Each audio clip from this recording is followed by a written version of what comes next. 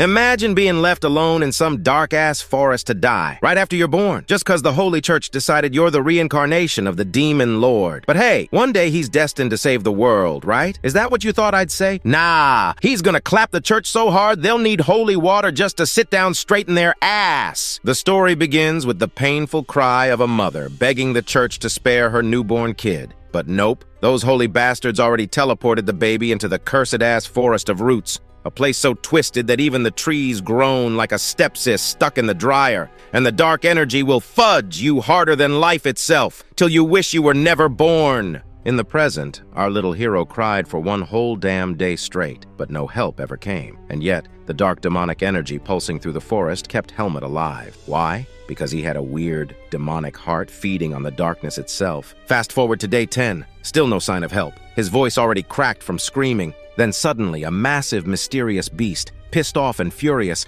came stomping toward him, annoyed by his cries that disturbed her beauty sleep. That day, Helmut's fate flipped. Her name was Elga. Remember this because she's gonna be one hell of an important mommy later. She glared at the crying little boy, then gently picked him up. Fast forward 10 years. Helmut is out here chasing down a demonic rabbit for dinner. With little to no effort, boom, his first prey is caught. Above, Mommy Elga watched from her perch, her tail twitching like a proud cat. Helmut grinned, happy as hell with himself. But when Elga came down and clawed the rabbit to death, Helmut flinched. Still soft-hearted seeing blood? Still uncomfortable taking lives? Elga ripped out the rabbit's demonic seed, licking her claws, and explained how every demonic beast carried one inside. When one beast ate another's core, they leveled up. That was the brutal jungle law. Curious and dumb, Helmut reached for the core like it was candy, and immediately got his hand smacked so hard he cried like a baby back bitch. She made it clear,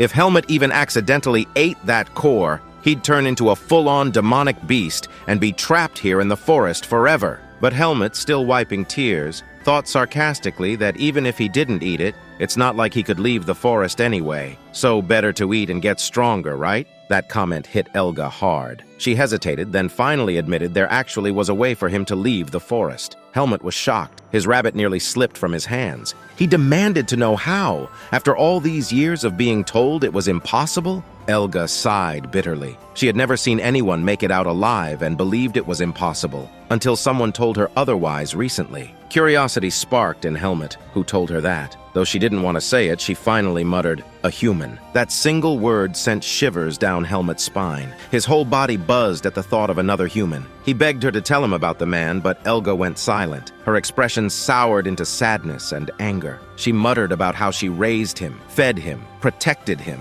And this is what she got? An ungrateful little bastard? Her jealousy boiled over. She finally spat out the man's location, telling Helmut to go do whatever the hell he wanted. But before her words even finished, Helmut was already sprinting toward the place, excitement dripping off him like sweat. Elga stood there stunned, then shouted after him, calling him an ungrateful brat, swearing that if he died, she wouldn't care, but her voice cracked. Deep down, she didn't want him to die. Meanwhile, Helmut was grinning ear to ear, running through the cursed woods, thrilled out of his mind to finally meet another human for the first damn time. As Helmut reached the location, he noticed a makeshift wooden wall. Nervous, he breached it and saw a house. But before he could say anything, with a bang, this old man smashed Helmut into the ground. Kid was already kissing the dirt. With a deep voice, the old man asked who the hell the kid was and who sent him here. Struggling, Helmut explained that Elga told him a man lived here. As soon as he heard the name Elga, the old man let go of Helmut and said if the kid only came here to see how a human looked, he should leave. He got the wrong person, but slowly, Helmut got up. With very determined eyes and a confident tone, he told the old man he came here because he had to find out how to get out of this forest. Seeing those determined eyes,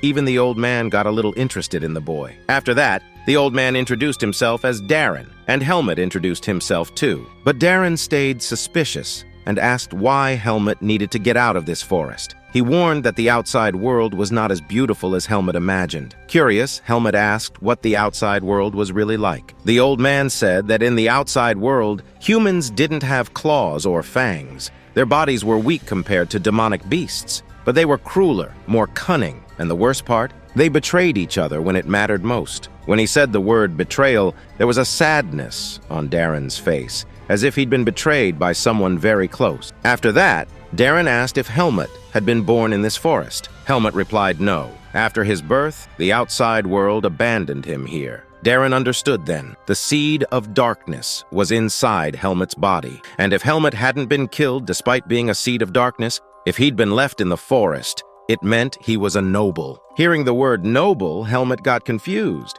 Darren said he'd explain the meaning of noble some other day, because here in this forest, there was no difference between a noble and a beast. And anyway, since Darren owed a debt to the leopard, he'd help Helmut. Darren explained that the seed of darkness was why Helmut was thrown into this forest, and even if he miraculously got out, the outside world would still try to kill him. So Darren asked one last time, seriously, despite knowing all this, did Helmut still want to leave this forest? Helmut said yes. Hearing this, Darren picked up Helmut like a toy and carried him away. Helmut got angry. Darren only said that the kid had quite the temper, but if he wanted to survive outside, he'd have to become a human first, and Darren would teach him how. And the most important thing? Helmut had to become strong if he wanted to survive out there. Darren admitted he didn't actually know how to leave this forest, but there was someone who did. When Helmut asked who it was, Darren said the time hadn't come yet. Helmut had to become strong first. After that, Darren took Helmut to his house and said the first thing he had to do was mop the place and learn like a human. Helmut genuinely didn't know how mopping floors would make him strong. When Helmut finished mopping,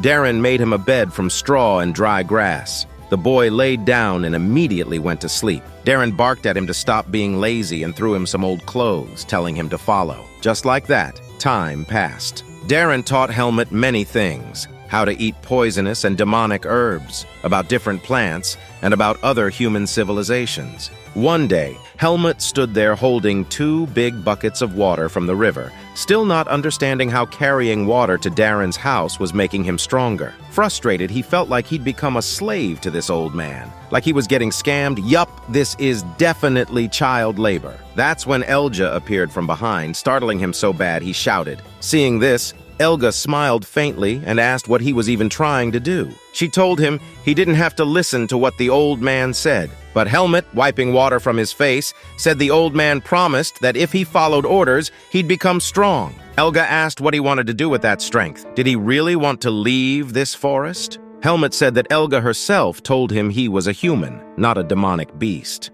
And since humans lived outside, he should logically live with humans. Hearing this, Elga became a little sad and asked if he really thought something good would happen if he left. Helmut said he didn't know, but nothing good would happen by staying here either. Saying this, he left. There was sadness on Elga's face as she watched him go. She whispered that she genuinely hoped from her heart that he'd have a good life. Man, not gonna lie, Elga was scaring me at that moment, like she carried the biggest death flag in the whole story. Later, the scene shifted. We saw Helmut training, his hair soaked with sweat as he shouted at Darren, saying he was tired and felt like he'd really die. Darren only told him to stop whining and keep training if he wanted to leave this forest. Even though he thought the pain would kill him, Helmut kept going. Seeing this, Darren smiled to himself, thinking that even though the seed of darkness was in him, this kid was a natural-born warrior, worth teaching. Slowly, it became afternoon. Helmut finally fainted from exhaustion. Hungry, he was carried to the backyard where Darren cooked for him. It was the first time Helmut ate from a bowl, with a spoon. The moment he put the food in his mouth, he went crazy, like he'd just tasted heaven. Seeing this, Darren smiled faintly and walked off, saying he was about to teach a very important lesson. He explained that all his life, Helmut had seen how beasts were strong, with claws and fangs. But humans? Humans had something sharper, swordsmanship. From tomorrow, Darren would teach him real swordsmanship. But before that, with a deep voice and an aura dripping cold enough to choke the air, Darren said he'd show Helmut what a real swordsman looked like. Damn, that aura farming was dripping. Darren stood in front of a huge boulder, his wooden sword resting casually on his shoulder, and told Helmut to watch very carefully, with that damn main character energy dripping off him. Darren stayed quiet, simple, and swung his wooden sword so hard a shockwave ripped through the air, like the whole damn world split in two. Helmut stood frozen, mesmerized, eyes wide, watching that weak-looking wooden blade crackle with lightning and slice the boulder clean in half, shattering it into pieces. Even the air felt heavier now, charged with that raw human power. Darren simply looked back and said, "This is how humans survive, with brains, skill, and power, that doesn't show until it needs to. Still shocked, Helmet asked how the hell a human could gather that kind of strength. Darren explained the sparkling light was called Whiz, an invisible source of power unique to humans. Like demonic beasts have their own energy. He added that the seed of darkness inside Helmet's body was also a kind of power, similar but twisted. Hearing this, Helmet grinned, already imagining himself using Whiz to finally get out of this cursed forest. He said he wanted to learn it right away, but Darren just flicked his finger on Helmet's helmet, sending him flat to the ground. He told him not to be impatient. His body wasn't ready for Whiz yet. First, he'd need to train, build himself up, and master the basics, or his body would explode from power he couldn't control. Darren promised the training would be hellish, but the fruit would taste sweet as sin. Saying that, he handed Helmet his wooden sword, and so began the brutal training arc. The scene shifted to Helmet sulking by himself, frustrated because even after so many days, Darren still hadn't taught him Whiz. Helmet started snapping at little things, his temper flaring. Darren quietly noted to himself that it was probably the seed of darkness making him bloodthirsty. But this kid was different. No matter how angry he got, that darkness never fully took over. And damn, he was learning fast. Another 3 hours passed, the grind continuing. Later that day, Helmet stood by the river, thinking hard, trying to figure out how to master the swordsmanship Darren had taught him so far. Just then, from behind, Elga appeared, and Helmet couldn't help but smile, seeing her after so long. But Elga looked surprised, her eyes scanning him up and down. She said Helmet had grown up and looked strong now. Helmet smirked and agreed, asking just how strong he really was now. Elga explained that before he was just a seed, but now he was like a sprout, stronger but still not done growing. They slipped into their usual little mother-kid bickering,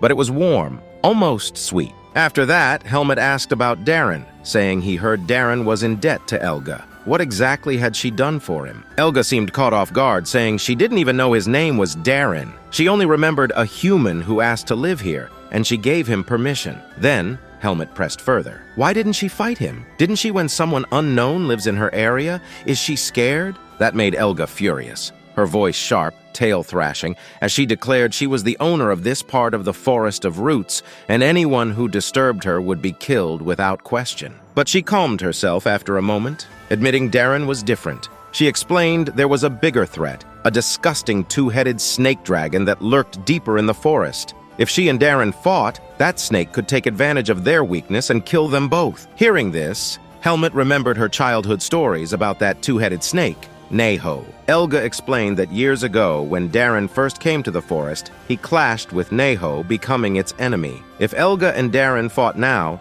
Naho would have his perfect chance to strike. Curious, Helmet asked who would win if Elga and Darren did fight. Elga paused, clearly irritated by the question, and said she didn't know. She explained that a demonic beast's power was always on display, easy to measure. But humans suppressed their power, making it impossible to tell how strong they really were. Hearing that only made Helmet more surprised, so he asked again, "Does that mean Elga might lose to him?" That made her snap back, fuming, saying she'd only said she didn't know, not that she'd lose. The topic shifted, and Helmet asked why Naho hated Darren so much. Elga said Darren destroyed something it treasured, a disgusting, filthy area of the forest. Hearing that, Helmet got confused and asked what that disgusting place even was. Elga smirked, told him to hold tight, and let him climb onto her back. Then she dashed off into the forest, fast as hell. After a while, they arrived, and Helmet's jaw dropped. What he saw was shocking. Humans getting clapped!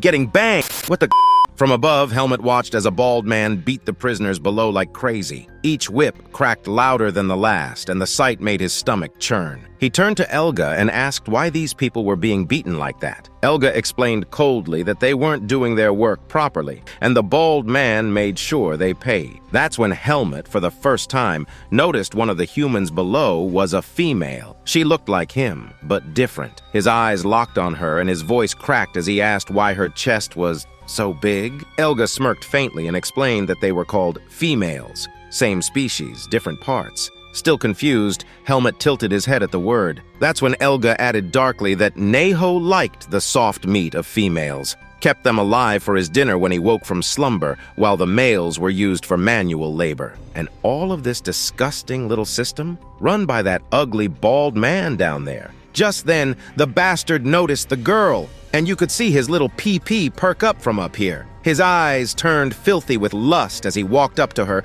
grabbed her roughly, and sneered that today he'd make her feel heaven and spare her from Neho. Saying that, he yanked her hair and started dragging her toward his tent. Helmut felt disgust well up in his chest. Watching the bald man's face twist with lust as he pulled the girl's hair, Helmut turned to Elga with a bitter question. Wasn't he a human too? And wasn't Elga just like Neho, a demonic beast? So why didn't Elga ever treat him like this? Why hadn't she ever tried to eat him? For the first time, Elga flustered, and it hit Helmut then. How much of a mother figure she really was. He smiled faintly as it finally sank in how much she'd protected him, loved him even. But that quiet moment didn't last long. A sinister, suffocating vibe pressed down on them from behind. Elga's voice dropped deep as she growled, "Look who's here!" It was none other than Naho. The air thickened, and even breathing became hard for Helmut. Elga snarled at Neho, saying she thought he was sleeping. But Neho, towering and smug, just stared at Helmut like a snack. He chuckled and said so this was the little human boy Elga was raising? Even though he didn't like males, this one looked delicious. He licked his lips and suggested Elga just hand him over to be eaten. Hearing that made Helmut's knees buckle. He nearly shat himself right then. But before Neho could get closer, Elga dashed forward, planting a devastating punch where he'd been standing. But Neho dodged easily, grinning. Her voice boomed as she threatened that if Neho even came closer to Helmut, she'd cut him to pieces and feed him to the beasts. Neho just laughed, waving his claws lazily, saying, "Chill, chill. No need to get angry." He explained he only got close because he smelled something familiar, the scent of Darren on Helmut. Elga's hackles rose as she snapped back that Helmut had no connection to Darren, just stole some of his clothes. And then she screamed again that if Neho even thought of eating Helmut, she'd make sure he didn't leave unscarred even if it killed her. Naho smirked and called her scary, mocking her promise. He declared he had no interest in fighting Elga, said her scent was disgusting anyway, and told her to leave with her little pet. And just like that, Neho left, still grinning. But Helmut collapsed where he stood unconscious. The scene shifted back to Elga's territory, where she laid Helmut down to rest. When he woke up, she warned him that now that Neho had seen him, he shouldn't travel alone anymore. If he moved through the forest, it had to be with her or with Darren, never alone. Because even if Neho feared her, you never knew when he'd try something. But Helmut just sat there silently, clearly upset. Finally, he looked up, sad, and asked Elga if she thought he could ever become as strong as her and Darren. Was it going to be that hard? Elga looked away, her face softening. She admitted that Darren wasn't just strong. He was at a level most humans couldn't reach, even if they struggled all their lives. Hearing that stunned Helmut. He'd known Darren was strong, but not that strong. Elga added that things could be different depending on what Helmut chose to do. If he tried with all his heart, he'd definitely grow stronger, and maybe even escape this cursed forest. The two shared a quiet moment before Elga said softly that Darren was already coming this way.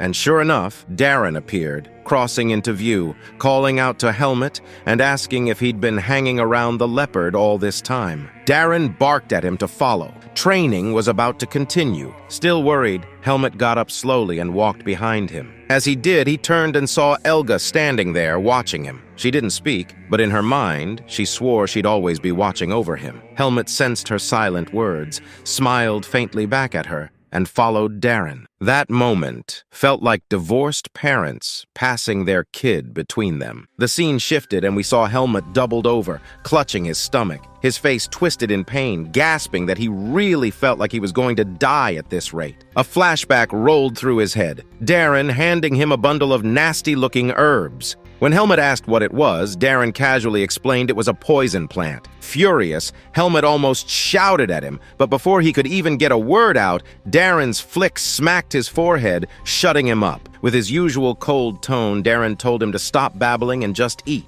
It would help his demonic heart. Back to the present, Helmut was cursing Darren under his breath, groaning how the bastard didn't even warn him it would hurt this much. Shoving a pillow in his mouth to keep from screaming too loud, he bit down and let it all out, crying into the night as Darren stood outside, quietly enjoying the moonlight. Under his breath, Darren muttered something about 5 years. No, now he had 4 more left. Days passed. Eventually, Helmut had mastered the basics. For the very first time, Darren actually noticed, and even complimented him. The words hit harder than any punch, making Helmut feel genuinely happy for once. Helmut explained how his body now felt lighter, like things were becoming clearer and sharper. Curious, he asked if it was because of the poisonous plants he'd been eating. Darren nodded slightly, saying they definitely had an influence. But when Helmut added, almost smugly, that it didn't even hurt anymore and eating poison now felt like eating some sort of refreshing snack, Darren actually chuckled. His smile was faint, but his voice was serious as hell as he said, it was finally time for Helmut to learn whiz. Previously, his body wasn't ready, but now it was finally time. The weight of his words filled the room. For once, even Helmut was quiet, his expression serious too. The real training was about to begin. The wind began to breeze through the clearing as Darren gripped his wooden sword tight, taking a deep breath. In an instant, he enchanted his wooden sword with his whiz, applying Unbreaking 99. The pressure around him skyrocketed, so heavy that even after all his brutal training, Helmut found it hard to breathe. Darren calmly explained that all Helmut had to do was take the natural energy mixed in the air, infuse it into his body, and then implement it through his sword. That's how you use whiz. But Helmut just stood there staring blankly, not understanding a single damn word. Sighing, Darren broke it down simple. Helmut just had to get Sage Mode by absorbing the natural energy from the air. And the best way to learn? Get beat the hell up. Before Helmut could even protest, Darren unleashed a heavy blows.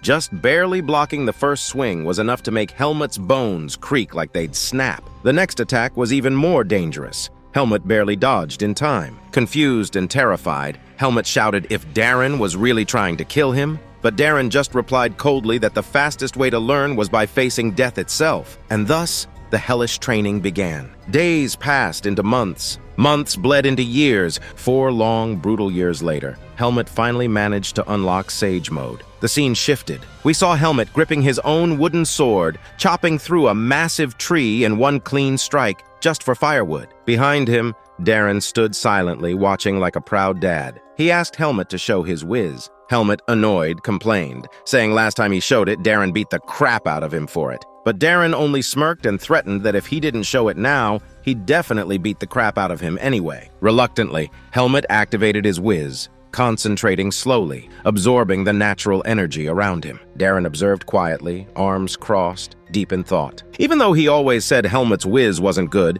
inside, he couldn't help but admire the boy. Despite having a demonic heart, Helmut was something else. Darren knew this kid would either become a hero who saves the people, or the biggest demon who destroys the world. But Darren's time was almost up now, and it was time to finally send Helmut on his way. Darren stood there, a little sad now, as he looked at Helmut. Quietly, he said the time had finally come. Helmut didn't get it, his brow furrowed, asking what Darren meant. But Darren, looking weaker than usual, repeated it. The right time for Helmut to leave this forest had come. Confused, Helmut protested, saying he still didn't feel strong enough yet. But Darren shook his head and told him that everything he had to teach he'd already taught. From here on, the next training, Helmut would have to figure it out himself in the human world. His voice got serious, dead serious, as he told Helmut to listen carefully now. At the end of the forest, there was a massive waterfall. The divine barrier there had weakened, and if Helmut could find the right spot, he'd be able to leave. But even Darren didn't know the exact location. He explained that in the territory of Neho,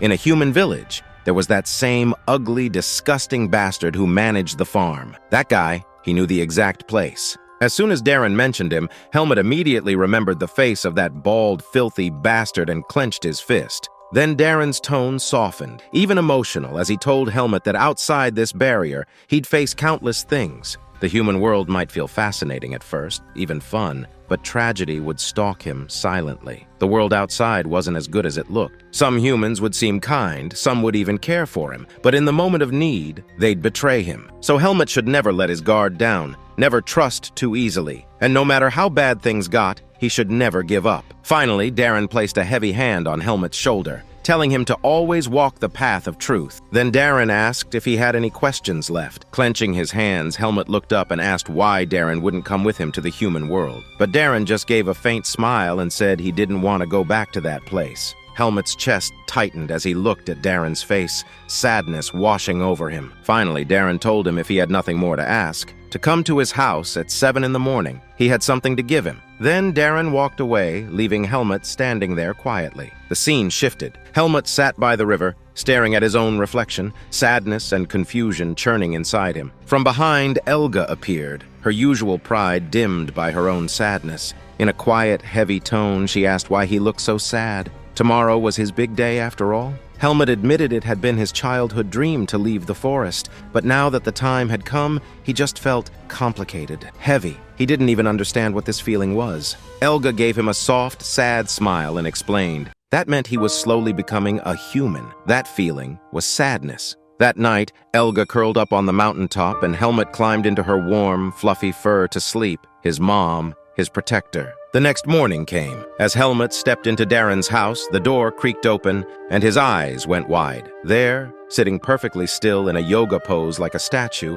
was Darren. His sword lay in front of him and a bag of supplies rested nearby. But Helmut's heart sank. Darren wasn't breathing. It hit him like a blade to the chest. Darren was gone. The man, the legend, his teacher, his father figure, died like a legend. Everybody write an F for respect for Darren, damn it. Now back to story. For the first time, Helmut felt a sharp pain pierce his heart. His chest burned and his eyes welled. He wanted to scream, but he stayed quiet. He walked up, took Darren's sword and the bag, and for the last time, bowed to his master. He silently promised to remember Darren until his final breath. As he stepped outside, Elga stood there quietly. She murmured that, finally, that human had taken his last breath. She revealed that just days earlier, Darren had come to her privately and asked her to take care of Helmut. Hearing that only made the pain in Helmut's heart worse. Suddenly, Elga tossed him a strange bag, explaining that the pendant inside had been with him since he was a newborn. It might belong to his outside family. Opening it,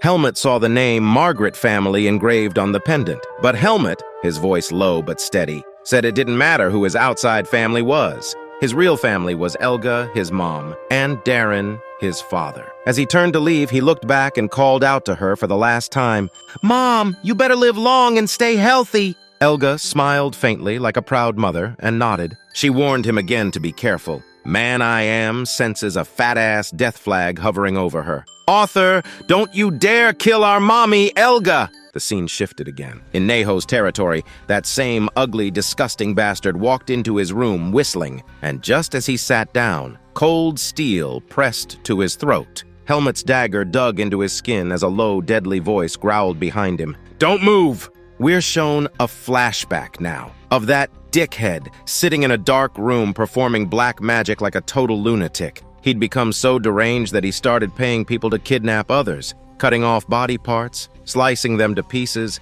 even cutting off their little pee-pees, all to fuel his dark rituals and grow his power. When the Holy Church finally caught wind of his atrocities, they sealed him in the forest of darkness, thinking that would stop him. But when he arrived in the forest, he noticed there were already humans here. So being the scum he was, he created his own little human farm, ruling over them like livestock. Already a powerful dark mage, he only grew stronger here, dominating everyone around him. But ruling here wasn't easy. One day, Neho, the beast of this territory, showed up. So the dickhead struck a deal. He'd deliver all the humans to Naho, and in return, Naho let him live and rule here unchallenged. The problem came in winter, when Neho would go into hibernation. Other monsters would start wreaking havoc while the snakes slept. And now, while Neho was sleeping, Helmut arrived to settle things. Helmut came straight to the point, dagger pressed to the mage's throat, asking in his coldest tone, "What's the way out of here, you ugly, disgusting bastard?"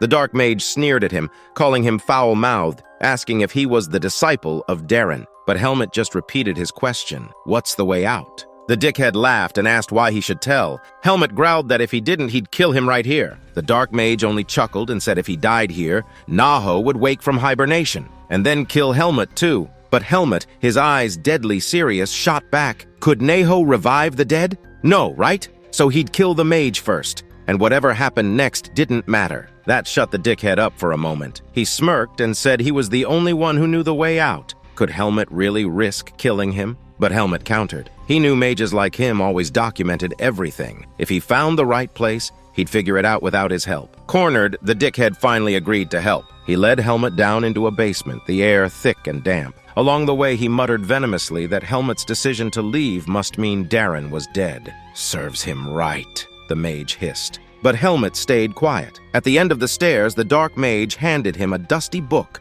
urging him to give up on leaving. Instead, he spread his arms and sneered with lust in his eyes, offering to make Helmet his successor here instead. He could have money, women, pleasure all day, all night, clapping cheeks till sunrise. Why throw it away for a cruel outside world? But Helmet's jaw tightened, barely containing his disgust. His voice was ice cold as he told the mage to shut up and just tell him the way out. Grinning wickedly, the dark mage finally admitted the book contained the exact location of the weakened waterfall barrier. But he warned, if even a little darkness lingered in Helmet's heart, it would burn him alive the moment he crossed it. Helmet ignored him, remembering Darren's words, that humans were cruel and no loose ends should be left behind. So he punched the mage hard across the face, bound him, blocked all his energy points, and left him there, seething. As Helmet walked away, the dark mage snapped. His eyes bled as he activated a dark spell, screaming like a psychopath. Neho's name echoed through the dungeon. In his lair, Neho's slumber shattered. He opened his eyes, hissing furiously, demanding to know why he'd been woken, threatening to rip the mage into pieces if this was nothing. But the dark mage grinned through the pain and spat out the truth. Darren was dead, and his disciple was here. Hearing that, Neho froze, then let out a mad, guttural laugh. With eyes gleaming with psychotic rage, Naho slithered out of his lair, hell-bent on hunting down Helmet. The dark mage watched him go, smiling through bloody teeth, muttering, "Thought you could threaten me and just walk away? There's nothing free in this world, boy. Now you'll pay." On the other hand, Helmet was sprinting at full speed toward the waterfall, his breath sharp, sword in hand. From behind, countless demonic beasts swarmed out of the trees, but something felt off. Helmet noticed they weren't chasing to kill him. They were running from something that made even monsters afraid. That's when it hit him, a terrifying, suffocating aura, thick and dark as blood. The air turned red around him and his whole body tensed. He gritted his teeth, realizing, he's awake! Helmet drew his sword, planting his feet, ready to face what was coming. And then, ripping out of the ground in front of him, came Neho. The massive, two-headed serpent beast grinned with both mouths, voice deep and mocking. "Hey, kiddo, I knew you'd crawl into my territory again someday. Been waiting for this." Helmet glared, blade raised. He told Neho to move out of the way, or he'd be forced to kill him. That made Neho howl with laughter, echoing through the trees. "You kill me? You're a damn good joker, boy." Without warning, Neho lunged with his jaws, aiming to swallow Helmet whole. There was a violent blast as his fangs sank into dirt. Helmet just barely dodged the attack, rolling to his feet. But in seconds, Neho coiled his massive body into a crushing sphere, slamming toward Helmet, taunting him to block it. That suffocating aura, the same one that nearly knocked him unconscious 4 years ago, pressed down on him like a mountain. But this time, Helmet didn't flinch. He closed his eyes. He remembered Darren's teachings. Stay calm. Opportunities will always come. As Naho roared, charging up a monstrous tail beast bomb of energy, Helmet exhaled, waiting. The ground cracked as the beast bomb hurtled at him, and he barely dodged it by inches. But this time, he didn't waste the opening. He drew his sword, eyes sharp. With one clean slash, he cut out Neho's right eye. Naho roared in agony, thrashing violently. Helmet took his chance and ran, sprinting as fast as his battered body could move. But Neho was just getting started. The beast suddenly ripped off his own right head, swallowing it whole, his voice low and terrifying. "That useless, weak part of me is gone. Now, it's your turn, boya." The aura around him darkened even more. Faster now, Naho closed the gap, his tail striking with blinding speed. Helmet just barely raised his sword to block, but the sheer force sent him flying, crashing into a tree. He hit the ground hard, gasping, feeling like all his bones were broken. From the shadows, Neho's voice sang out, creepy, mocking.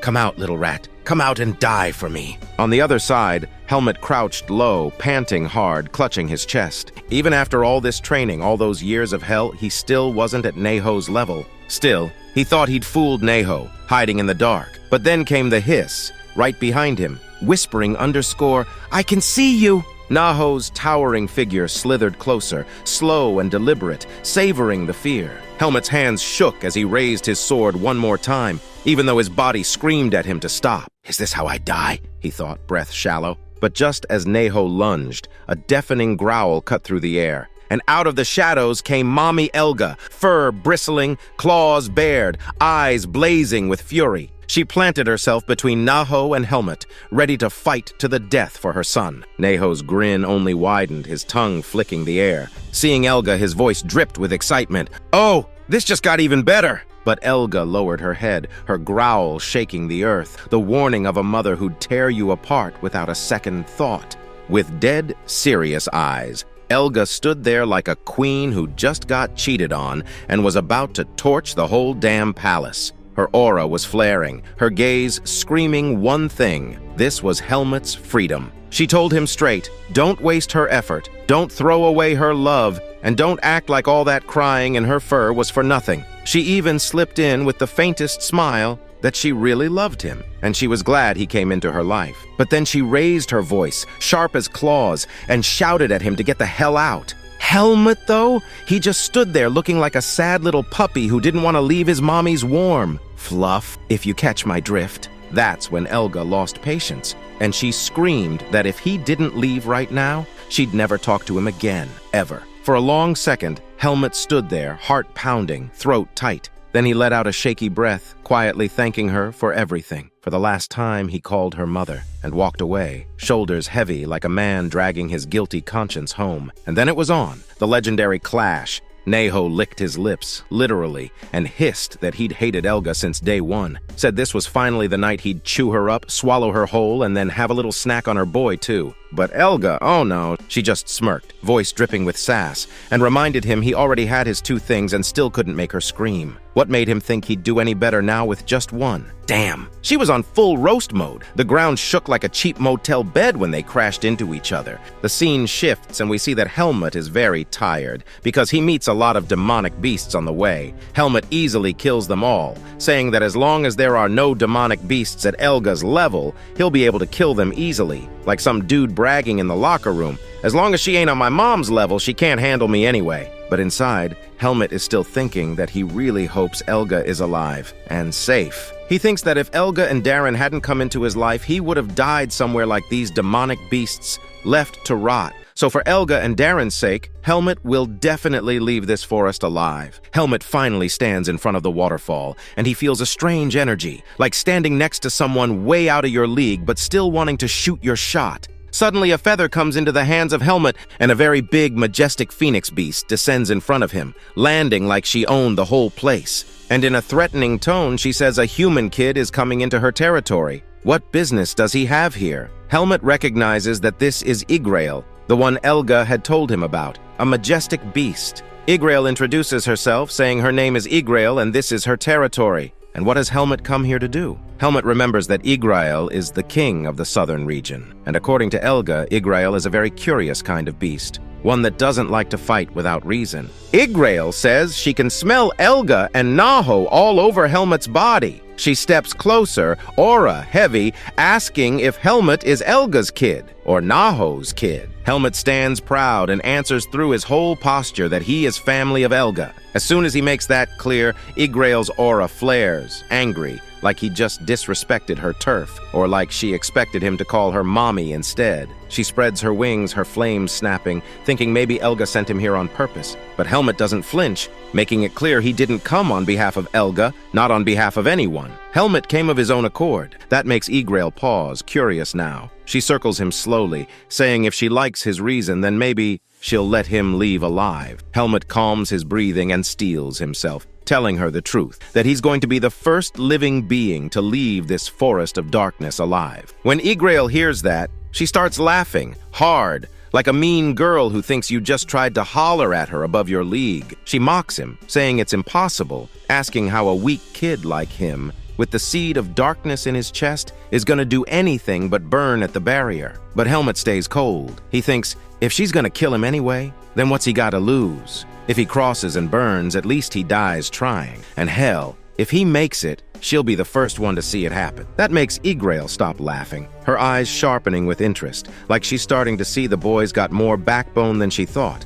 And she's low-key into seeing where this goes. Finally, she steps aside, letting him through. But she can't help but tease him one last time, calling him foolish, but admitting to herself she's damn curious to see what he does. Before he jumps, Helmet requested her that if she ever meet Elga, she need to say Helmet made it out from the barrier. She asked, even if he dies. Helmet quiet nod. and she looks back at him, almost with respect now, like she's thinking, well, damn, kid, maybe you are Elga's special one after all. Guess mommy raised you to handle more than just her aura. And with that, Helmet closes his eyes, grips his sword tight, and jumps into the water with a determined look, diving straight at the barrier's weak point, ready to burn or break through. Helmet finally finds the barrier in the water. He penetrates the barrier and tries to get out of it. At the same time, Helmet feels something sharp piercing through his heart. The pain is unimaginable. He is not able to maintain his consciousness. There is only one thing in his mind. Will he become a demonic beast from a human,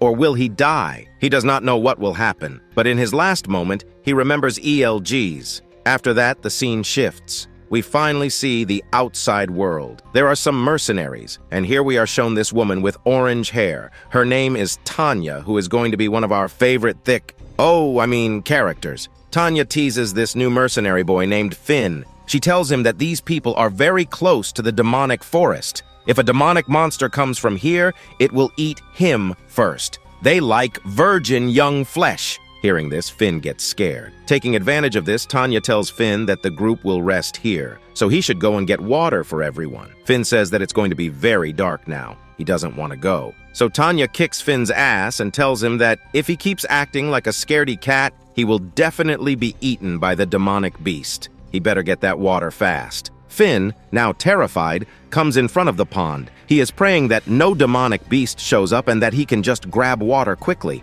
But as soon as he looks at the water, he sees a dead body floating there. Finn's face turns pale and he screams, running straight back to Tanya and her group. Tanya asks him if he's seen a ghost. Finn says that there's a dead body in the pond. Tanya starts mocking him again, saying Finn must have seen some damn seaweed and now he's crying like a baby. But Finn insists it's a dead body. So Tanya kicks his ass again and says he's just making excuses because he's scared and doesn't want to go near the pond. Tanya grabs Finn's hand and tells him that if there's no dead body there, she'll feed him to a demonic beast herself. Finn is on the verge of pissing himself. As soon as they get to the pond, he points and says it again. There's a dead body there. Tanya walks over and her face turns serious. Finn was not lying. It's the body of a young boy, about Finn's age. Finn, scared out of his mind, says he doesn't want to stay near a dead body. But Tanya notices something. This boy is breathing. She yells to Finn that he's not dead, he's still alive. Tanya goes into the water and pulls Helmet out. Tanya begins to explain how Finn, the scaredy cat, had gone to get water and found Helmet lying near the river. Everyone had assumed Helmet was dead, but thank God he was still alive. Then Tanya asks him for his name. Helmet introduces himself and tells them his name is Helmet. When asked more about himself, Helmet claims he doesn't remember anything. In truth, Helmet is lying. He doesn't know yet if these humans can be trusted. Tanya observes that Helmet doesn't seem injured on the outside, so maybe the memory loss is from some internal damage. Still smiling warmly, she offers her hand and introduces herself properly. She's Tanya, a rank 3 silver medal mercenary. She says she liked meeting Helmet, and Helmet shakes her hand in return. He's a bit surprised and curious at her kindness. Tanya then asks if Helmet knows where he is. He replies that he doesn't know anything, so she explains that he's just next to the Forest of Darkness. It's strange, she says, because no human ever comes here. So how did Helmet end up unconscious in such a dangerous place? Tanya again asks if he remembers anything. Helmet tells her the only thing he remembers is his name, and the fact that he knows how to wield a sword. Tanya says that's a relief at least. Looking at his body, she can tell that Helmet is well trained. She says there's no need to worry because she knows a good doctor. She'll make sure Helmet gets there safely, and until then, her group will help him. Tanya insists that since she was the one who found him, Helmet is now her responsibility. Hearing this, Helmet feels a strange warmth inside. All he can say is, "Thank you." The scene shifts again, and we see Helmet sitting alone on a stone. His entire body is still aching. He feels very weak, and he is unable to summon his wisps. Helmet thinks to himself that he believed once he passed the barrier, the seed of darkness would disappear, but it's still inside his body. He realizes that he has now reached the human world, but as Darren had told him before, humans are not to be trusted. So Helmet keeps everything a secret, where he came from and the fact that dark seeds still reside in his body. He pulls out his pendant and reminds himself that his first goal is to find his real parents. There's no need to rush, one step at a time. Then the scene shifts again, and we see Tanya's group with shocked faces and wide eyes. Everyone is saying they can't believe how handsome and pretty that boy they found earlier is. especially after a proper bath. They wonder if Helmet is secretly from a noble family. Finally, we're shown Helmet's new look. Damn, he really is looking fine. Finn is standing there, jealous as hell, narrowing his eyes and grumbling that when he found Helmet, he looked like a dead corpse, but now he's shining like a prince. Tanya walks in with her tomboy attitude and confidently places her hand on Helmet's shoulder. She says Helmet is now the newest member of their squad. She tries to be friendly and compliments that Helmet looks even better after the bath. She also asks if he's eaten anything yet, and just then Finn is about to open his damn mouth and tease Tanya, saying that she's acting way too nice since Helmet got handsome. But before he can finish, Tanya punches him straight to the ground and leaves him flopping like a fish out of water. Laughs. Then she walks right back to Helmet and starts chatting again, like nothing happened. Tanya says that they'll reach their next village in 4 days, and after that, she'll take Helmet to a good doctor. Helmet doesn't know what to say, so he just nods and says, "Thanks." Tanya places her hand on Helmet again, still smiling. She says not to worry, because as long as Tanya is with him, there's no danger. For some reason, Helmet reminds Tanya of her little brother. With that same rowdy tone, she yells to the others to start moving, and the group begins walking again, leaving Helmet once more, stunned and confused. Then the scene shifts and we see that everyone has started traveling again. Helmet cuddles a horse and makes a very good bond with it. Finn asks Helmet if he liked the horse before. Helmet says that this is his first time making a bond with a horse. Well, looking at this, Finn gets a little confused and thinks that considering he likes horse, he doesn't seem to be a noble, but he doesn't look ordinary also. What the hell is he? On the other hand, Helmet looks at the horse and says that this creature is very easy to control. On the other hand, Finn thinks that Helmet is very strange, and his way of talking is also very strange. They are of the same age, but Helmet feels a little different. But then we notice that Helmet starts panting after just a little walk. Finn says that Helmet can rest on the carriage, but Helmet says that he can't rest. He has to make his body move to free his body. On the other hand, Finn gets a little annoyed and says that Helmet is like a young master, a bona fide young master. People are caring for him, but he doesn't care. On the other hand, Helmet doesn't understand why he is feeling so tired all of a sudden. Well, the scene shifts, and we finally come to the doctor. After checking Helmet, the doctor says that there is no internal or external damage in his body, and Helmet's body is very well built, that's all, so slowly he will get better. Tanya gave a side eye and shouted at the doctor, asking if the doctor is a quack. Hearing this, the doctor gets even more angry and screams back. Tanya also starts yelling and says that Helmet was unconscious for a long time and he doesn't even remember who he is. If the doctor doesn't make him remember who Helmet is, then she will tell everyone that the doctor is a fraud. Well, the doctor and Tanya start fighting. On the other hand, Finn comes to Helmet from behind, and he tells him he doesn't need to worry. His amnesia will disappear very soon. Well, finally after the fight, the doctor gives a medicine packet to Tanya and tells her to get lost, saying the warriors are muscleheads, but she has extra fat in her A's. Beep, beep. Hearing this, Tanya gets furious again and starts screaming, and Finn has to drag Tanya out of there with great difficulty. The scene then shifts, and we see that Tanya is roaming around the town with Helmet. Tanya asks if Helmet's condition is fine. She had heard that Helmet was having trouble walking. Helmet replies that after taking the medicine, he rested a little. Now, he was feeling fine. No trouble walking at all. Tanya smiles and notes that since Helmet knows swordsmanship and his body is well trained, it likely means some master must have trained him, right? Helmet confirms, saying he gets a familiar feeling when he touches his sword, but he doesn't remember who his master was. All he knows is how to wield a blade. Hearing that, Tanya makes a bold suggestion. She wants to spar with Helmet. Maybe if they clash blades, it'll trigger some forgotten memory. Helmet thinks it over and recalls Tanya mentioning the 3 mercenary ranks: bronze, silver, and gold. Tanya is a rank 3 silver mercenary, a respected fighter in the human world. Helmet decides he can't miss this chance. He wants to see for himself how strong a human mercenary can be. The scene shifts to the training grounds, a place swarming with muscular swordsmen. The entire arena is filled with men. Shockwaves of surprise roll through the crowd when Tanya enters. She rarely comes here, mostly because there's no one worth fighting. Most are weaker than her. The trainees joke that she's here to warm up or just watch them, but Tanya claps back, saying she's here to duel Helmet. The moment they realize who she's fighting, they start warning her to be careful for the pretty face. Of course not hers. She is like a org. Tanya furious. She screams and punches every trainee near her, drilling them into the floor. The whole arena falls silent. Without skipping a beat, Tanya flings a practice sword at Helmet. With a wicked grin, she tells him to hit her with everything he's got. Helmet catches the blade, but his body still isn't in peak form. His viz won't summon, and his energy feels drained. Still, he takes the stance. He knows this fight might help him regain his rhythm.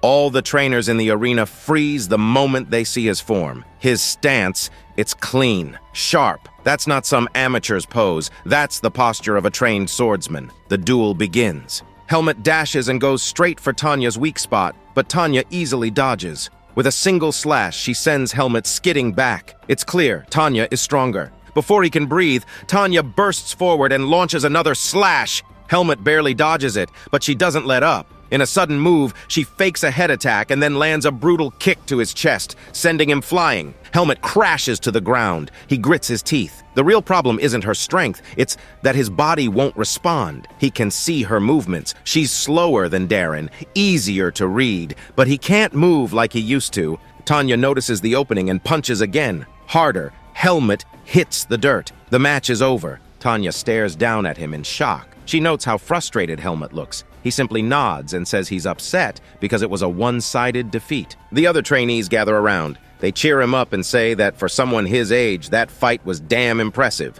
Some admit they couldn't have done better. Still, Helmet doesn't smile. He's not satisfied. He wants more. But before he can sink into depression, the trainers lift him up, pat his back, and praise him. Just then, a new figure enters the scene. Phillips, the captain of the mercenary group. He's a rank 2 gold mercenary, and guys, don't worry, shit's about to get wild. Helmet is just minutes away from getting his full power back. Then, Phillips congratulated Helmet for passing the test. Helmet was confused. So, Phillips explained that since Helmet was someone they saved and he couldn't recall his memory, he didn't want a boy to roam on his own in this dangerous and unknown world. But at the same time, he also needed to verify if Helmet was a good boy or not. So he let all his mercenary bros observe Helmet's every action for the past 5 days. Helmet realized the reason why only Tanya and Finn were the ones who talked with him, but he was still confused. If they were suspicious, why not just leave him behind? Why go to all this trouble for some unknown human? Then Phillips continued, while Tanya smiled from the back, saying that according to everyone, especially her, Helmet was a good boy. With that, Phillips handed Helmet his official mercenary joining letter, a rank 4 badge. One by one, all the mercenaries introduced themselves to Helmet. Finn also introduced himself, proudly calling himself rank 4. All the others were rank 3. Finn was the only one who shared the same rank as Helmet. They all called themselves Helmet's allies. Hearing the word ally made Helmet a little cautious. Darren's words echoed in his mind. Never trust a human blindly. Would it be okay to stay? Would it be a mistake? Then Helmet directly asked Phillips if joining this group meant staying with them forever. He said in the future, when his memory returns, he might need to leave. Would that be allowed? Finn thought for a moment and replied, if Helmet was in the middle of a mission, he'd have to finish it. But once it's done, Helmet could go wherever the hell he wanted. Phillips placed his hand on Helmet's shoulder and said there was no need to worry. He could stay in this mercenary group as long as he wanted, as a brother, as family. Helmet nodded. Wandering alone in this unfamiliar human world made no sense. Staying with these people, learning what this human world is really like, it was the better choice. And deep down, Helmet was also curious. What exactly is an ally? After that, the scene shifts, and we see that the Helmet is very angry. He's standing in the training field, gripping his sword tightly, trying to steady his breath. His body feels stiff, and his mind even stiffer. He thinks to himself, he's pissed. Really pissed. He couldn't even go toe-to-toe with such weak opponents. What the hell is going on with him? He grits his teeth. No excuses. He has to regain full power no matter what. Even though he can slowly feel his wisps starting to return, his movements are still sluggish, like his body's been ghosted by his own soul. He remembers how many openings Tanya left in their sparring match. Openings he could have taken advantage of, but he just couldn't move the way he wanted. After taking a deep breath, he unsheathes his sword. One clean, horizontal slash,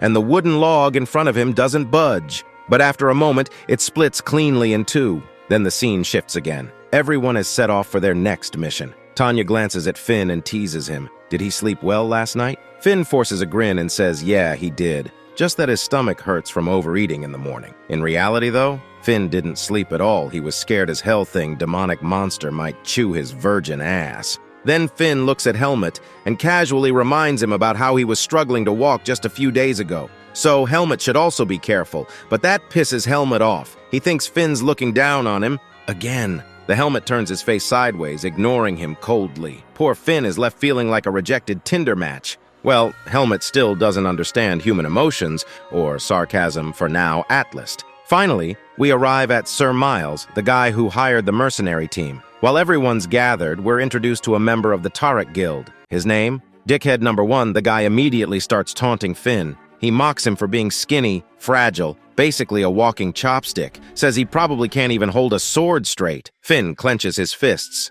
But before he can reply, the dickhead takes another jab, asking who the girl is behind Finn. Is she his girlfriend? But the so-called girl he's mocking is none other than Helmet. Yup, our Helmet's delicate face is turning heads, and not just in battle. If this guy keeps staring, he's about to catch a different kind of swordplay. Helmet hears all this, but remains still. He remembers Tanya's warning. The Tariq Guild has a bad reputation, always trying to size up others, testing strength, comparing ranks. Well, Helmet thought it is just like demonic beasts. So, what's the difference between them and humans? After a while, we see Dickhead number 1 dragging Finn into a corner and bullying him. Finn falls and yells, frustrated. But the guy just smirks and says it was an accident. Says if Finn's so mad, why doesn't he stand up and fight? His group starts laughing like hyenas watching someone their prey. From a distance, Helmet notices this and slowly walks toward Finn. Dickhead notices him too. He grins and mocks him, saying he's heard his name is Helmet's,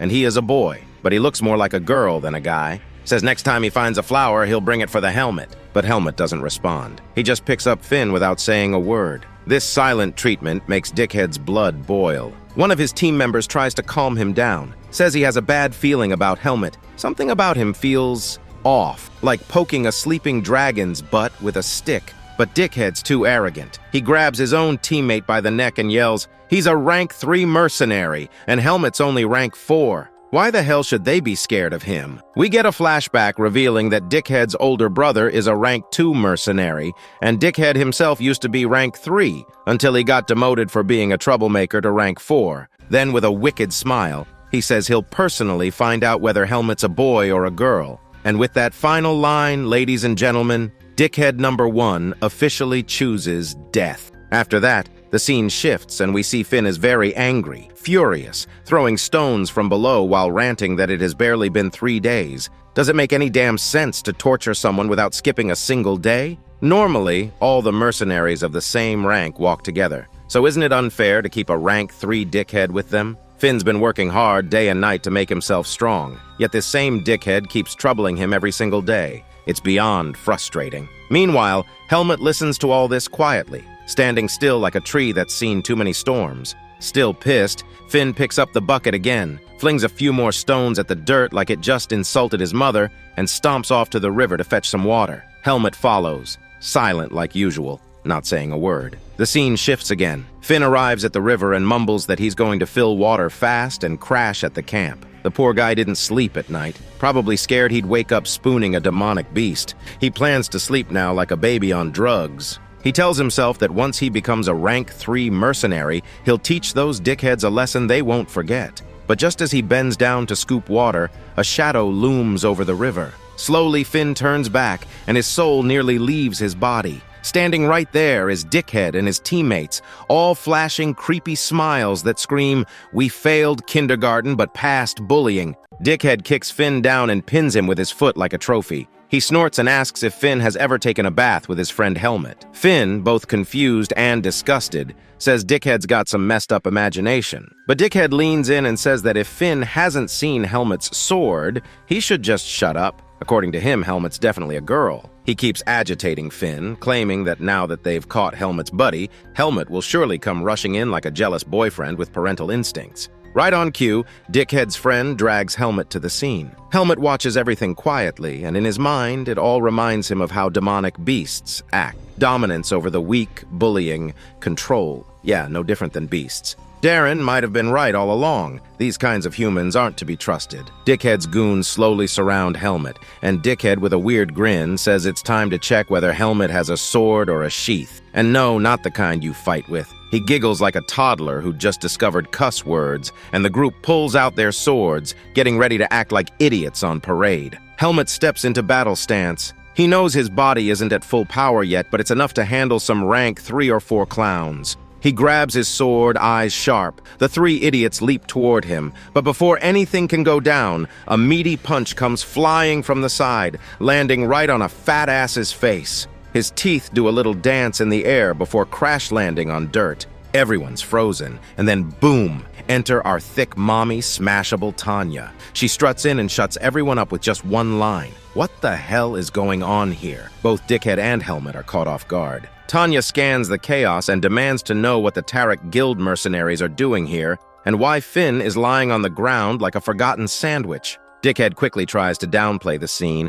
saying it was just a harmless joke, a prank between bros, totally innocent, nothing to see here. Yeah, and he probably says, "That's not mine," when someone finds a sock in his soup. Tanya isn't buying it. She's visibly irritated and says she heard someone was getting undressed. Dickhead smiles and says it was just men being men, boys joking around. He adds that she wouldn't get it. After all, she's a woman. Oh boy. Wrong move, champ. Tanya's expression goes stone cold. She gives him a death glare that could make a grown man confess to things he hasn't done. She tells him maybe he should try using his brain before flapping his mouth. Then she turns to Helmet and tells him to go help Finn up. Tanya doesn't stop there. She orders the higher-rank mercenaries to follow her command. According to Dickhead's logic, higher-tier mercs should dominate the lower ones. So now that she's a rank 4, they better obey. Dickhead argues that she was originally a rank 3, but Tanya leans in and says she is a rank 4 now. Is she wrong? Then he better know his place, you piece of trash. Dickhead's ears turn red. But before he can spit another dumb line, Tanya tips her cowboy hat, flashes another death glare, and drops a line that'll haunt him forever. Next time he comes near her teammate, she's not cutting his head. She's going for the baby carrot on the chopping block. He gets the message loud and clear, mutters something under his breath, and walks off. And as he leaves, even the trees seem to whisper, "That dude just got roasted so hard his ancestors felt it in their loins." On the other hand, we see that Finn is crying very loudly. He is very scared. Tanya puts her hand on Finn's head and says there is no need to take tension from him. From now on, he should not go alone to get water or anywhere. He has to take someone with him, and if there is no one, he can come directly and talk to Tanya. Tanya is a little worried for Finn because there was an unwritten rule that if there is a fight between rank 4 mercenaries and rank 4 mercenaries, rank 3 should not intervene in the middle. But because Dickhead was originally a rank 3 and was more powerful, Tanya came and helped him. And Tanya is worried, how will Finn handle the situation in the future? On the other hand, Helmet observes all these situations like a curious cat.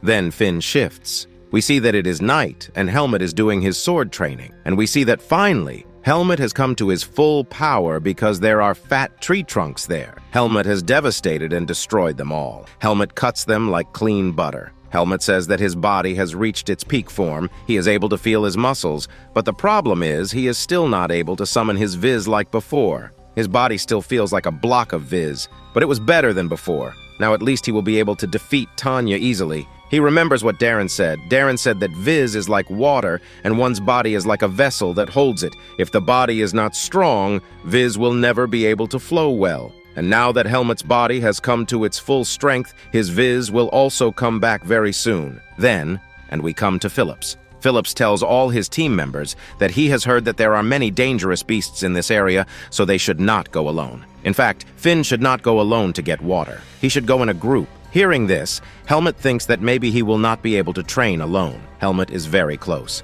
His viz comes back with a little training, but now Helmet will have to stop his training. Then Finn gets a little curious and asks his only friend if he has ever seen a demonic beast, because Sean and Baron, the 2 members of the Peace Guild, had told Finn that demonic beasts are very gross. Their jaws and teeth are very large. They also have 4 eyes. Some have 6 hands. While saying this, Finn is very scared. Finn tries to tell that he is not scared, he just wants to know because he should at least know about his enemy before fighting, because knowledge is power, right? Helmet clearly understands that Finn is very scared, and he thinks that demonic beasts are not necessarily terrifying because they can be very beautiful. Inside, Helmet is thinking about Elga and the peacock monster. But after hearing this, Finn becomes very alert and asks if Helmet's amnesia is cured. Does he remember encountering a demonic beast in the past? Helmet says no. Helmet is just assuming. After that, we come to the Peace Guild, where we are shown again to these two dudes,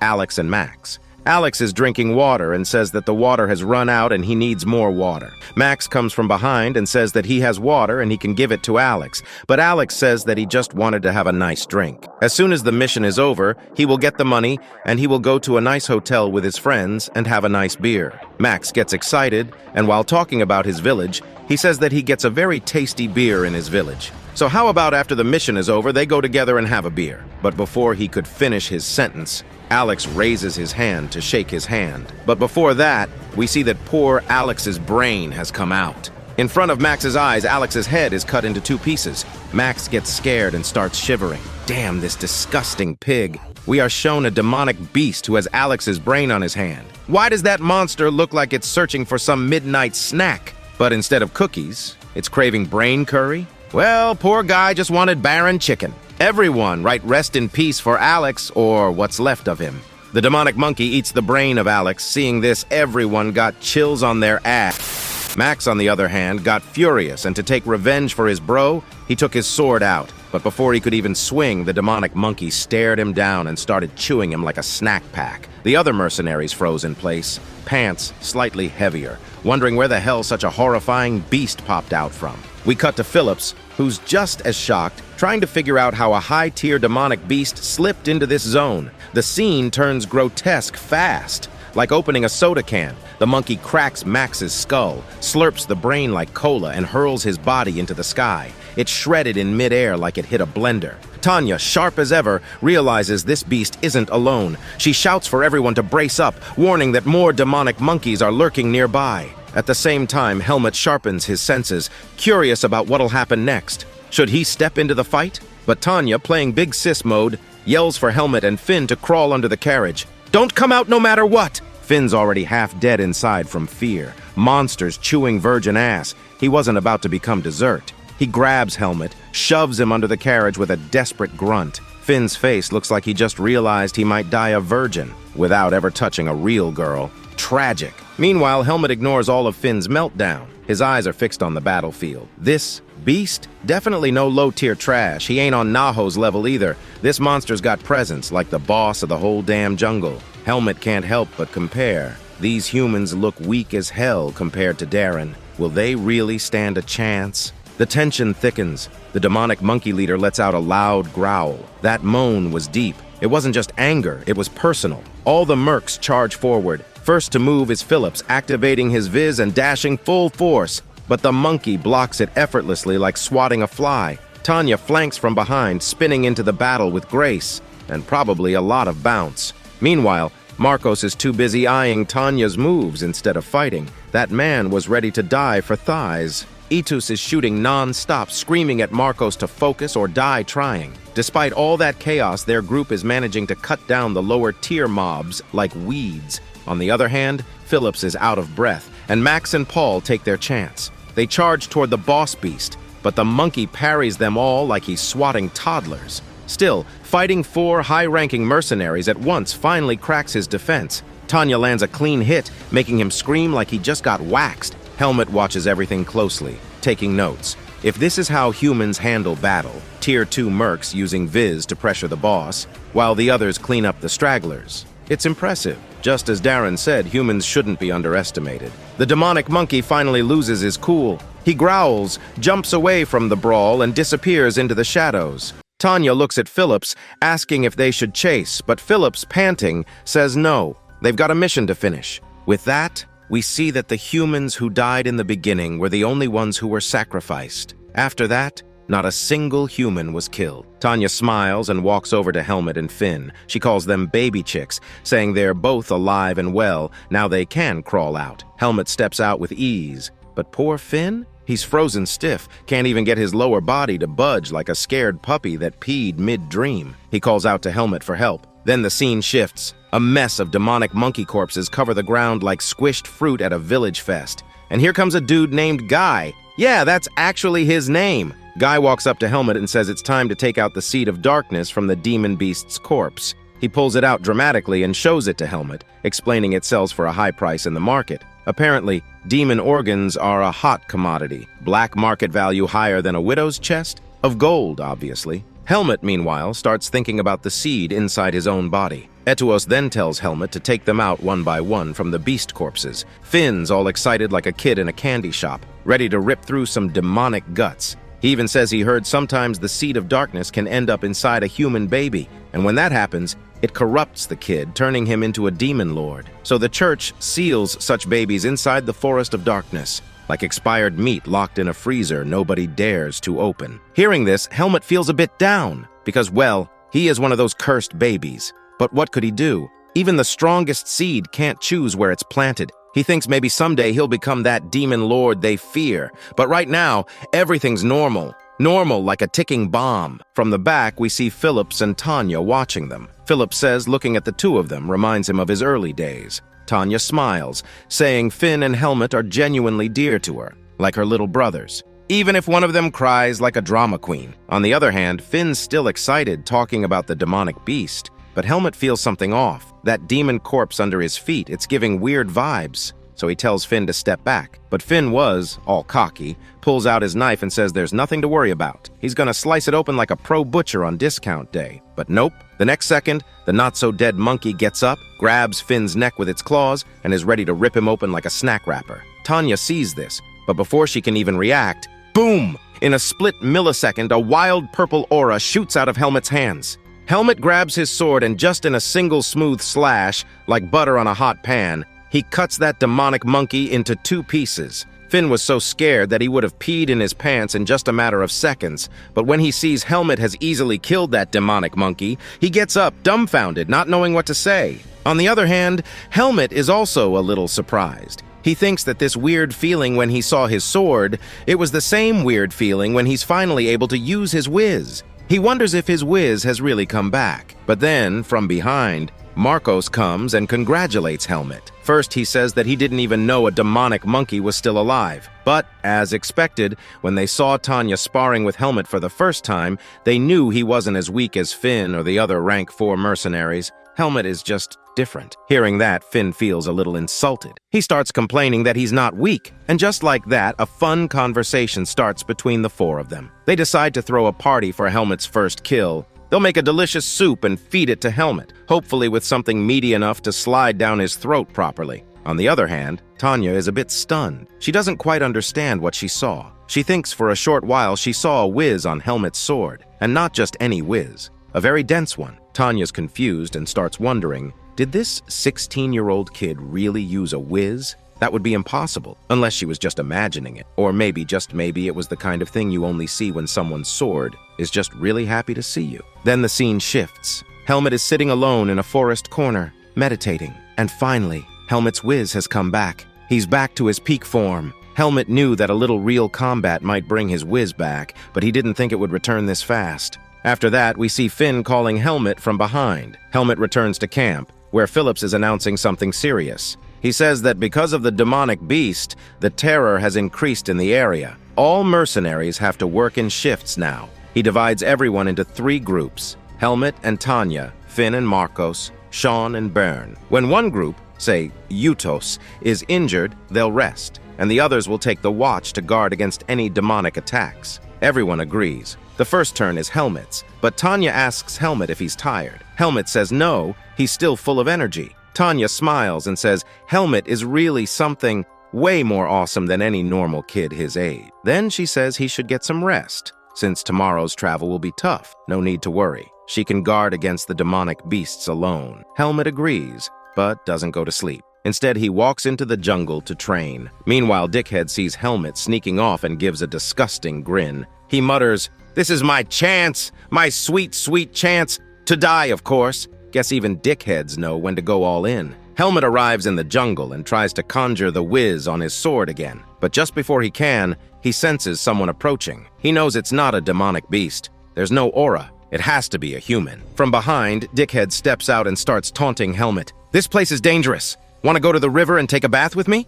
What the hell, dude? Is Dickhead gay or just obsessed? Why is he trying to pee on Helmet's piece again and again? Helmet doesn't reply. He simply tells Dickhead to leave him alone. Dickhead, with a wicked grin, says, maybe Helmet doesn't know what he's gotten himself into. Unlike last time, that girl Tanya won't be there to save him. Now Helmet is alone, and Dickhead can do whatever he wants to him. Whatever he wants. I mean, damn bro, at least buy him dinner first. Dickhead's hand is trembling. Not from fear, but humiliation. Still, Helmet remains silent. Dickhead mutters that if Helmet keeps giving him the silent treatment, then someday when Dickhead kills Helmet, he shouldn't be blamed. But Helmet has had enough of this nonsense. He remembers what Darren once said, never kill another human without reason. That's the only reason he's tolerated Dickhead's drama for this long. But patience has limits too. Helmet speaks up, voice serious. He says, if you're ready to kill someone, then you should also be ready to die, right? Dickhead doesn't understand. Helmet continues. In the mercenary group, people live by having each other's backs. But Dickhead acts like a beast. If he's human, he should act like one. Helmet then calls him by his rank, 4th rank mercenary of Tariq. Hearing that, Dickhead finally snaps. His veins start popping. He rips the plaster off his injured hand and charges to punch Helmet's face, swearing he'll show what a rank 3 mercenary can really do. But Helmet, just like a strict gym coach catching you mid-cheat rep, grabs his punch effortlessly. His grip is so tight, Dickhead feels like his bones are about to split. The pain spreads across his whole body. He falls to the ground, screaming. Dickhead starts yelling and cursing, calling Helmet out for using dirty tricks. But Helmet, in a calm but dominant voice, says that before he thought Dickhead was a beast, but now he's nothing more than a scaredy cat, or should we say, a scatty pussycat. Helmet continues. If a beast wants to show domination, it should go for a weaker opponent. So Dickhead really picked the wrong target today. Saying that, Helmet squeezes his hand harder. Dickhead recoils and pulls out his sword, ready to kill. But Helmet doesn't even unsheathe his sword. He blocks all the attacks just using the shield part of the blade.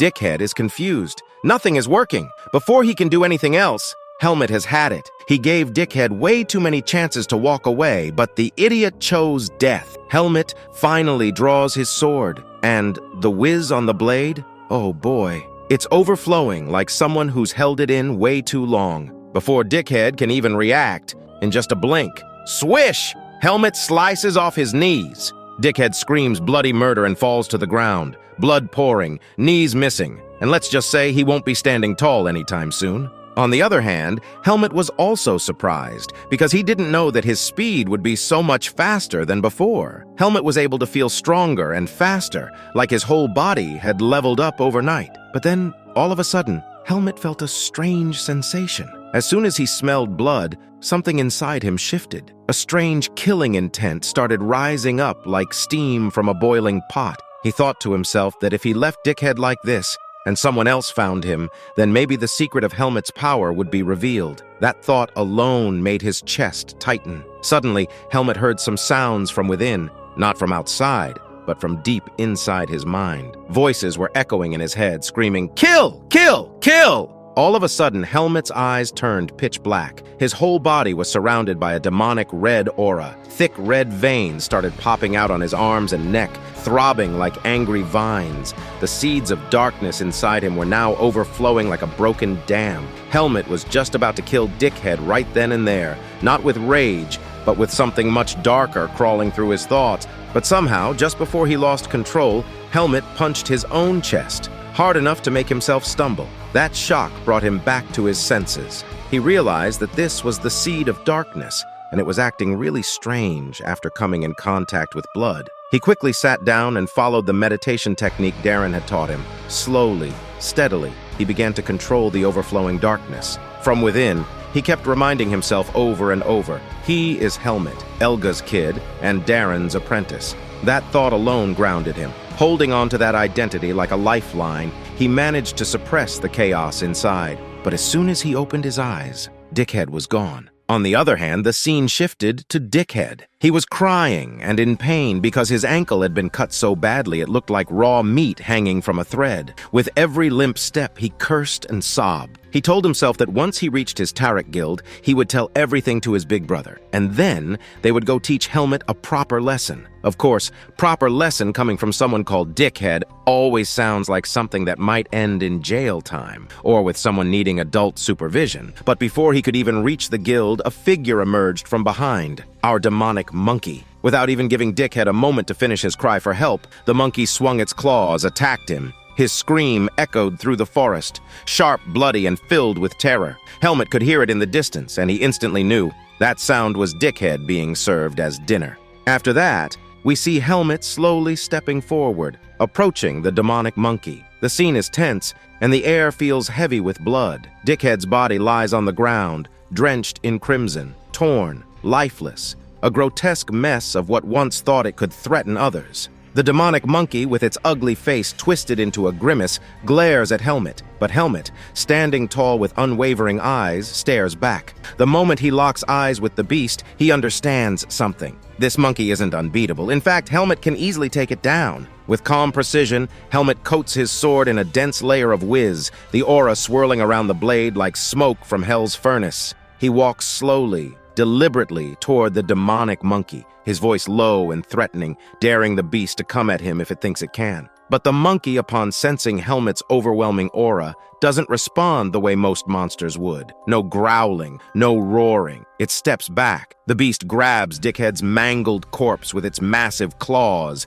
and with a terrified screech, bolts into the jungle like its monkey life depends on it. Which, well, it did. Helmet watches it disappear, a little surprised. He realizes then that this is no ordinary beast. Not just strong, smart too. From behind, the sound of footsteps grows louder. Other mercenaries, having heard the noise, arrive to see what happened. They find Helmet standing where the carnage took place, calm, stoic, and quiet. Then the scene shifts. We're shown the leader of the Tarek Guild, a tall, stern man named Max. Upon hearing the news that Dickhead is dead, Max meets with Helmet to confirm it. Helmet explains everything. He tells how he had gone to the forest to train alone. Dickhead had followed him, clearly intent on causing trouble, maybe even trying to kill him. But the demonic monkey arrived in the middle of their encounter. A fight broke out, and in the chaos, Dickhead was killed. After hearing the entire account, Max listens carefully. He frowns, then speaks firmly, saying that if Dickhead really did go there with the intent to harm Helmet, and considering how strangely he had been behaving lately,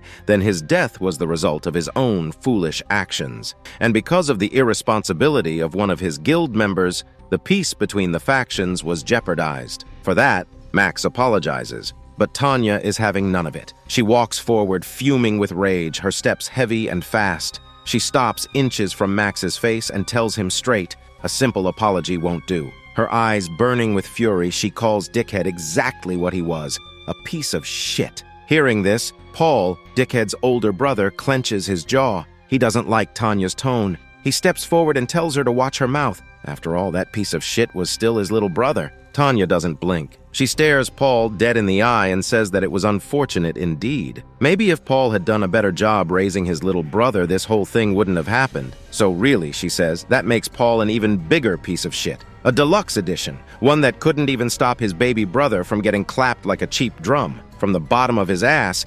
heart. The tension rises instantly. Both Paul and Tanya look ready to throw hands, daggers, and probably each other into the dirt. But before either can explode, Miles steps in between them. Calm but commanding, Miles raises his voice and reminds everyone that he's the one who hired all these mercenaries. And he hired them with money, lots of it. He says he doesn't care who hates whom, but if this fighting doesn't stop, then no one is getting paid. The effect is immediate. Tanya clenches her fists. Paul grits his teeth, but both of them back off reluctantly. With the situation cooling slightly, Miles then looks over at Helmet and Finn. He nods at both and says that since Dickhead troubled both of them, harassed them, threatened them, caused real damage, and since both of them were affected, the bounty and the reward on Dickhead's head will be split between the two of them. Tanya hears this and manages to control her rage. She exhales slowly, clearly biting back more insults, and agrees to let the matter drop, for now. But Miles isn't blind. He senses the tension still crackling between the two guilds. The air is hot, thick with resentment and unresolved anger. As Miles looks around at the mercenaries from both sides, he knows one thing for sure. This incident has sparked a fire. And if that fire isn't put out soon, it might just burn the whole camp down. After that, the scene shifts. Tanya suddenly punches Helmet straight on the head. Helmet stumbles slightly, not understanding why Tanya did that. With a confused expression, he mumbles that it hurts. But Tanya, furious, yells back that it was meant to hurt. She calls Helmet an idiot and scolds him loudly, saying that he almost died just now, and all because he ignored her warning. She told him clearly to go back to camp and sleep, but instead, Helmet went off alone into the jungle to train. If something had happened to him, if he had died out there, Tanya screams that she would have never been able to forgive herself. Never. Helmet just stands there, silently listening to her breakdown. On the other hand, Tanya slowly begins to calm herself down. Her anger starts fading into guilt. She looks away and mutters that she knew Dickhead was targeting Helmet. She should have been more careful. She should have stopped him. She clenches her fists and quietly apologizes to herself, saying this was all her mistake. Then, turning back to Helmet, she asks him to promise her one thing, that he won't go anywhere alone again without her permission. Helmet, hearing this, suddenly feels something unusual. A weird, warm feeling stirs in his chest, a kind of soft warmth he hasn't felt in a long time. He gives Tanya a gentle, almost shy smile and says softly, "I'm sorry, Tanya." In that moment, Helmet realizes that this feeling, this warmth, was the same one he used to feel around Darren and Elga. Tanya, she was giving off that same energy, that feeling of safety. Tanya, still teary-eyed, gently places her hand on Helmet's head, just like Darren used to. She tells him firmly but kindly that next time he has to be more careful. Helmet nods with another warm smile and replies, "Yes." Is this what it means to feel like a human? Is this what empathy feels like? The scene shifts once again. The next day has arrived, and the group is marching ahead on their journey. But the road is far from safe. Along the way, many more demonic beasts appear and attack the convoy. These beasts are minions of the demonic monkey. The monkey isn't attacking directly, he's hiding in the shadows, sending wave after wave of minions to wear the humans down. The fight continues,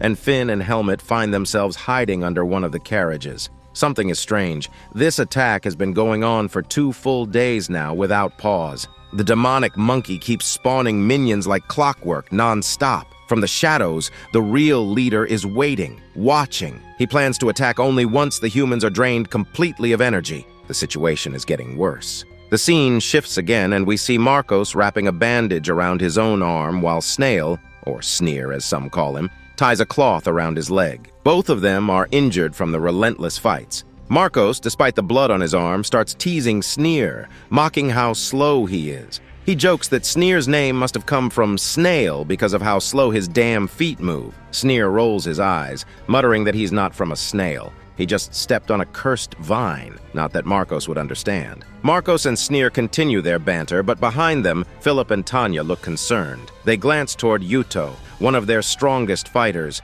who's now sitting quietly, injured and bandaged. Seeing Marcos, Sneer, and Yuto all injured, their situation begins to look grim. However, not all news is bad. On the other side of the battlefield, the 2 rank 4 mercenaries, Helmet and Finn, are doing surprisingly well. Helmet is using his sword skills expertly, protecting Finn and fighting off waves of demonic beasts. He's no longer the hesitant boy they once knew. He's becoming sharper, faster, more focused. Tanya, though, is still stuck in a state of confusion. She's still thinking about what she saw that night. When Helmet used that whiz, she keeps questioning whether she really saw it or not. But the strangest part of all is this. Every single demonic beast is targeting members of the Peace Guild only. Not a single member of the Tariq Guild has been touched. In fact, the Tariq members aren't even helping. They're just standing off to the side, watching, silent, detached. Philip mutters under his breath that, for now, there's nothing they can do.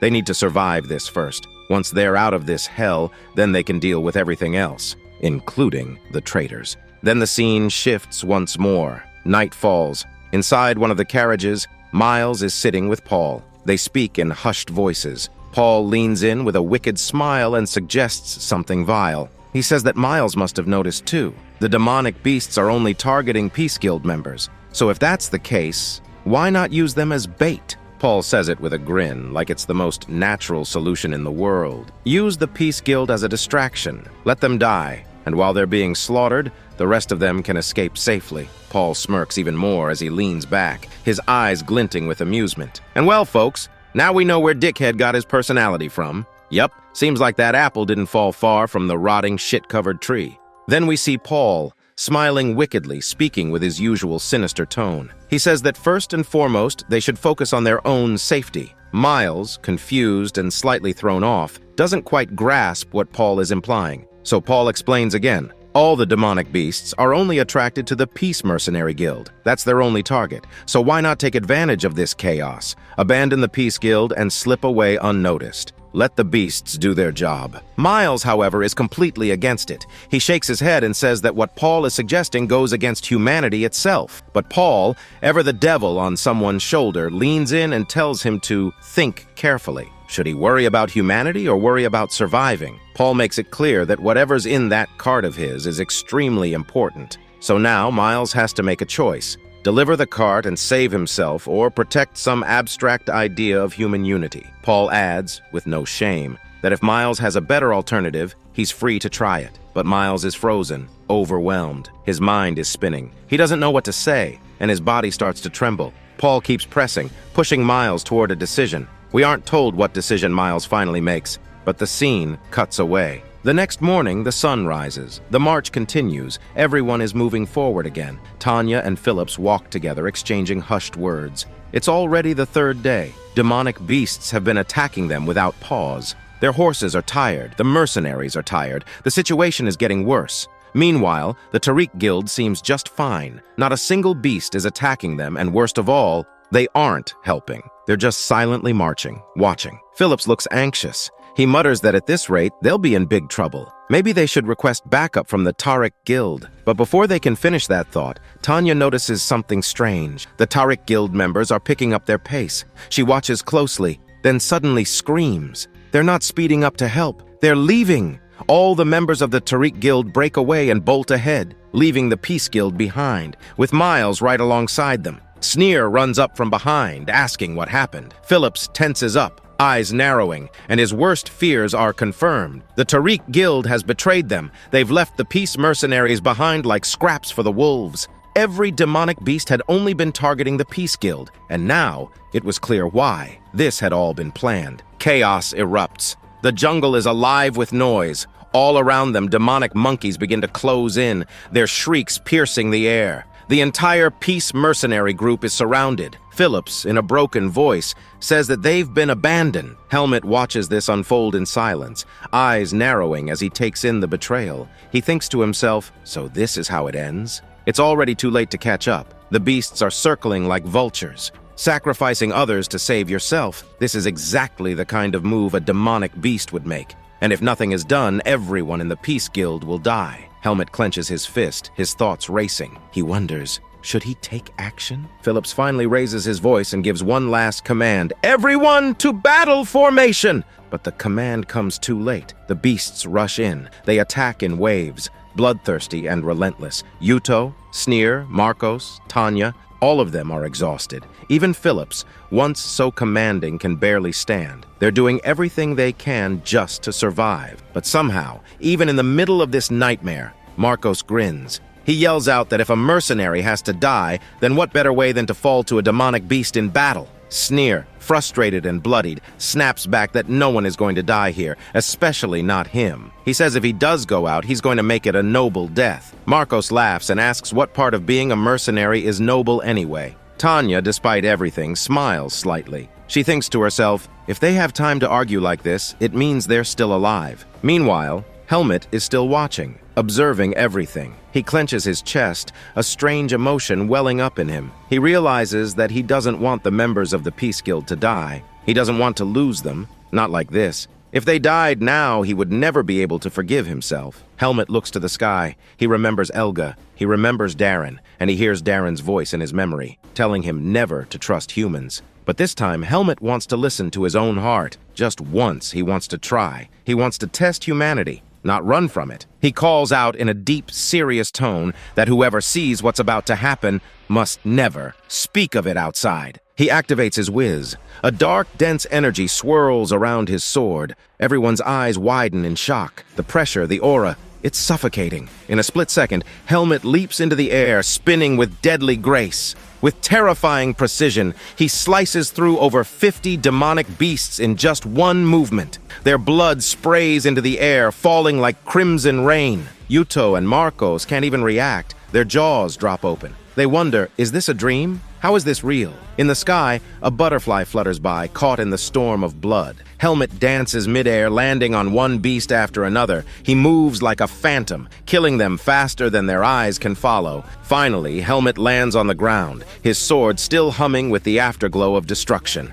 The demonic monkeys freeze in fear. They try to run, but it's too late. Helmet turns with a glare sharp enough to kill on its own. The monkeys tremble. And before they can move even a single step, Helmet rushes in and slices all of them in half with a single, massive slash. It was a slaughter. Peak. Absolute cooking. Aces his sword back in his sheath and stands still. His hair dances in the wind, blood flickering off his armor like stardust. Everyone watches in awe.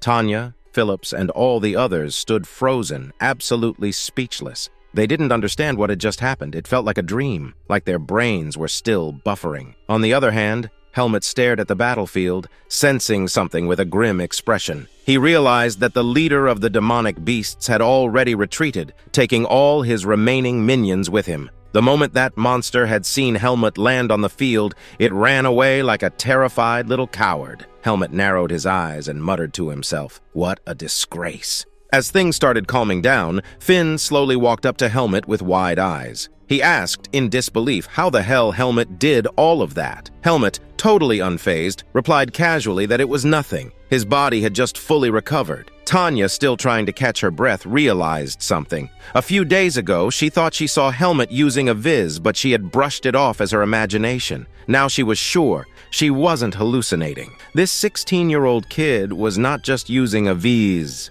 He was using it like a veteran warrior with 50 to 60 years of battle experience. It was beyond belief. Meanwhile, Helmet asked if everyone was okay, but when he looked at Tanya and Finn, both of their faces were soaked in tears. The only thought running through their minds was, what the hell did we pull out of that river? Their reaction was like, bruh, did I just picked up main character from the road? Then we shift to Phillips. He shook his head and mumbled that shaping a whiz is something even a second-grade mercenary like him struggles with. Yet Helmet, at such a young age, was doing it with perfection. It was unimaginable. Phillips wondered who the hell taught Helmet such terrifying swordsmanship. Helmet, on the other hand, trusted these people, but not enough to tell them everything. So he calmly said what he always said, that all he remembers is being trained by a master in the jungle. Nothing more. The memories were gone. Phillips slapped his forehead and groaned, cursing that damn amnesia. He had completely forgotten about it. But Helmet then stepped forward, changing the subject. He said they could talk about all that later.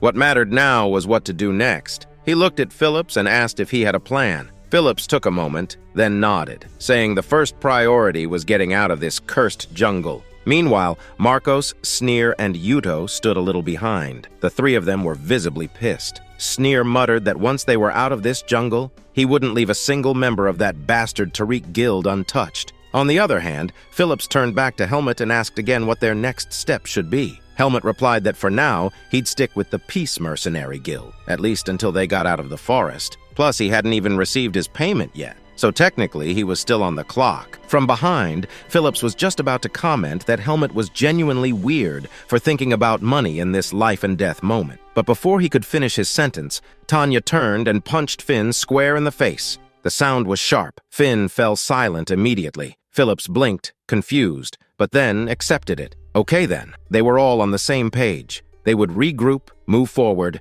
and first chase down the Tariq Guild to confront them. The scene shifted. We saw Tanya, Phillips, and all the other survivors marching slowly. Somehow all of them had made it out alive. No casualties, and it was all thanks to Helmet, who hadn't let a single one of them die. They pressed forward cautiously through the jungle. Tanya crouched down and examined the ground. She touched a series of fresh footprints and whispered that the trail was clear, but something was off. Despite the heavy tracks, she couldn't hear any sound or feel any vibration. She couldn't tell how far the Tariq Guild had gotten. Phillips, watching her closely, said that whatever the situation, the Tariq Guild must have moved quite far, possibly miles away, during the night. Sneer, still fuming, repeated that once they exited this forest, his first task would be revenge. From behind, Byrne gave a crooked, sinister grin and said that if the Tariq Guild ever saw them alive again, they'd probably pass out from shock. Byrne was already imagining the look of terror on that old man Miles's face.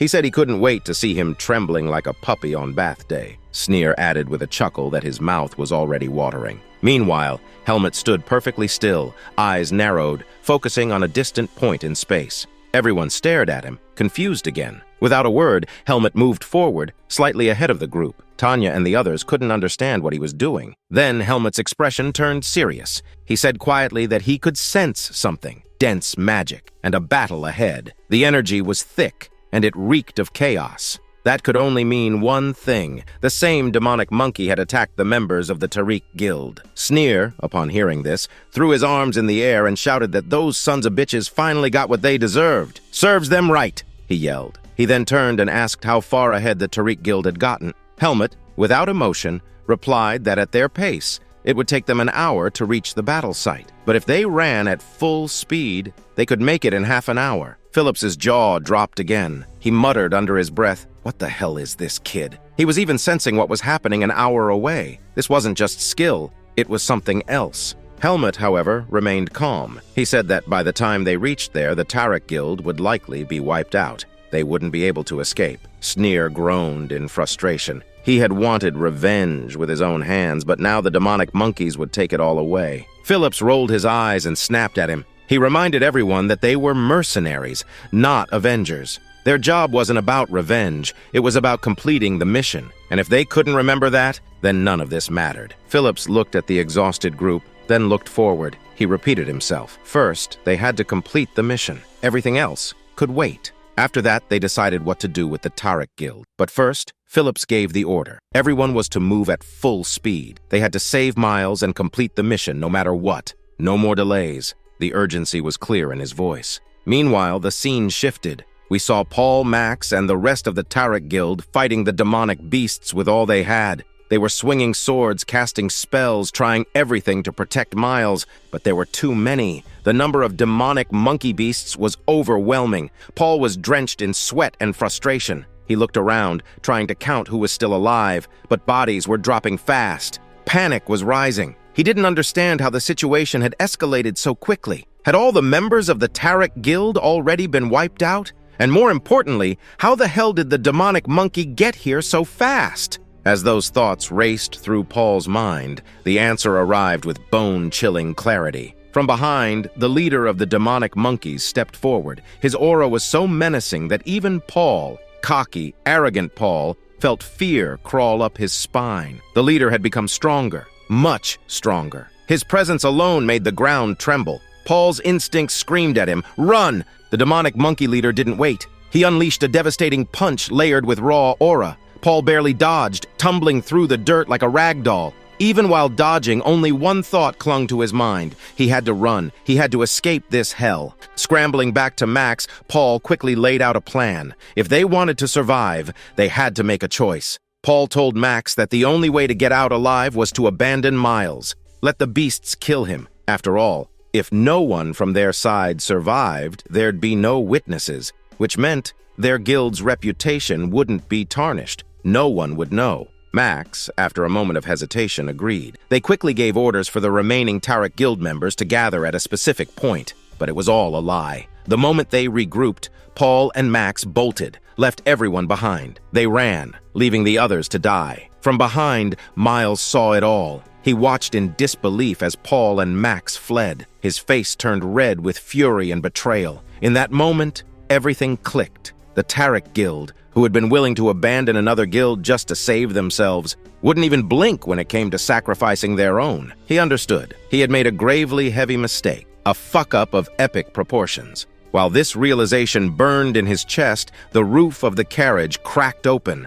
A massive claw tore through it like paper. The demonic beast reached inside and, with a slow, eerie movement, picked up one of Miles's friends, just like someone casually picking a chip off a shelf. Then, in front of his eyes, the beast bit into the head like it was a snack. Blood sprayed. Miles froze. He wanted to scream, to move, to fight, but it was too late. Another claw reached in and grabbed another of his companions. The beast raised its hand again, ready to feast. Miles's legs wouldn't move. His throat was dry. All he could do was watch. But just before the beast could chomp down, something moved. a figure appeared behind them, and the demonic monkey froze. Its body trembled. It sensed danger, real danger. It was none other than Helmet.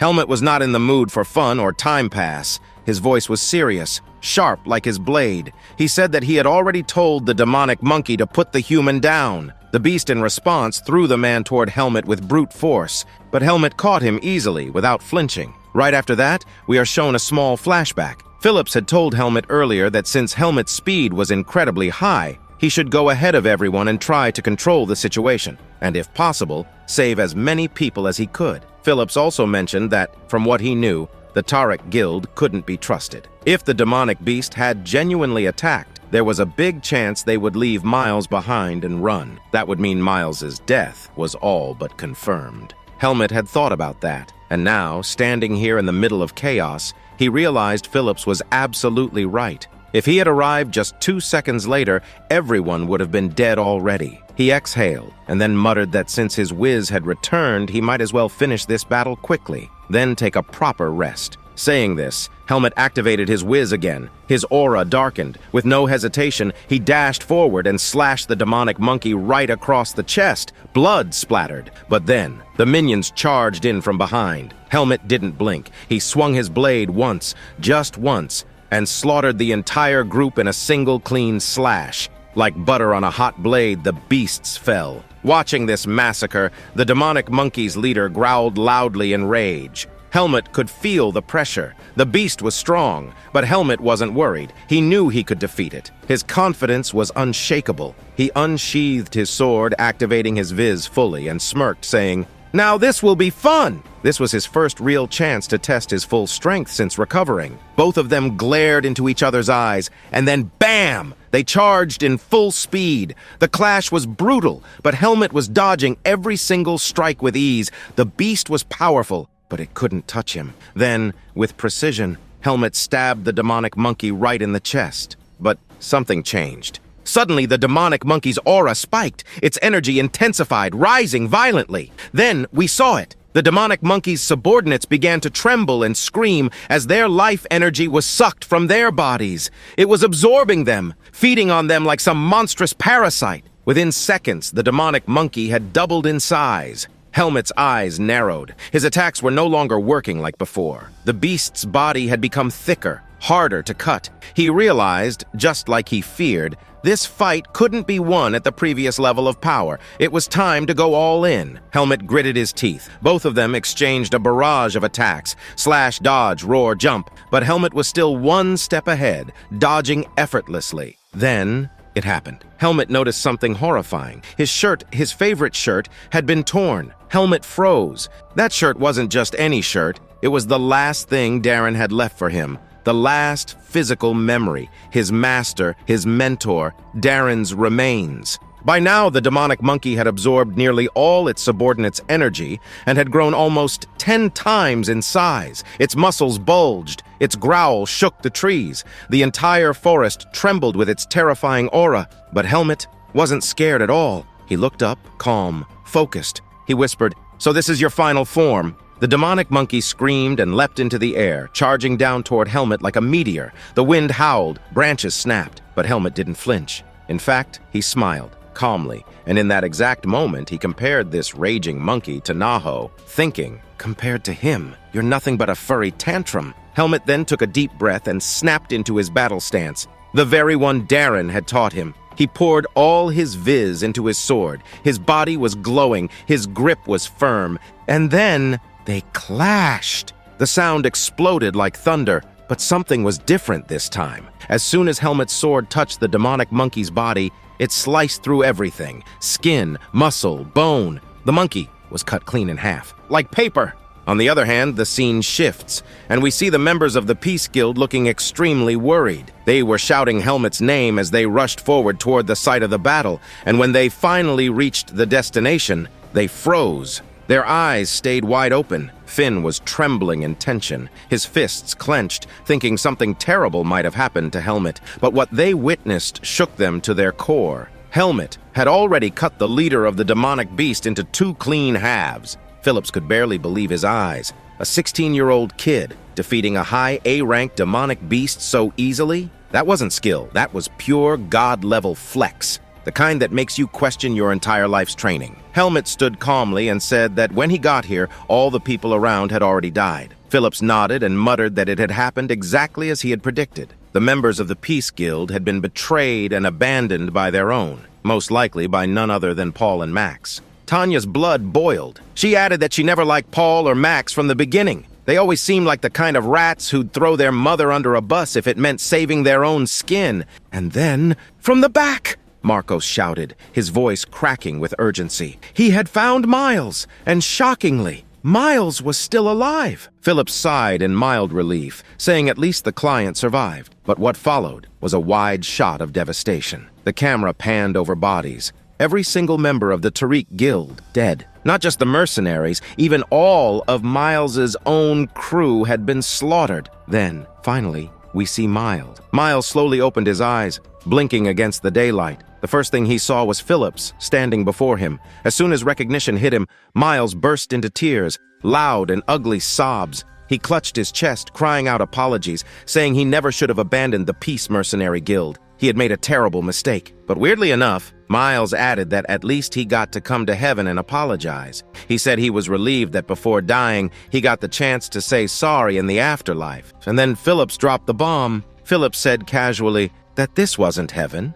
It was still Earth. Miles blinked. Wait, what? He was genuinely confused. He muttered, the demonic beast had almost killed him, so how was he even alive? That's when Phillips pointed around, told him to look closely. Every single beast dead. And he was the only one left standing. Miles was too stunned to speak. Meanwhile, Phillips was thinking in the back of his head about how Helmet had specifically told him not to reveal what he did, so Phillips kept it cool. He didn't mention Helmet's godlike rampage. Because Phillips promised not to reveal Helmet's skills, he switched to business real quick. He reminded Miles that now that he was alive and conscious, it was time to talk money. Reality slammed into Miles like a truck. Phillips handed over a paper contract, and the moment Miles opened it, his jaw dropped. It stated that whatever money was agreed upon before, now, considering the Peace Guild's sacrifices and losses, they needed 80% more. Miles nearly passed out. Phillips calmly said they could have asked for 100%, but since Miles himself also got wrecked pretty bad,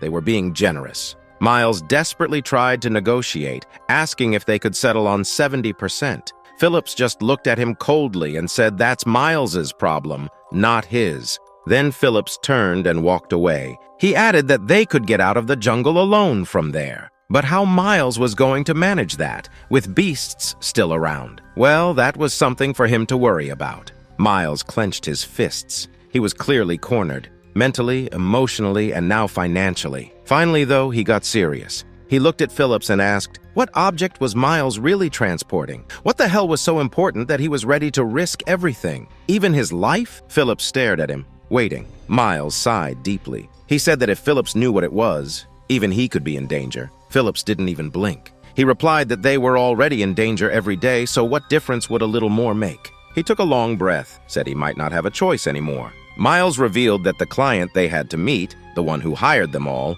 was a mage. And not just any mage. A mage named Antiol. The moment that name left his mouth, everyone froze. Eyes widened. Something just got serious. Marcos asked if this was really the same Antiol, the lone mage. Phillips, who had been casually observing until now, also became serious. He explained that the temple, yes, that temple, was not just a holy place, but a shadow power that controlled the entire nation from behind the scenes. The very same organization that defeated the Demon King 1,000 years ago still exists today, and it's called the Temple. And Antiol? He's a rogue, a lone mage who outright refused to join them. But here's the real problem. The temple doesn't take no for an answer. It does everything in its power to recruit any and every mage it deems valuable. And if the temple were to find out that they had even the slightest contact with Antiol, the consequences would be disastrous. Miles' entire career could be destroyed in an instant. But Miles didn't stop there. He added that it's not just about him. Everyone involved in this incident could be in danger. Hearing all this, Helmet walked up to Tanya and asked if this Antiol mage was really that famous. Marcos responded without hesitation, saying, "Of course! That guy could create a divine barrier powerful enough to cover an entire city." something several high-ranking mages couldn't pull off even working together. Helmet processed this information quietly. Antiol wasn't just some legendary name. He was a true force, a mage powerful enough to create a divine barrier, alone. But what stood out even more to Helmet was something personal. Even with so many divine mages in the temple, none of them could remove the seed of darkness from Helmet's body. That's why they had thrown him into the forest of darkness in the first place. And the dark mage Helmet had encountered in that forest? He was pathetically weak, barely capable of anything threatening. That gave Helmet a small, burning hope in his chest. Maybe, just maybe, this Antiol could help him. Maybe he was the real deal. After this, the scene shifted. We now saw that all the peace members had finally emerged from the demonic forest. The atmosphere was lighter. Everyone was chilling, breathing freely. And from behind, Phillips approached Helmet. He called out to him casually, and Helmet turned to face him. Phillips asked if he could talk to Helmet for just 2 minutes. Helmet nodded. Phillips then pulled out a small pink tablet and offered it to Helmet, asking him to eat it. Helmet raised an eyebrow and asked what it was. Phillips chuckled and said that Helmet must be exhausted. This tablet would recharge his body. Without much thought, Helmet popped it into his mouth and swallowed. The effect was instant. A warm sensation spread across his entire body from head to toe, like a wave of energy wrapping around every muscle. Phillips looked at him with interest and asked how he was feeling. Helmet replied honestly. He could feel it working. His body was brimming with energy now. But Helmet also noticed something. This thing was definitely not cheap. He asked why Phillips was going so far just for him. Phillips paused for a long moment. Then, from the bottom of his heart, and maybe even from the bottom of his ass, "Oh, I mean heart," he thanked Helmet. Phillips said that protecting the Peace Mercenary Guild was worth more than any tablet. If it weren't for Helmet, the guild would have been wiped out completely. And for Phillips, the guild wasn't just a job. The people in it were like family. So, of course, this small pill was nothing in return. He looked Helmet in the eyes and added something even more powerful. Wherever Helmet was, and whatever danger he was in, Phillips would back him. He was about to say something else, but stopped short. Then he smiled, and in a warm tone said that since they were comrades now, that's all that mattered. He reached out, shook Helmet's hand firmly, and gave him a true, genuine smile. Yes, they were comrades. And with that moment, our boy finally made his first real comrade. One built not on command or survival, but on respect. And I really hope he doesn't get betrayed again, otherwise we both know how this story's gonna end. He'll absolutely become the Demon Lord. And I'm telling you, I think he will. After that, the scene shifts, and we see that everyone has traveled to a deserted place deep in the forest. There, Miles announces that they have finally reached their destination. But Phillips doesn't understand. This place looks like the middle of nowhere. Marcos gets serious and assures everyone that this is the right path, and they should all get down from the carriage. Tanya, a little skeptical, asks how they're supposed to go to Antiol's hideout from here. Miles responds cryptically, saying that showing it will be easier than explaining. He then pulls out a strange-looking necklace from his pocket. As soon as he walks in front of a tree with it, the tree begins to glow brightly. Tanya gasps in surprise, while Phillips watches in awe and realizes that this is some powerful magic. As everyone enters the glowing tree, they find themselves inside a long, endless path. They begin walking through this glowing tunnel. Phillips, fascinated, asks if they're actually jumping through space. He says he's only heard of this in theory. This kind of teleportation is beyond imagination. Phillips begins to understand that they're dealing with a very powerful archmage. Helmet then asks how Phillips is so sure this isn't just some illusion. Phillips replies that he can feel the temperature dropping around them. Their surroundings are getting cooler. That level of physical shift indicates long-distance teleportation. Just then,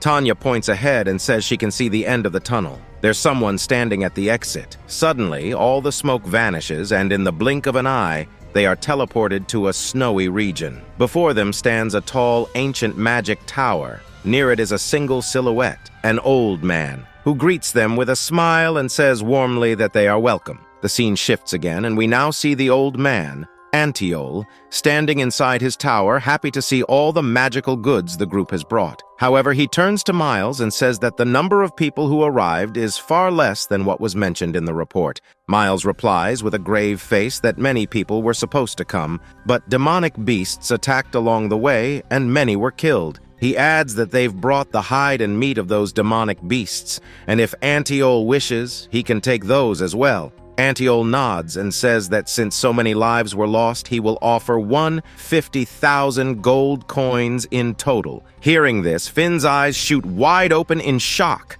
On the other hand, Helmet stares silently at the old mage. He feels a strange energy, a mysterious aura. He wonders if this is what people call mana. He tries comparing Antiol to Darren in his mind, trying to gauge the differences. Just then, Antiol quickly turns his gaze to Helmet. The two lock eyes and stare at each other silently for a few moments. Then Antiol speaks, calling Helmet a young boy, and says that from time to time, mages can glimpse the truth. And mages of his level especially can even see things hidden very deep inside someone's soul. Helmet tenses up slightly and says that if Antiol speaks any further, it won't be good for him. Antiol chuckles and blinks his right eye, calling Helmet a bold child. Suddenly, he activates his wand and steps into an attack-ready position. He explains that as a mage, he has encountered many secrets across the world, and in doing so, he has learned to respect the hidden truths that lie underneath. Antiol waves his wand and forms a barrier. He explains that anything spoken inside this barrier cannot be heard by outsiders. Not just that, he casts a powerful oath spell, swearing that whatever is discussed inside this barrier will never be revealed to the outside world. Helmet is confused and says that this must be some kind of ritual. Antiol nods and explains, yes, it is a magical oath. If he tries to reveal anything from this conversation, he will die instantly. This kind of vow is absolute. It's like a magical NDA with extreme consequences. Antiol then looks at Helmet and calls him a special boy. He asks if Helmet has any questions. Helmet realizes this old man is no ordinary mage. He tells Antiol that he has one very important question. Antiol directly guesses. He wants to ask about the seed of darkness in his body. Helmet isn't even surprised. He nods and says yes. He wants to know how to remove it. Antiol sighs softly and replies that, to be honest, it's impossible. He explains that the seed of darkness is something tied very closely to Helmet's life force. Normally, the seed of darkness acts as a heart in a demonic beast, but in rare, almost unknown, cases, it can attach to a human baby from birth. If that happens, the seed of darkness becomes the heart. So in summary, if they try to remove the seed from Helmet, he will die. Helmet looks down and mutters that he thought Antiol was an archmage, someone who would know a way around this. Antiol simply smiles and says he's a mage, not a god. He adds that this is actually his first time seeing a human grow so much and still remain mentally stable while carrying a seed of darkness. Helmet's case is truly unique. Antiol goes on to say that theoretically, in order to remain sane, the host would need a ridiculous amount of talent to suppress the seed, talent that starts from childhood. The fact that Helmet has survived this long without detection by the temple is remarkable. Helmet thinks quietly to himself that he can't tell Antiol the truth, that he's been living in the forest of darkness since childhood. He doesn't know if that's a blessing or a curse. Antiol then adds that Helmet has hidden the seed of darkness so well, even the temple's high priest wouldn't be able to detect it. In fact, even Antiol wouldn't have noticed it, if not for the demonic beast's corpse nearby, which caused the seed inside Helmet to react slightly. Hearing this, Helmet finally understands. He must stay away from demonic beasts as much as possible. Antiol then explains the real danger. Anyone who keeps the seed of darkness inside them is on a one-way path. Eventually, they become a criminal beast, or worse, a demon lord. One day, the seed will completely consume Helmet. His sword will burn the world. His hands will erase countless lives. That is the usual fate for anyone with the seed of darkness. They're destined to become a demon lord. But Helmet looks him dead in the eyes and declares with unwavering conviction that this will not happen. I am a human, and no matter what, I will not let my elf fall. Antiol stares at him and smiles gently. He says, as expected, Helmet is a special one. Antiol admits that after a long time, someone has truly excited him. He calls Helmet a special boy again and says that if Helmet continues to grow, he might even reach a level far beyond Antiol himself. And if that happens, even the darkness might bow to him. Saying that, Antiol deactivates the barrier with a quiet wave of his wand. Damn, that dialogue was bone-chilling. And remember, guys, this magician right here, Antiol, he's one of the goated characters you're absolutely gonna love in this story. After that, the scene shifts, and we see that everything has become normal again. Phillips walks up to Helmet and hands over his share of the reward. He says that he has given Helmet 1/3, yes, 1/3 of the full one, 50,000 gold coin. Well, I'm terrible at math, so you guys go ahead and calculate how much that is on your own. Phillips adds that he wanted to give Helmet more, but the others had also shown great effort and needed their share too. Helmet simply nods. and says it's okay. Phillips then takes out a bag from his carriage. He explains that when he found Helmet unconscious, this bag was on him, but he never got the chance to return it. Helmet's face lights up with joy. He had assumed he lost the bag when he exited the barrier, but thank God it's safe. This wasn't just any bag, it was given to him by Darren himself. Helmet sincerely thanks Phillips, but Phillips brushes it off and says there's no need for thanks. In fact, if anything, they should be the ones thanking Helmet. Everyone is still alive today because of him. Finn suddenly bursts with excitement and tells Helmet that once they return to the mercenary headquarters, he's going to show Helmet around. To everyone. Finn is absolutely over the moon to take Helmet home. But then, Helmet drops a bomb. He gently says that he isn't going to be a mercenary. Finn's face drops instantly. He becomes heartbroken and tries to argue, but before he can finish, Tanya steps in from behind and gently stops him. Tanya smiles and says that it must mean Helmet has a more important task now, something even bigger than regaining his memory, right? Helmet simply smiles back, and Tanya, now realizing Helmet has regained his memory, stays quiet. Finally, with a soft, slightly sad smile, Tanya tells Helmet to take care. One by one, everyone says their goodbyes to Helmet. Each person tells him that if he ever decides to return, their doors will be open. He'll always be a member of the Peace Mercenary Guild forever. Meanwhile, Finn can't hold it in anymore. He starts crying loudly, begging Helmet to promise they'll meet again someday. Helmet turns, smiles warmly, and instead of giving a cheesy promise, says in a kind tone that all the food Finn made was absolutely delicious. Hearing this, Finn starts crying even harder, like a kid whose crush liked his lunchbox curry. Tanya chuckles and teases Finn, asking why he's crying like someone just died. On the other hand, Philip steps forward with a serious expression. He says that if Helmet ever wants to return, the guild will welcome him. And more importantly, if Helmet ever finds himself in danger, they'll risk their lives to protect him. Helmet turns one final time, his heart aching. It's the same feeling he had when he left Darren and his mother, Elga, and stepped out of the forest of darkness. He knows deep down he wanted to spend more time with these people. But now, he has a bigger mission. He needs to uncover the mystery of his origins and the pendant. He realizes staying with the mercenaries would only mean one thing: more demonic beast encounters. And that would make it harder to control the seed of darkness inside him. With quiet determination, Helmet activates his aura and swears to himself. He will become so strong that not even the seed of darkness can touch him. The scene then shifts. We cut to Paul and Max, both wearing hoodies, eating something in a cheap hotel. They're laughing, saying they fooled the entire Peace Mercenary Guild and managed to save their own skins. They talk about forming a new guild. Fresh start, no tension. But Paul suddenly freezes mid-bite. Outside the window, he sees Peace Guild members alive and walking. His eyes widen. He doesn't understand how they're alive. At the same time, Finn suddenly hears a familiar voice. He turns to his right, scanning the area, but no one's there. Tanya asks what's wrong, and Finn replies he thought he heard Dickhead's voice. Damn, that name still echoes in his soul like trauma from school exams. Meanwhile, Paul and Max are now in panic mode. Their faces turn pale. They step outside and start discussing their doomed fate. Their mercenary days are clearly over. It won't be long before word spreads that they've betrayed the guild. People will come for them. Prison is practically calling their names. But then Paul, being the legendary piece of shit he is, reverts to his natural form. He tells Max to follow him. If they're going to be criminals anyway, they might as well own it and become real criminals. On the other hand, Finn shifts his gaze to a blonde-haired man nearby. And hey, remember this guy? He's dickhead number 2. Mark this idiot down, you'll thank me later. He's busy drinking beer with his friends. Meanwhile, a short distance behind them sits Helmet. Quiet, still. He stares at his pendant and thinks deeply. He has to find out its secret. He has to know the truth about his family, the ones who live in the human world. For the past 5-6 days, he's been traveling across villages, and during that time, he's realized something crucial. The human world is massive, way bigger than the forest. 100 times? No, probably 5,000 times larger. And if that's the case, finding his parents randomly is damn near impossible. He opens his bag and checks the contents. There's the money Darren gave him from the forest,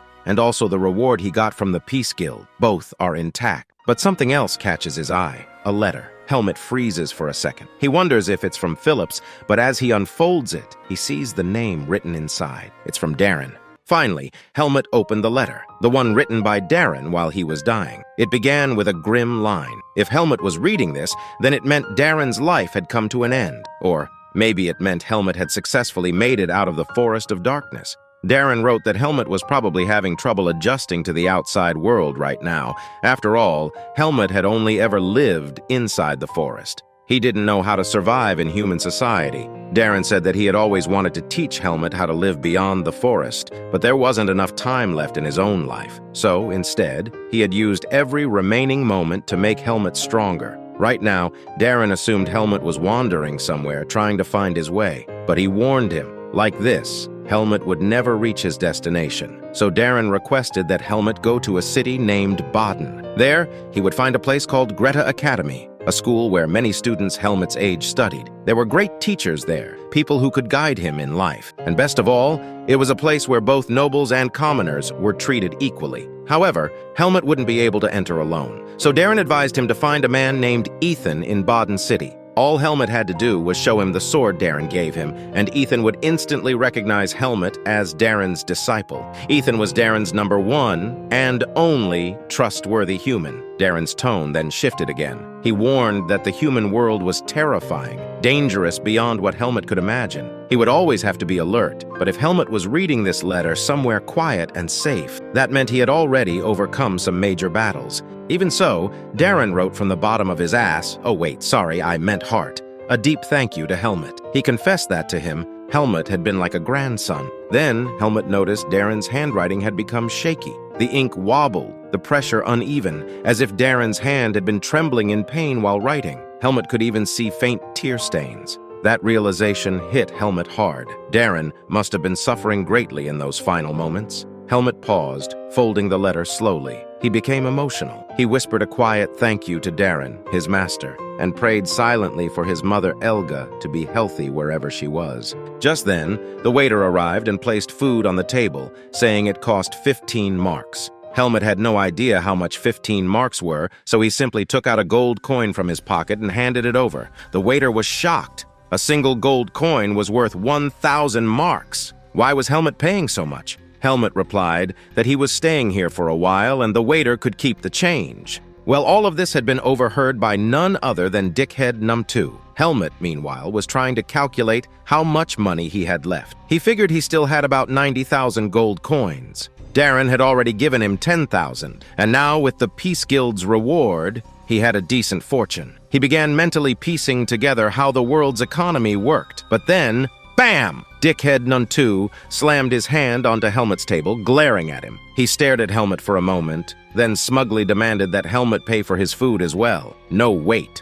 not just the food. Dickhead smirked and said that if Helmet gave him 20,000 gold coins, he'd let him go without any trouble. Helmet looked at him blankly and just flat out refused. The waiter, watching all of this from the background, started panicking. Dickhead didn't like being ignored. He laughed loudly, slammed the table again, and knocked over all of Helmet's food. He asked if Helmet even knew who he was. But Helmet, cool as ever, said he didn't know, and didn't give a shit either. That made Dickhead snap. He threw a punch at Helmet, but Helmet caught it easily, like swatting a fly. Another one of Dickhead's buddies came from behind and tried to hit Helmet too. But Helmet dodged like a breeze and landed a solid punch right on the guy's jaw, sending him flying and knocking out a tooth. Then Helmet kicked the table, sending it crashing into Dickhead and pushing him far across the room, again and again and again. It was so satisfying that he did it thrice. Yeah, no kidding. Helmet casually slung his bag over his shoulder and mockingly told Dickhead to crawl away like a good little dog. "Shoo, shoo, go now," he said, waving his hand. Dickhead was humiliated, holding his nose and mouth, and warned Helmet that he'd pay for this. Then he ran out of the inn, tail tucked between his legs. The waiter rushed over in full panic mode. He told Helmet to run far away. He explained that those guys weren't just random thugs. They were members of Black Hawk, the most dangerous underground organization in the city. If they had marked Helmet, then he wouldn't survive here for long. Helmet, hearing this, realized things were messier than expected. He didn't want the waiter's restaurant to get caught up in this chaos either. So he told the waiter to lie. When the Black Hawk thugs came looking for him, just say Helmet went into the jungle behind the inn. Then Helmet gave him one last serious look and walked out. The scene shifts again. We now see Dickhead rallying his entire gang. The waiter tells them that the boy, Helmet, has gone into the jungle. Hearing that, Dickhead laughs maniacally. He says that the forest is their playground. There's no escape from there. The waiter is nervous while giving this info.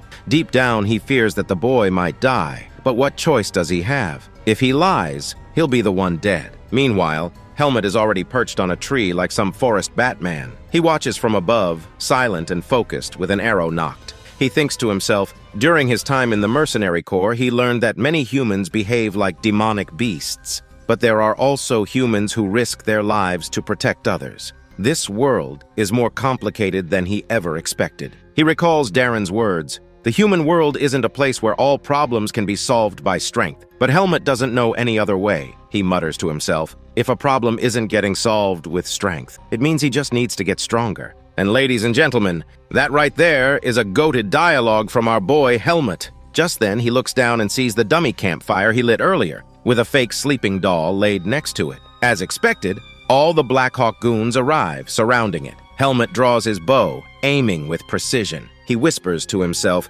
humans that act like demonic beasts should be treated like demonic beasts.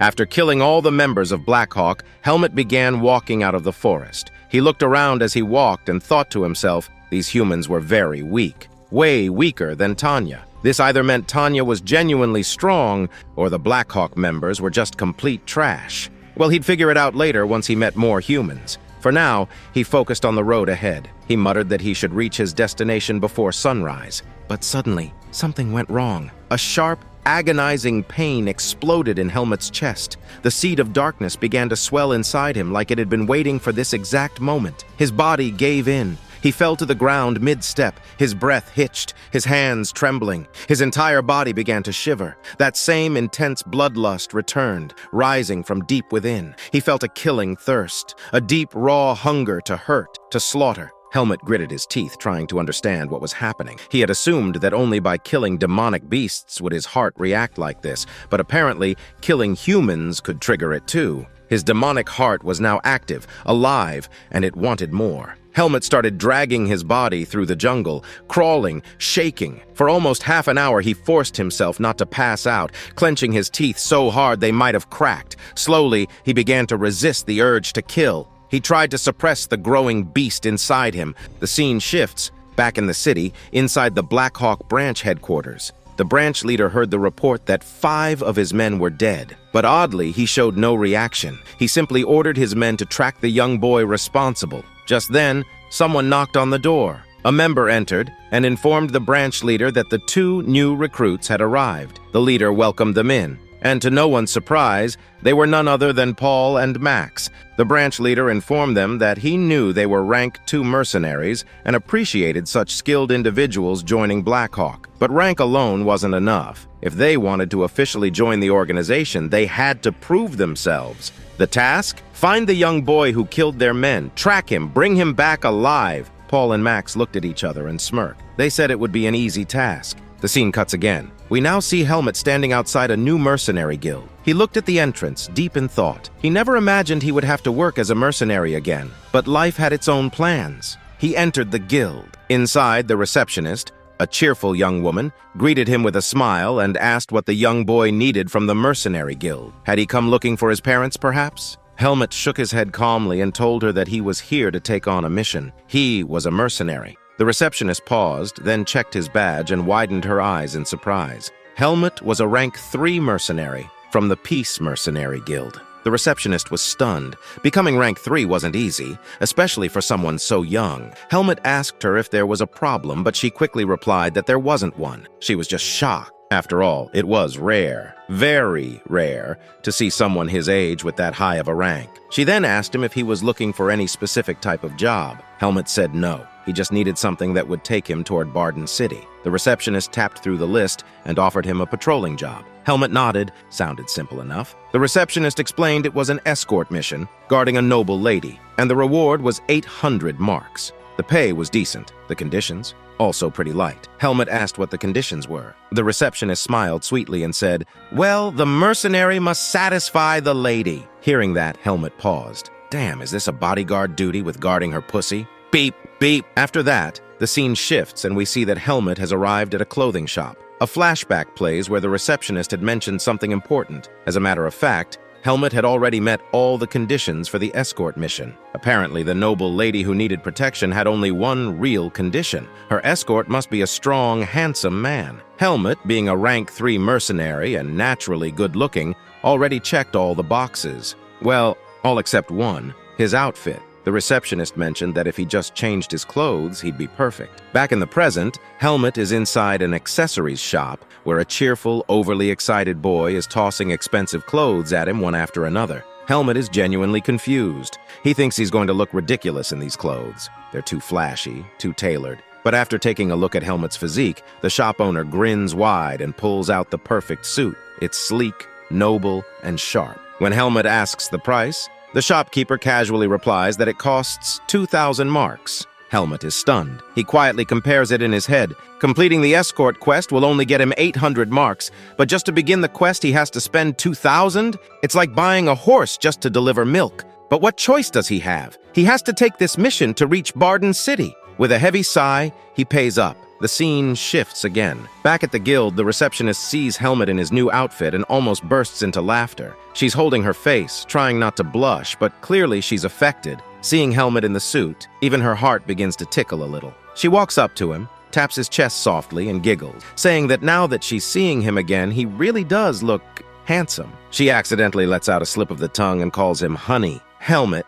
completely straight-faced, replies that his name is Helmet, not Honey. The receptionist fumbles her words, cheeks turning pink. She says it was a mistake. It's just that Helmet looked so cute it came out automatically. Regaining her composure, she confirms that all the paperwork is now complete and she can escort him to the noble lady. A man walks in from behind, a well-dressed butler, and he is none other than the noble lady's personal attendant. The receptionist connects the two, and as the butler observes Helmet, he immediately recognizes the strong build and youthful look. He nods approvingly and gestures Helmet to follow him. The receptionist waves goodbye with a flirty smile, still laughing a little. She says they will meet again someday. Helmet gives her a silent nod and leaves the guild. As soon as Helmet and the butler step out of the guild gates, a shadowy figure appears in the distance. Someone is following them, a member of Blackhawk, quiet, hidden, watching. On the way, the butler introduces himself as Gilton and asks Helmet if he's ever done an escort mission before.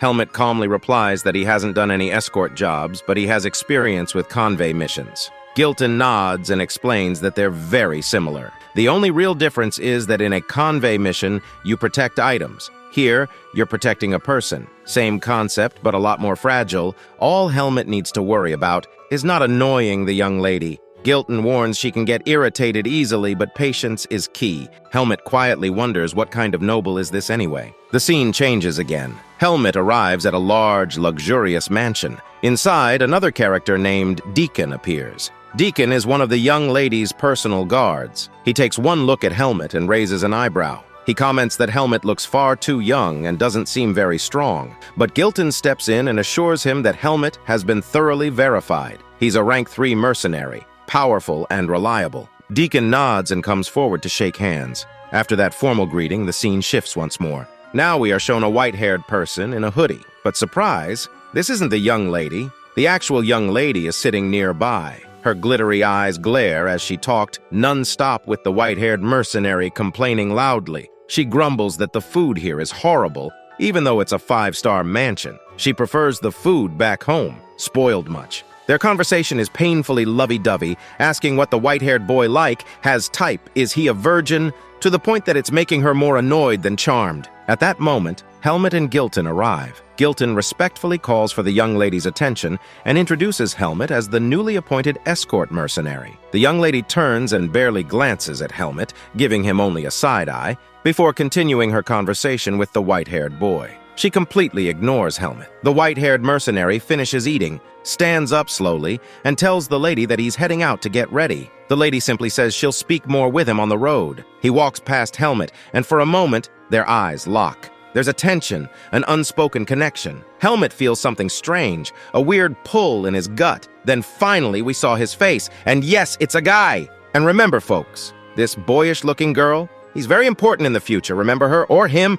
Helmet continued to glare at the boy, thinking he was certainly not mistaken. He didn't know what it was, but there was something different about him. On the other hand, the noble lady was clearly mad, giving side eyes and saying it was her beauty sleep time. Saying this, while calling Lord Aileen names in a seductive tone, she left the room. The butler and Helmet were worn out. Helmet asked, "Is this Aileen also a mercenary?" But Gilton replied, "No, Aileen is just Xena's guest." This young lady was Xena's guest, and now we finally come to know that the name of the young lady is Xena. Gilton explained that Aileen is one of the top mages at Greta Academy. Coincidentally, they met each other, and since Xena already knew Aileen, she kept her as a guest. After all, they were all headed to Greta Academy together. Helmet asked if Lady Xena was also a student at Greta Academy, but Gilton said no. She's just 14 years old. She'll be appearing for the entrance exam. After that, the scene shifted. We see that Helmet has left with the white-haired boy for the escort mission,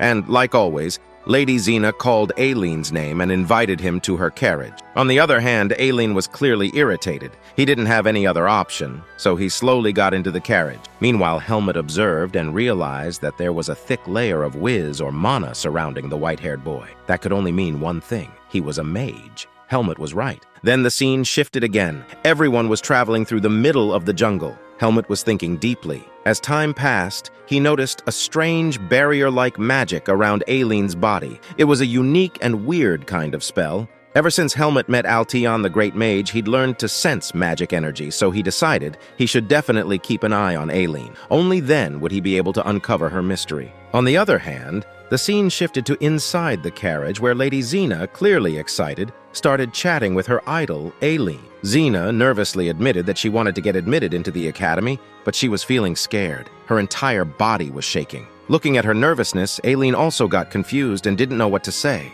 But Xena made an emotional face and emotionally blackmailed Aileen. She begged her to become her tutor. In fact, she pleaded that Aileen should stay with her all night and sleep with her all day. Aileen was left speechless. On the other hand, Helmet, who overheard this conversation, got even more confused. He was expecting to learn something important, not this. Meanwhile, the scene shifted again. A member of Black Hawk reported to his branch leader that he had located the young boy. The branch leader gave a wicked smile to Paul, Max, and the rest of Black Hawk and ordered them that this would be their first mission as official Black Hawks. Paul, of course, gave a sinister grin and said, "Now we're talking. I'll finally have fun killing real humans." Later that night, the scene cut to Lady Xena, who was absolutely furious. She screamed that she had to sleep in such a shady, disgusting place. Meanwhile, Helmet was outside, training with his sword. He thought to himself that it had been a long time since he trained his body in whiz, but after working out, he felt amazing. His blocked areas felt like they were opening up one by one. But just then, Helmet noticed something odd. In the trees above, there was a white owl. Nothing else, just that bird, and once again the scene shifted, this time through the owl's glowing white eyes. Aileen was watching the entire thing. She furrowed her brows, slightly surprised. She muttered that an average human shouldn't have been able to notice her surveillance magic, but that boy, he was something else. A strange bastard. And yeah, Arthur, you ain't fooling us with that boyish body. We know that's a girl.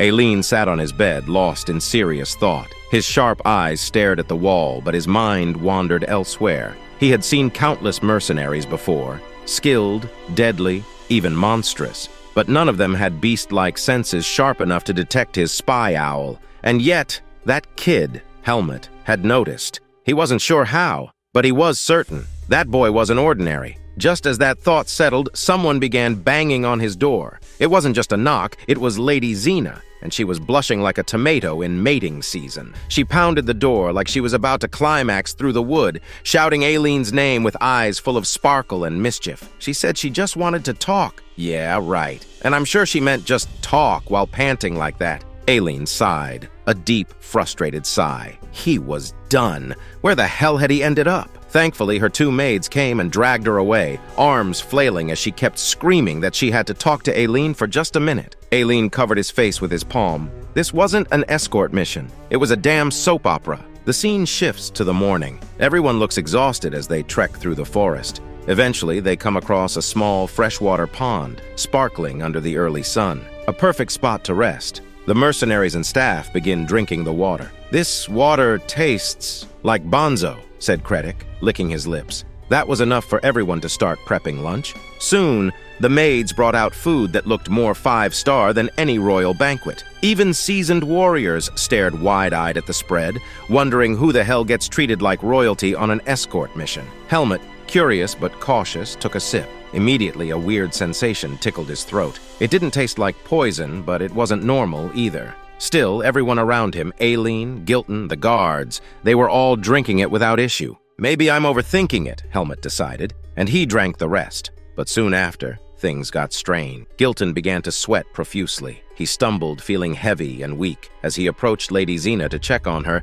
he found her slumped against the carriage wall, completely unconscious. He panicked for a moment, but a soft murmur escaped her lips. She was dreaming about Aileen. In her sleep, she was imagining being in bed with Aileen, doing something. Gilton awkwardly backed away. Well, at least she's not dying, he muttered. But then his head began to spin. He turned toward his fellow guard, only to see him collapse face first into the grass. Gilton's knees buckled, and down he went. All around, one by one, everyone began collapsing. Helmut watched it all in slow motion. He instantly tossed his remaining water onto the ground, eyes narrowed. They've come. From the shadows, a group of men emerged. Paul, Max, and the thugs of Blackhawk. One of them laughed. Damn, we spent so much money on this high-grade sleeping potion, but the mission was worth it. A Blackhawk member noticed someone was still standing. Wait, he's not asleep? Then Paul stepped forward and froze. It was him, that boy from the Peace Mercenary Guild, the boy who ruined everything,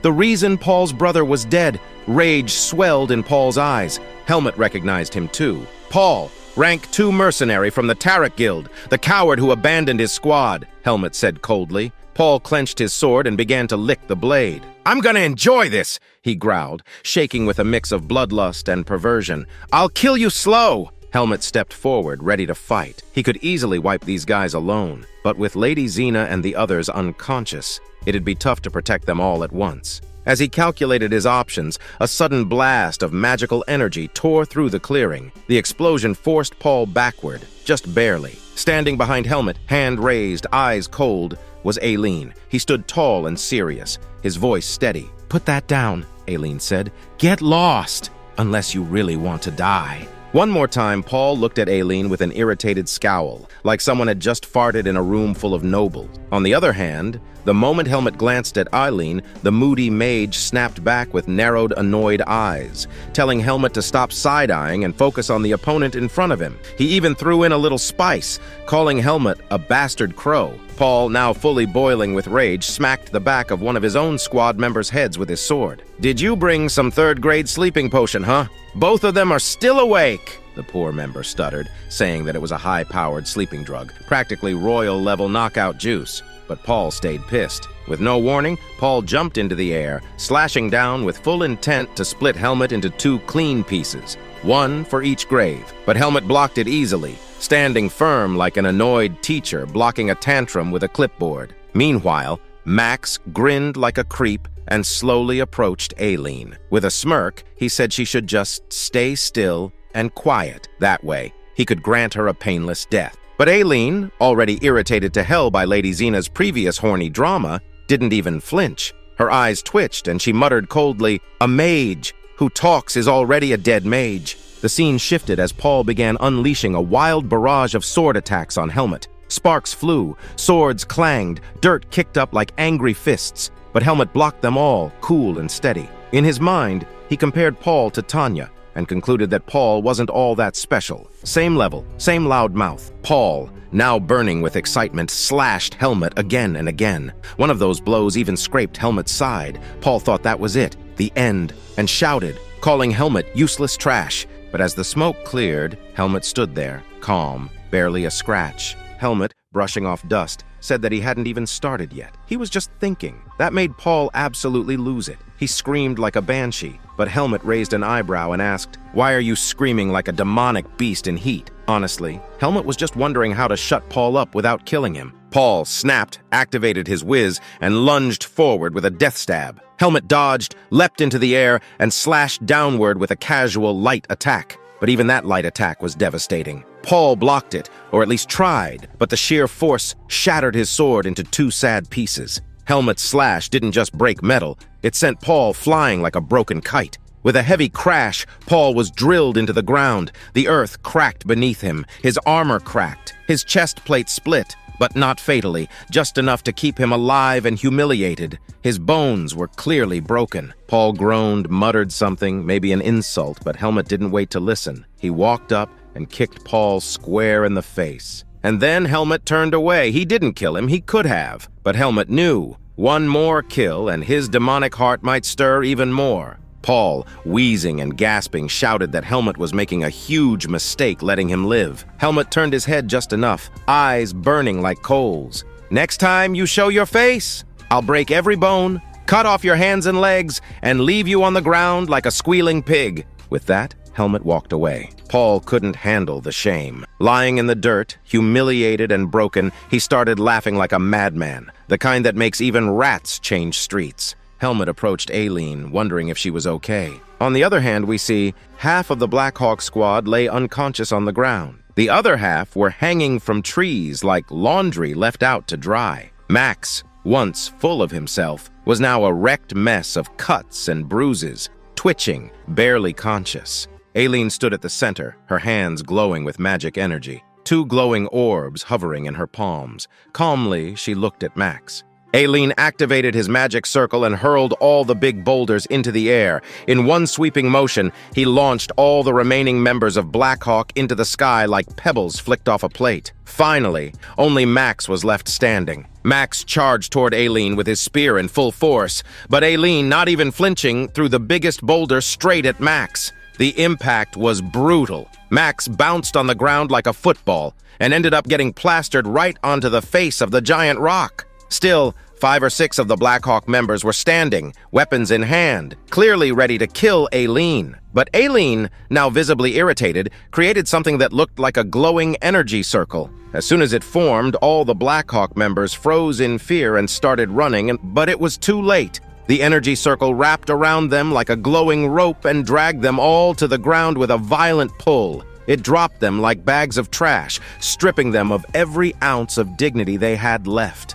Aileen then scanned the area with sharp eyes, thinking that he should at least capture the leader of Black Hawk. But as she turned to her right, she saw that the leader had already run away. Meanwhile, Max lay on the ground, clearly wrecked. His bones were probably broken in several places, and his eyes showed pure trauma. He was in shock. No one had told him during intel briefing that such a dangerous mage would be in this group, and even more shocking, that the mage would be this young. He couldn't help but wonder, when did things start to go this wrong? But then, through his blurry vision, Max saw Helmet approaching slowly, completely unharmed. As soon as he laid eyes on Helmet, Max realized something. There wasn't even a single scratch on him. That could only mean one thing: Paul was dead. That thought alone made Max's stomach twist. But when he looked at Helmet again, he felt something strange. A feeling he couldn't explain. Helmet, however, didn't even glance at Max. He simply walked away as if nothing had happened. Max stayed there, banging his head on the ground in frustration, thinking about what went wrong and how everything had flipped upside down. Meanwhile, Helmet finally reached Aileen. Without saying anything, Aileen tossed a rope toward Helmet and remarked that it seemed like Helmet was still alive after all. Helmet caught the rope and looked confused, not understanding what it was for. Aileen calmly explained that all those bastards needed to be tied up. Helmet replied that they were already restrained, so what was the point? Aileen sighed and said they needed to be tied with rope because his magic wouldn't last long. Once the magic wore off, they'd break free. He added that after they were secured, all of them would be sent to prison. Hearing the word prison, Helmet flinched, startled like a kid who just realized he could have sent his bullies to jail instead of just kicking their asses. He stood there quietly and thought about it for a moment. He remembered leaving Max and Paul behind, thinking they didn't matter. That was unfortunate. But now, he understood there was a solution. Bad people could be punished properly by being sent to prison. After that moment of internal reflection, the scene turned more serious. Aileen looked at Helmet and, with a sharp tone, asked why he hadn't slept like others. The tone in Aileen's voice was far from casual now. It was investigative. Helmet paused and replied that it was because he hadn't drunk the water. Hearing that, Aileen instantly launched a burst of magical energy straight toward Helmet's head, clearly meant to blast him, but Helmet easily dodged it. Aileen then insisted, still serious, that she had seen him drink that water with her own eyes. Helmet paused again, saying nothing at first. and then asked Aileen how she was still awake. After all, he had seen her drink the water too, so why hadn't he fainted like the others? Aileen explained that since he was a mage, he could easily purify small poisons like that. Then Helmet responded with his own theory, that maybe he didn't faint because of the strange magical protection Aileen had placed on his body. This caught Aileen off guard. His expression shifted. He asked Helmet if he could actually see the magic barrier with his naked eyes.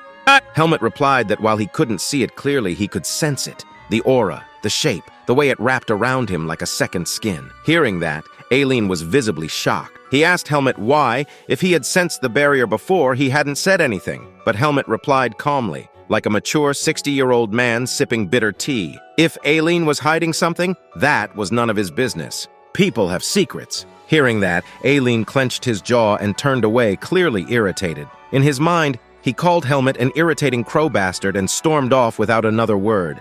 Then we see Butler. First of all, he thanks Aileen, saying that if it wasn't for him, they would have been in a lot of trouble. But Aileen just shrugs it off, replying that he did what any fellow traveler would do. After that, Aileen turns toward Helmet. He doesn't know how, but that mercenary helped a lot, and strangely, he didn't sleep either. He adds, clearly irritated, that he doesn't know why. Helmet then stands in style, striking a subtle pose. With a serious tone, he claims that medicine and poison don't affect him much. Butler nods. Intrigued, he says he's heard of people with such immunity, but it's very rare. Saying this, he cheerfully thanks Helmet. Just as Butler is about to declare what reward Helmet will receive, bam! From behind, our annoyed little princess comes running. She shouts Aileen's name and jumps at him with eyes sparkling like she just saw a life-sized chocolate cake. She grabs Aileen's hand and squeezes it hard. Then, oh boy, with glittering, almost perverted eyes, she trembles, saying that since Aileen saved her life, Aileen can ask anything in return.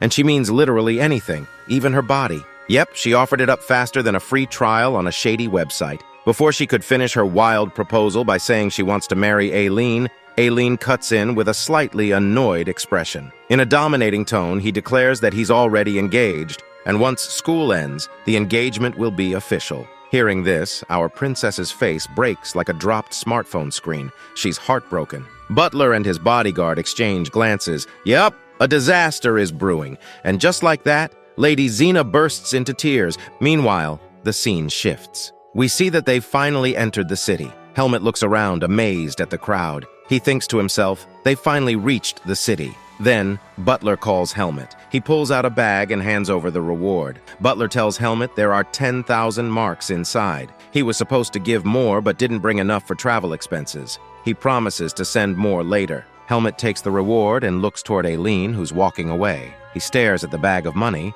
then slowly walks ahead, quietly. Aileen turns, confused. What's going on? Helmet turns back and softly says just one thing. Thank you, as he helped Helmet in a lot of ways. He walks away. For some strange reason, Aileen's face turns red. He looks away from Helmet, flustered. Helmet finally leaves the scene and steps deeper into the city. He thinks to himself, it's time to go to the academy. The scene shifts again. Helmet is now inside the city, surprised by how big and crowded it is. All the villages he'd visited before were nowhere near this size. The buildings are huge and there are so many people. It's actually fascinating. Eventually, Helmet arrives in front of Greta Academy. Most people here seem to be around his age. He wonders, how is he going to find Ethan? Finally, Helmet spots a receptionist. She's a bit clumsy looking and seems startled to see him. Helmet asks where he can find a man named Ethan. The receptionist tilts her head and asks if he means Swordmaster Instructor Ethan. Helmet nods, saying he's an acquaintance.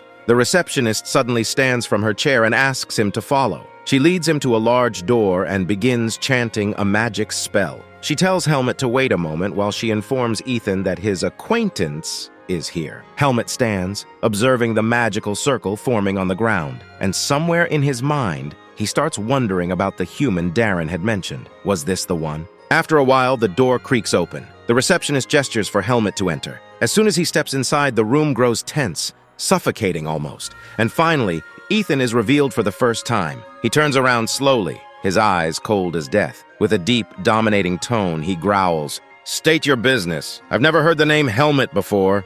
On the other hand, Helmet also sees Ethan and instantly senses the dominating aura he gives off. Still, deep down, Helmet knows Ethan isn't as strong as Darren. But among all the swordsmen and humans Helmet has encountered in this world, Ethan stands at the very top. Helmet had heard rumors that Ethan was a mercenary, and he wonders, could he be a rank 1 mercenary? Ethan, still serious, narrows his eyes and demands again to know who Helmet is. He doesn't recognize the name, nor does he know why this boy is standing in front of him now. Helmet doesn't answer right away. Instead, he calmly unsheathes his sword and places it before Ethan. Ethan's tone sharpens. He steps closer and asks, with a raised brow, what Helmet is trying to say by flashing his sword like that. But Helmet remains composed. He simply says that once Ethan looks closely at the sword, everything will become clear. Ethan's eyes lock onto the blade. At first glance, it seems like a poorly crafted weapon, nothing worth paying attention to. But then something shifts. His expression changes. His pupils widen. A chill runs through him. In a stunned whisper, Ethan utters the name, Darren. Ethan's voice cracks as he asks, "Is this Darren's sword?" And Helmet nods solemnly, confirming that yes, this was Darren's sword. At the sound of that name, Ethan takes a step back. His face turns pale. His breath shortens. Then, slowly, he walks forward, eyes locked on Helmet. With trembling hope in his voice, he asks, "Does that mean Darren is alive?" But Helmet lowers his gaze and answers honestly, "Darren passed away just a few moments ago." The words hit Ethan like a blade. His face loses all color. His eyes tremble. For a long moment, he stands frozen, speechless. Then, in a low, broken voice, he murmurs that it has been 20 years since Darren disappeared. He had sworn that, no matter what, he would one day repay the man who changed his life. He had vowed loyalty, yet never got the chance to fulfill that promise. Never got to say thank you. Never got to offer himself fully in service. And now Darren was gone. Just then, Ethan's eyes narrow again, this time with intensity. He glances at the sword, then at Helmet, and asks, "Since Helmet carries Darren's sword, does that mean he is Darren's last and only apprentice?" Helmet confirms, yes, that's correct. Now it's Ethan's turn to become serious. He straightens his posture and asks what Helmet wants from him. Helmet finally speaks from the heart. All he wants is to get enrolled at Greta Academy. Ethan exhales slowly, the weight of Darren's legacy pressing heavily on his shoulders. He responds with understanding, realizing now why Darren must have sent Helmet to him. Perhaps Darren knew Ethan would serve as a guardian, maybe even a parental figure to Helmet. It was clear the boy had no one behind him. Maybe he was an orphan. Snapping back to reality, Ethan asks how old Helmet is. Helmet, almost confused by the question, and admits he doesn't know. That stuns Ethan. He doesn't know his own age. Ethan casually curses Darren under his breath, calling him a bastard for never telling him. He doesn't even know how Darren raised him. Helmet tries to count on his fingers. After a few seconds, he concludes that he must be around 14 or 15 years old. After that, Ethan explains that as a transfer student, Helmet will need to get officially enrolled. Hearing this, Helmet asks if he'll have to take some kind of exam. Ethan pauses for a moment, thinking. If Helmet truly is a divine swordsman, the apprentice of Darren, then there's really no need for any exam at all. Hearing this, Helmet feels a strange warmth in his chest. Even in death, Darren was still helping him, guiding him, opening doors in the human world. But then, Helmet's expression hardens, his eyes lower, and he starts recalling everything. Darren had somehow ended up trapped in the forest of darkness, left to rot. And just now, Helmet learned that Darren has been missing in the human world for the past 20 years. This thought repeats in his mind like an unwanted tune. 20 years. Gone. Forgotten. And now, if people discover that Helmet is Darren's student, things could spiral out of control. He realizes that all of this, Darren's erasure, the shadows pulling strings in the dark, must be the doing of the temple. If the temple learned that Helmet carried Darren's legacy, worse, that the seeds of darkness were inside him, they'd come down on him like a pack of wolves on fresh meat. Helmet's face tightens with seriousness. He turns to Ethan and says flatly that he cannot reveal he's Darren's student. Ethan frowns. Why not? He asks, confused. Helmet replies coldly that if the truth comes out, it could put his life in danger.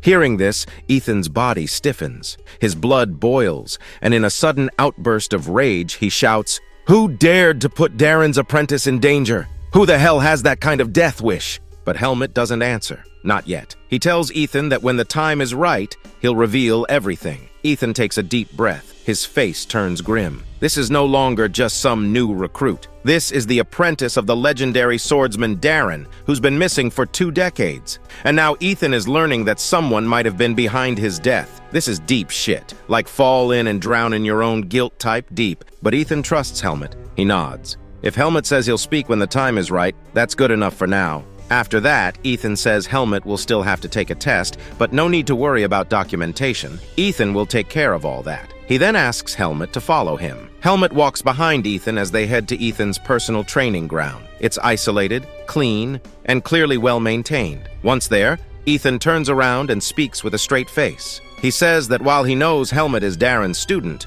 he needs to verify it with his own eyes. He has to be sure. Ethan then brings Helmet in front of a thick wooden log. Not just any log. It's from the hardest wood known in this world, nearly as hard as steel. Helmet steps forward and gently touches the hilt of his sword, but Ethan immediately stops him. He points to a wooden sword behind Helmet and tells him to use that instead. Helmet picks it up without hesitation and begins rotating it in his hand, warming up. Ethan narrows his eyes. That log, normal people can barely scratch it. If Helmet even leaves a mark, it'll be considered impressive. But if this boy is truly Darren's student, then something extraordinary might happen. On the other hand, Helmet channels his whiz straight into the wooden sword. As the aura floods into the weapon, Ethan's jaw clenches. He realized this isn't a regular boy. He is something else. With a single clean motion, a single slash, Helmet slices the wooden log in 2. Not a crack, not a dent. A perfect, clean, surgical split. Ethan's mouth drops wide open, his eyes bulge. He can't believe what he just saw. A 14-year-old boy, no armor, no metal, just a wooden sword, and he cut through a log harder than steel. For a moment, Ethan forgets where he is. He forgets he's the teacher. He's just a man watching the legacy of Darren unfold right in front of him. Holy shit. This boy could split more than just logs. Good thing this test didn't involve any virgin daughters. Ethan was still stunned. There was no doubt in his mind anymore. Helmet was truly a student of Darren. After recovering from his awe, Ethan remarked that Helmet shouldn't face any problem in the practical exam. The only hurdle left was the written exam. Hearing this, Helmet tilted his head, confused. A written exam? That wasn't something he had even remotely prepared for. The scene shifted. Time passed, and Ethan administered the written test himself. When the results came in, he stared at the paper, completely baffled. Helmet had scored either a 0 or, at best, a 4 or 5 out of 100. Ethan rubbed his forehead, trying to make sense of it. Even if Helmet had randomly guessed answers, how in the world could he get just 4 points? Helmet scratched the back of his neck and asked if Ethan could teach him, but Ethan shook his head, looking uneasy. That would be against the rules, he explained. As an examiner, he couldn't act as a tutor. If this came out, Helmet might get banned from entering the academy. To make things worse, the exam date was dangerously close, and all the elite tutors were fully booked. No one was available to teach Helmet. But then, a light bulb went off in Helmet's mind. He suddenly remembered that Aileen also studied in this academy. Without wasting a second, Helmet turned to Ethan and asked if he knew someone named Aileen. Ethan replied that Aileen wasn't just some student, he was the #1 student in the magic department. In fact, he had once scored a perfect score in the written exam, the highest in the academy's history. Helmet realized that Aileen was the only person he knew here. No one else would be willing to help him, and so he made up his mind. He'd ask Aileen for tuition. Getting up, Helmet informed Ethan of his plan. He was going to request Aileen's help. Ethan, now completely lost in confusion, sat there wondering, how does Helmet even know Aileen? Why would Aileen help him? Meanwhile, the scene shifted again. Aileen was seen calmly reading when Helmet walked up and asked him directly if he could give him his personal time. Aileen stared, bewildered. What? Why was Helmet asking him for help out of nowhere? They'd barely had a proper conversation since they met,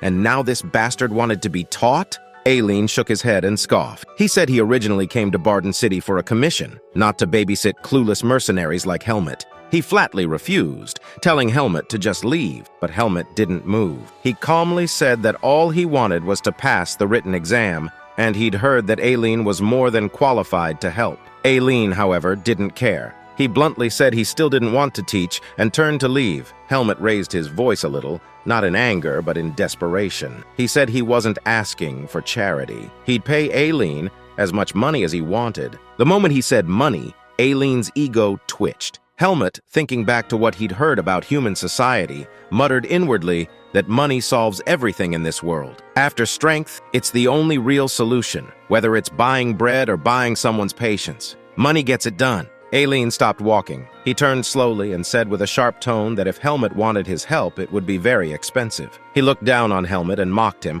asking how much a third-rate mercenary could even afford to pay. Helmet simply replied that he'd pay whatever Aileen asked. That pushed Aileen over the edge. With an annoyed glare, he demanded 100,000 gold coins. No installments, no credit, all in one go. To his shock, Helmet nodded immediately. Yes! Aileen paused, mid-step. He stared, unable to process what he just heard. 100k gold was an astronomical amount. Even for a noble, that was no pocket change. Helmet thanked him and calmly said he'd return the next day to begin studying. Aileen, stunned, asked if Helmet had heard the amount correctly. But Helmet was already calculating in his mind. The Peace Mercenary Guild had given him 90,000 gold, and the butler had added another 10,000. That made exactly 100,000. So Helmet said yes, once again with no hesitation. Still baffled, Aileen could only watch him walk away. Helmet turned back once to say, "We'll meet tomorrow," and left. Aileen stood there dumbfounded.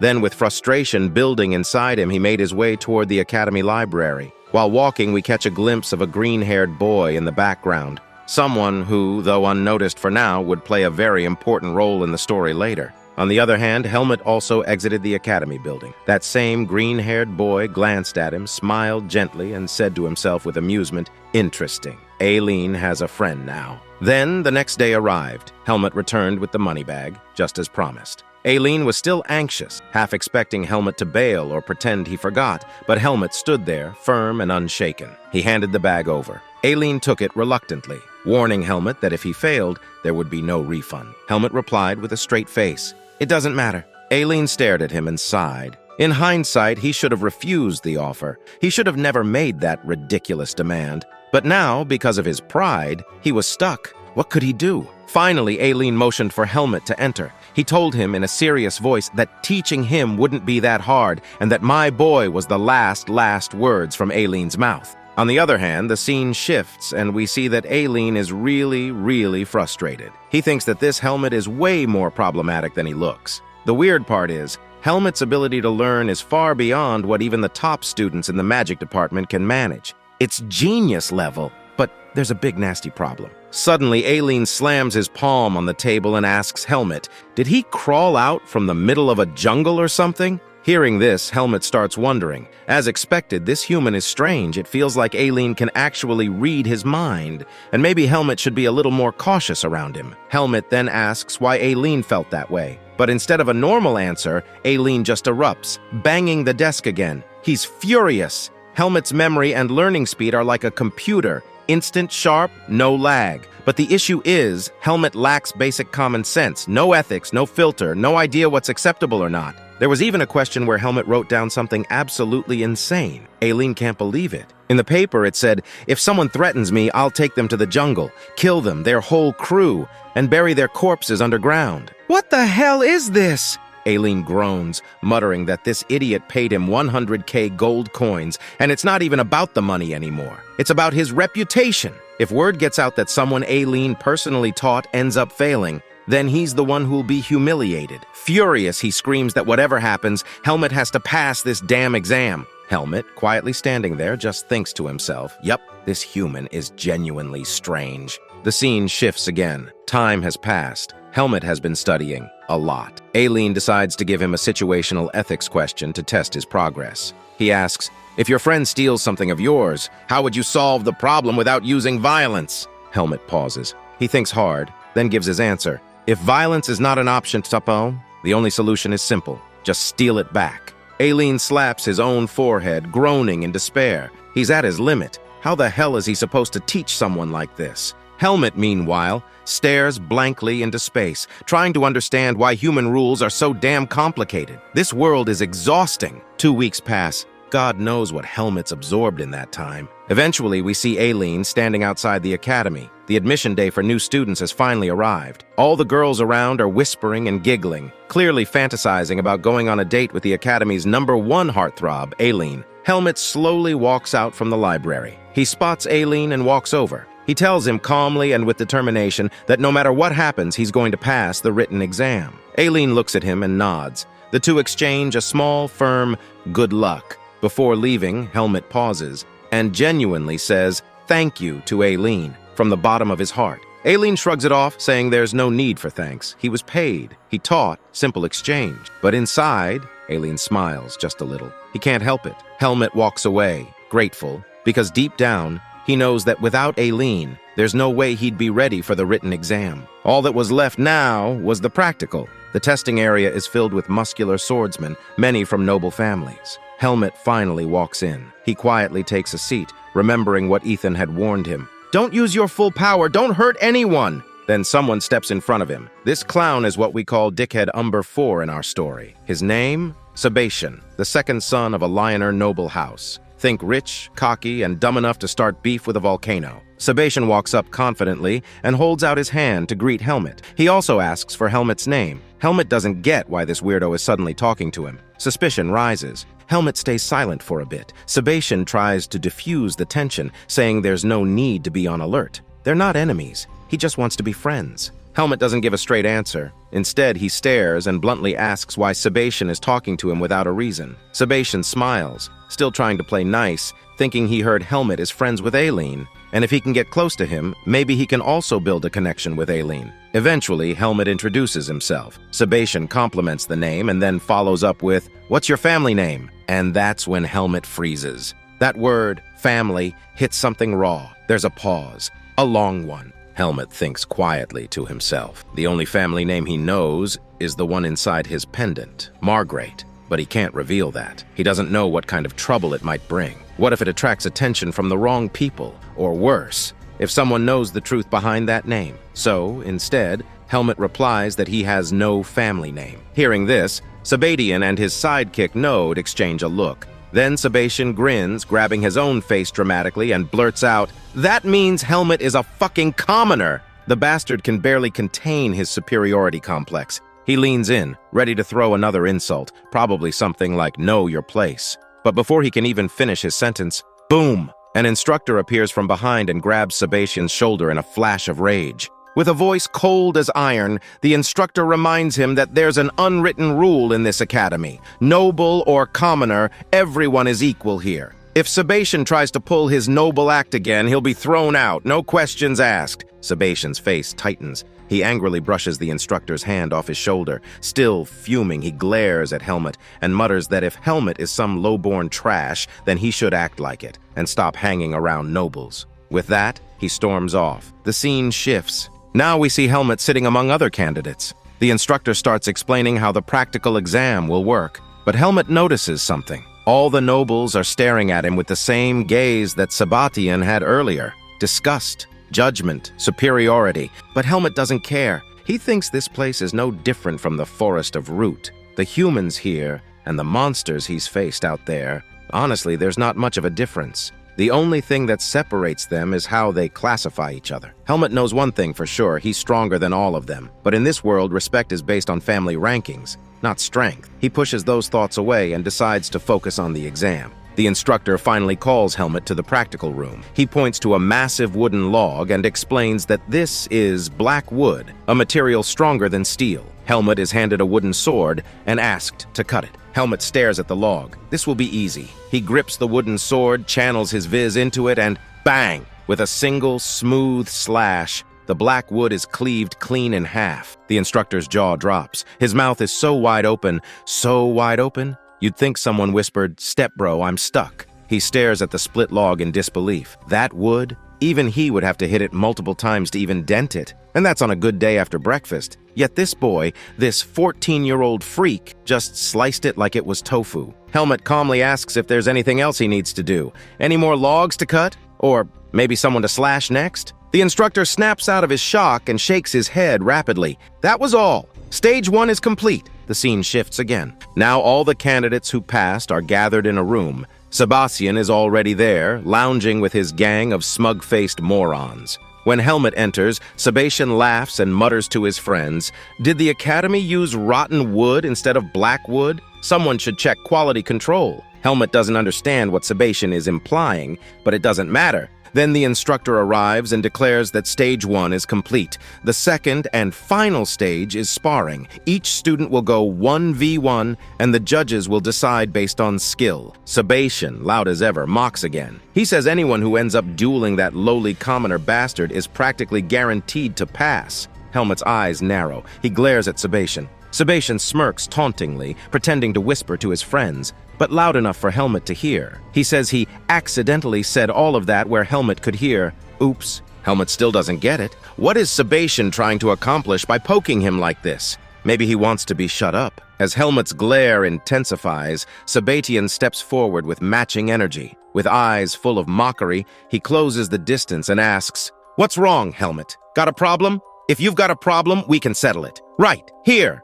Sebastian stood in front of Helmet with that same piece of shit expression, taunting him again and again. If Helmet had a problem, he should just hit him. Helmet, now genuinely irritated, clenched his fists tightly. He wondered, if I punch this clown into the dirt right now, will it end here? Will he finally shut up? But before anything could escalate further, the instructor called out Helmet's name and paired him with contestant number 8, Andrew, for sparring. Helmet turned and walked off. Behind him, Sebastian sneered and said that the instructor had saved Helmet today. If not for the interruption, Helmet wouldn't have been spared. Helmet turned back just once and gave Sebastian a glare cold enough to freeze fire. He didn't say a word, but the look was clear. "Keep going and I'll grant your wish. One punch, straight to hell." The scene shifted. We arrived at the sparring hall. 3 teachers were seated. Ethan, a female instructor named Rebecca, and another named Jack. These 2 would play major roles later in the story, though their names weren't revealed to the crowd just yet. All 3 instructors welcomed the applicants.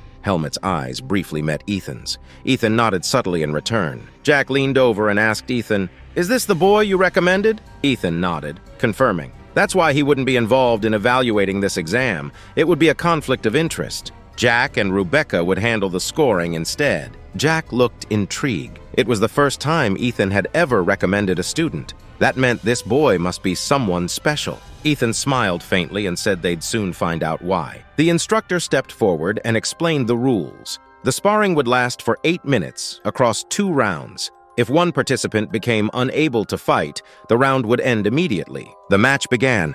Andrew, a well-dressed noble with his nose turned up so high it probably scraped the clouds, looked at Helmet with utter disgust. A commoner? Fighting him? Unacceptable. He thought of his training, polished since childhood in the greatest academies. His family's swordsmanship had been passed down for generations, and this low-born bastard thought he could stand in the same ring? He'd show him. But while Andrew was busy stroking his noble ego, Helmet vanished. And the next moment, bam! Andrew was face first on the ground, completely floored. It looked like someone just flashbanged his virgin ass from behind. Even Andrew didn't understand what had happened. His limbs refused to move. All 3 instructors sat stunned. Ethan, however, just smiled calmly. Helmet, standing tall, held his wooden sword at Andrew's neck and simply asked, "Is it over?" The instructor stepped in and declared the result. Since cadet number 8 couldn't continue, the duel was over. Andrew's eyes remained wide. He didn't even feel when he got hit. It was over before it began, just like his girlfriend's last birthday.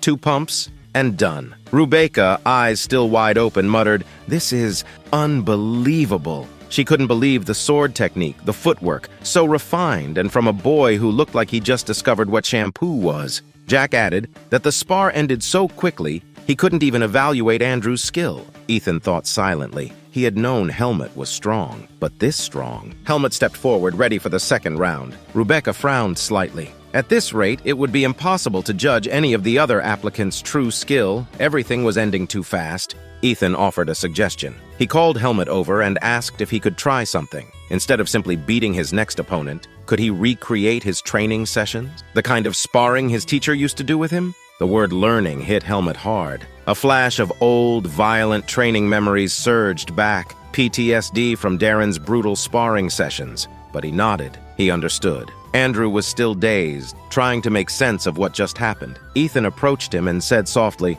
"Forget status. Forget your family. If you want to learn, then fight again. Do it with that mindset, and you'll move forward." Andrew paused. He understood and he apologized to Helmet, admitting that he had disrespected him just because of his status. He had judged him unfairly, but this time, he'd give it his best. Helmet nodded, and they got into position again. Andrew charged. Helmet easily blocked the strike and countered instantly, slashing Andrew's right and left shoulders and grazing his stomach, not to hurt, but to correct. He calmly told Andrew that his posture was off, his center of gravity broken. Andrew listened, adjusted, and tried again. Helmet blocked again, then lightly tapped his back and knocked him off balance, telling him not to dash blindly like a madman. The match turned into a lesson, one-sided, clinical, efficient. It was slaughter, but educational. Ethan watched silently. A flashback hit him hard. 30 years ago, he was a boy. Their town had been invaded by demons, and he was sure death had come. But just then, a golden figure had descended.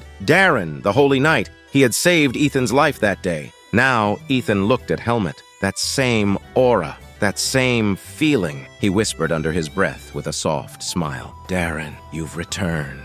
The scene shifts, and we see the instructors discussing the applicants. Jack says the applicants this year have very different skill levels. Rebecca comments that she has high hopes for a particular applicant. She wonders how strong that applicant might become. Ethan looks at a picture of Helmet and tells her that Helmet will soar. A week later, we see Helmet walking around Baden, and he enters the mercenary guild. When Helmet steps inside, he's greeted by a young boy who asks if he came to submit a request. Helmet tells the boy he's here to take one. The boy is surprised. He asks if Helmet is a mercenary, since he assumed Helmet was the child of some renowned family because of his fine clothes and handsome face. Helmet shows his mercenary papers to prove he's from Peace Mercenary. We get a flashback to when Ethan first heard Helmet had given away 100k gold coins just like that. Ethan says Aileen might have scammed him and begs, "Please don't tell me Helmet borrowed that money." Helmet explains the whole story, how he met the Peace Mercenary, Aileen, and got the 100k gold, and that it was all the money he had. Ethan realizes Helmet has so much to learn, so he decides to start teaching him about finances. Ethan tells Helmet that as his current guardian,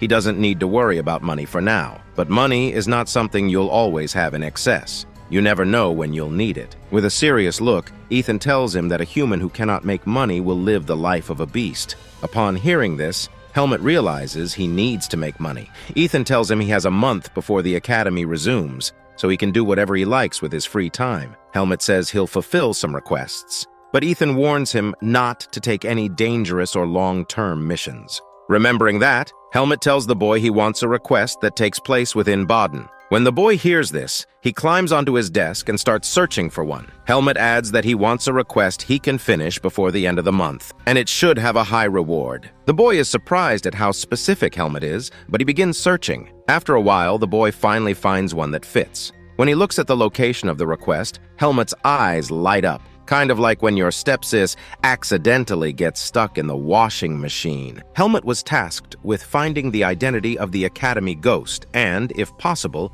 eliminating it. He accepted the request because he wanted to familiarize himself with the school's surroundings, but he quickly realized this request felt very different from the other ones he had taken. Helmet wondered if he'd made a mistake accepting it. While he was thinking, someone called his name. Helmet turned around and asked who they were. With a bright smile, a boy pointed at him and said he must be Aileen's pupil. This was the same boy who had been stalking Helmet. Creep. The boy was surprised to see Helmet had actually transferred to their academy. Helmet didn't understand what the boy was talking about and asked him to explain. The boy told him he was the first person Aileen had ever hung out with. A big deal since Aileen was the idol of the Department of Magic. He added that the relationship between him and Aileen was a hot topic. Helmet was surprised to hear this. He asked the boy if he was a mage like Aileen. The boy replied that he was a mage, but slightly different. He immediately created a magic circle, and Helmet was surprised to see such a bright spell. The boy faced his magic upward, and a creature popped out, screaming,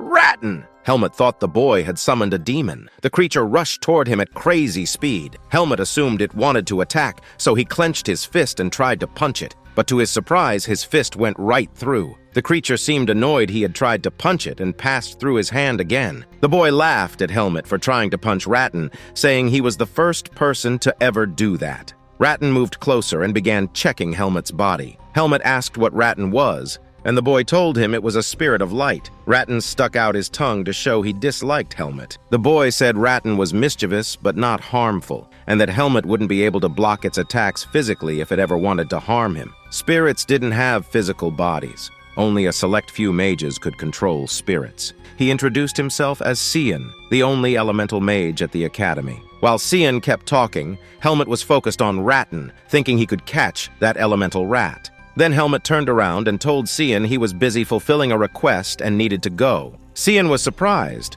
realizing Helmet was a mercenary. He immediately guessed Helmet was trying to find the Academy ghost, the only request available there. Helmet was surprised that Cian knew about it. Cian told him he knew a lot and was very interested in the case. With a smile, he offered to help. The scene shifted to Helmet and Cian arriving at a haunted building. Cian explained the ghost was last seen there. Ratten looked terrified. Cian said it was an ordinary building for the swordsmanship department, but once the ghost appeared, the place emptied out at night. As they explored, a mysterious being appeared in the hallway. When Helmet and Cian got closer, it ran away. Helmet asked if a ghost was a scary being. Cian said it wasn't, unless it was a malicious spirit enchanted with black magic. If such a dangerous thing appeared, professors would have stepped in immediately. Helmet was relieved and told Cian that if it wasn't dangerous, it would be better for them to split up. Cian was shocked. He couldn't believe Helmet wanted to leave him alone in a creepy building. Helmet argued it would be more efficient to search separately. Cian refused, saying it was better to search together. As they walked forward, Cian asked Helmet what he would do if he found the ghost. Helmet replied that he would eliminate it, kind of like deleting your search history before your stepmom borrows your laptop. As they moved deeper inside, the mysterious being reappeared, watching them from behind. In the next scene, we see Helmet and Cian searching a room in the building. Cian tells Helmet that the ghost might have already moved to another building. Helmet decides to keep searching, but quickly realizes they're not getting anywhere. There's no sign the ghost is in the building. He decides to ask Cian for advice, but when he turns around, he sees Cian trembling in fear. Cian tells him to look in front of him. Helmet looks and sees a mysterious figure walking toward them. Helmet believes this is the ghost and quickly places his hand on his sword, ready to attack. As the figure gets closer, Cian gasps when he sees its face. The being removes its cap, revealing it's Aileen. She asks, "What are you doing in the building?" Helmet and Cian can't believe the mysterious figure was actually her. Helmet hands Aileen his request paper and explains that he came to fulfill a request. Aileen is surprised. Cian tells her Helmet is trying to find the Academy's ghost and that he's assisting him. She reads the paper and notices the reward is 3,000 marks. She's even more surprised and reminds Helmet that he once casually gave her 100,000 marks. She asks if he's that broke. Helmet dodges the question, saying he's just killing time before the Academy starts. On the other hand, Cian is curious about why Aileen is here. She explains that she also got a request directly from the Academy. Helmet is surprised they submitted a separate request to her. Cian asks if she'll join them to save time, but Helmet and Aileen glare at him until he awkwardly backtracks. Aileen then says it actually is better if they search together. Cian lights up, thinking a fellow mage finally sees his point of view. He asks Helmet if he's okay with it, and Helmet agrees. The scene shifts to the three of them in a room. Aileen casts a spell called Illusion, which reveals the building's structure. They discuss where the ghost might be. According to reports, it's appeared at the lecture hall, swordsmanship training ground, professor's lounge, gym, and sparring grounds. They're currently in the lecture hall. Aileen points out that all the buildings where the ghost appeared are in the swordsmanship department. The ghost never appears in the magic department. Helmet asks if another mage created the ghost. Cian explains that if it were magic, someone would have heard the casting, unless it was a silent spell. Aileen adds that a high-ranked mage wouldn't waste their time on such an elementary prank. They conclude the ghost avoids mages because it's weak to spells. Helmet points out that it's staying in the swordsmanship department because it can't be harmed by physical attacks. Aileen and Cian are surprised he knows this. Helmet explains that Ethan once told him about a brave student who tried to attack the ghost, and his strike passed right through it. Cian is stunned. They might be dealing with a real ghost. Helmet smiles, realizing this is the first time he's shared ideas as an equal. Usually in the forest, Elga scolded him or Darian yelled at him. Even with the peace mercenaries, they never really put their heads together. Now, he sees that combining separate knowledge leads to new answers. Aileen asks if he can use Vis on the ghost. Helmet is surprised by the suggestion. He unsheathes his sword and releases a small amount of Vis, saying he'll test it if he meets the ghost. Cian immediately takes a step back, probably the same step you take when your stepmom accidentally walks into the bathroom. Cian says he's too tired to think and suggests they check the other swordsmanship buildings later. He leaves to get some rest. After he's gone, Helmet and Aileen talk. Helmet already has an idea. The ghost avoids mages, has no physical form, and is mischievous. He realizes it's a spirit, like Rattan. He asks Aileen how they can find one. Aileen says it's not easy for him to detect spirits, since he's not an elemental mage, but then smiles, reminding Helmet they already have a skilled elemental mage. And we cut to Cian running somewhere. Well, after that, nothing big happened. Cian found the ghost. Turns out it was an elemental dark-type Pokemon, so with the help of Helmet and Aileen, Cian caught his second Pokemon. Then they brought it to the guild as proof. The receptionist was surprised to hear that the spirit was the ghost that terrified the students. The receptionist asked Cian about the reason why a spirit was in the academy. Being like hell's extrovert, he was like a damn popcorn machine. Started babbling all types of theory when Aileen tapped Cian's head and asked him to stop talking. She told Cian he didn't need to explain everything to the receptionist. After sorting themselves, Helmet and the boys stepped out of the mercenary guild. Cian didn't understand why the guild wouldn't give them the reward immediately. It didn't make sense to him because he already showed them the spirit of darkness as evidence. Aileen was annoyed to hear this, so he reminded Cian what the receptionist said. Helmet needed to ensure the ghost wouldn't appear again in the academy, and to return in 3 days after they were done with verifications. Aileen asked Cian why he was so focused on the reward. He reminded him that Helmet was the one getting the reward. With a smile, Cian told Aileen he was worried about their friend. Helmet was surprised to hear the word friend. Then Cian told Helmet they now had a mutual relationship and were destined to become friends. Helmet never thought of their relationship in that way. Cian stretched out his hand and told Helmet to take care of him. Helmet remembered his relationship with Finn and realized he already had one friend before. He was happy to be getting another. Helmet gladly shook Cian's hand. Cian turned around and asked Aileen to shake hands with them. Aileen was annoyed to see Helmet and Cian shaking hands. He called them fools and walked forward in anger. Cian told Helmet they should ask their wealthy friend Aileen to buy them food. Aileen told Cian he didn't want to be involved in their madness. The scene shifts. Helmet is reading his admission letter. According to the letter, Helmet was to live on the 3rd floor in Unit 301. He didn't understand what this meant, so he asked Ethan. Ethan explained Unit 301 was the dorm assigned to him, and that all Academy students were required to live in the dormitory. He asked if Helmet was prepared to start the term. Helmet said yes. Ethan told him the entrance ceremony was tomorrow and it would be better for him to check the place he'd be staying in. In the next scene, Helmet arrives at the academy. He's surprised to see how rowdy it is, remembering how silent it was just a few days ago. Helmet finally reaches to take his dorm papers. The boy at the desk welcomes him with a smile, but when he sees the room Helmet's assigned to, his face becomes grim. The scene shifts to a student's room. The student says they're tired, wondering if they worked too hard the last few days.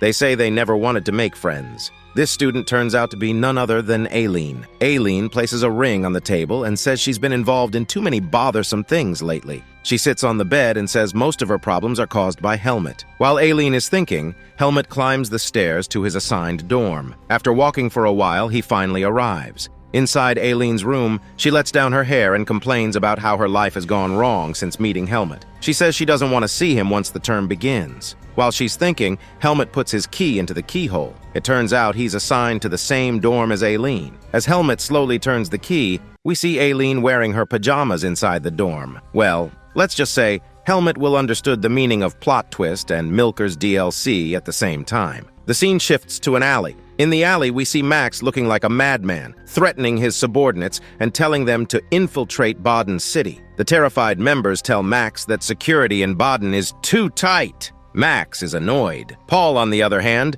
threatens to kill anyone who doesn't follow orders. Just then, a voice echoes, asking, "Who will kill who?" Max and Paul hear the voice, but see no one, so they get terrified. The voice continues, saying, "Any loser who uses the Blackhawks name for bullshit needs to get plucked out." As the voice speaks, a shadow appears behind them. Paul tries to slash the shadow, but his blade passes right through. Blood splashes into Max's eyes, and when he looks back, whoosh, Paul's head is gone. Max turns pale and starts screaming, swinging his sword wildly, but it's too late. The shadow elegantly slices his head off, too. Then we see the man, with a creepy smile and that ugly half-covered face, asking the remaining members if they have something special to say. On the other hand, the members are this close to peeing their pants. The scene shifts, and we see that Helmet has finally entered his room. He thinks that this room is genuinely very luxurious. He remembers his old days where he spent his days in the Forest of Darkness, met the Peace Mercenary Guild,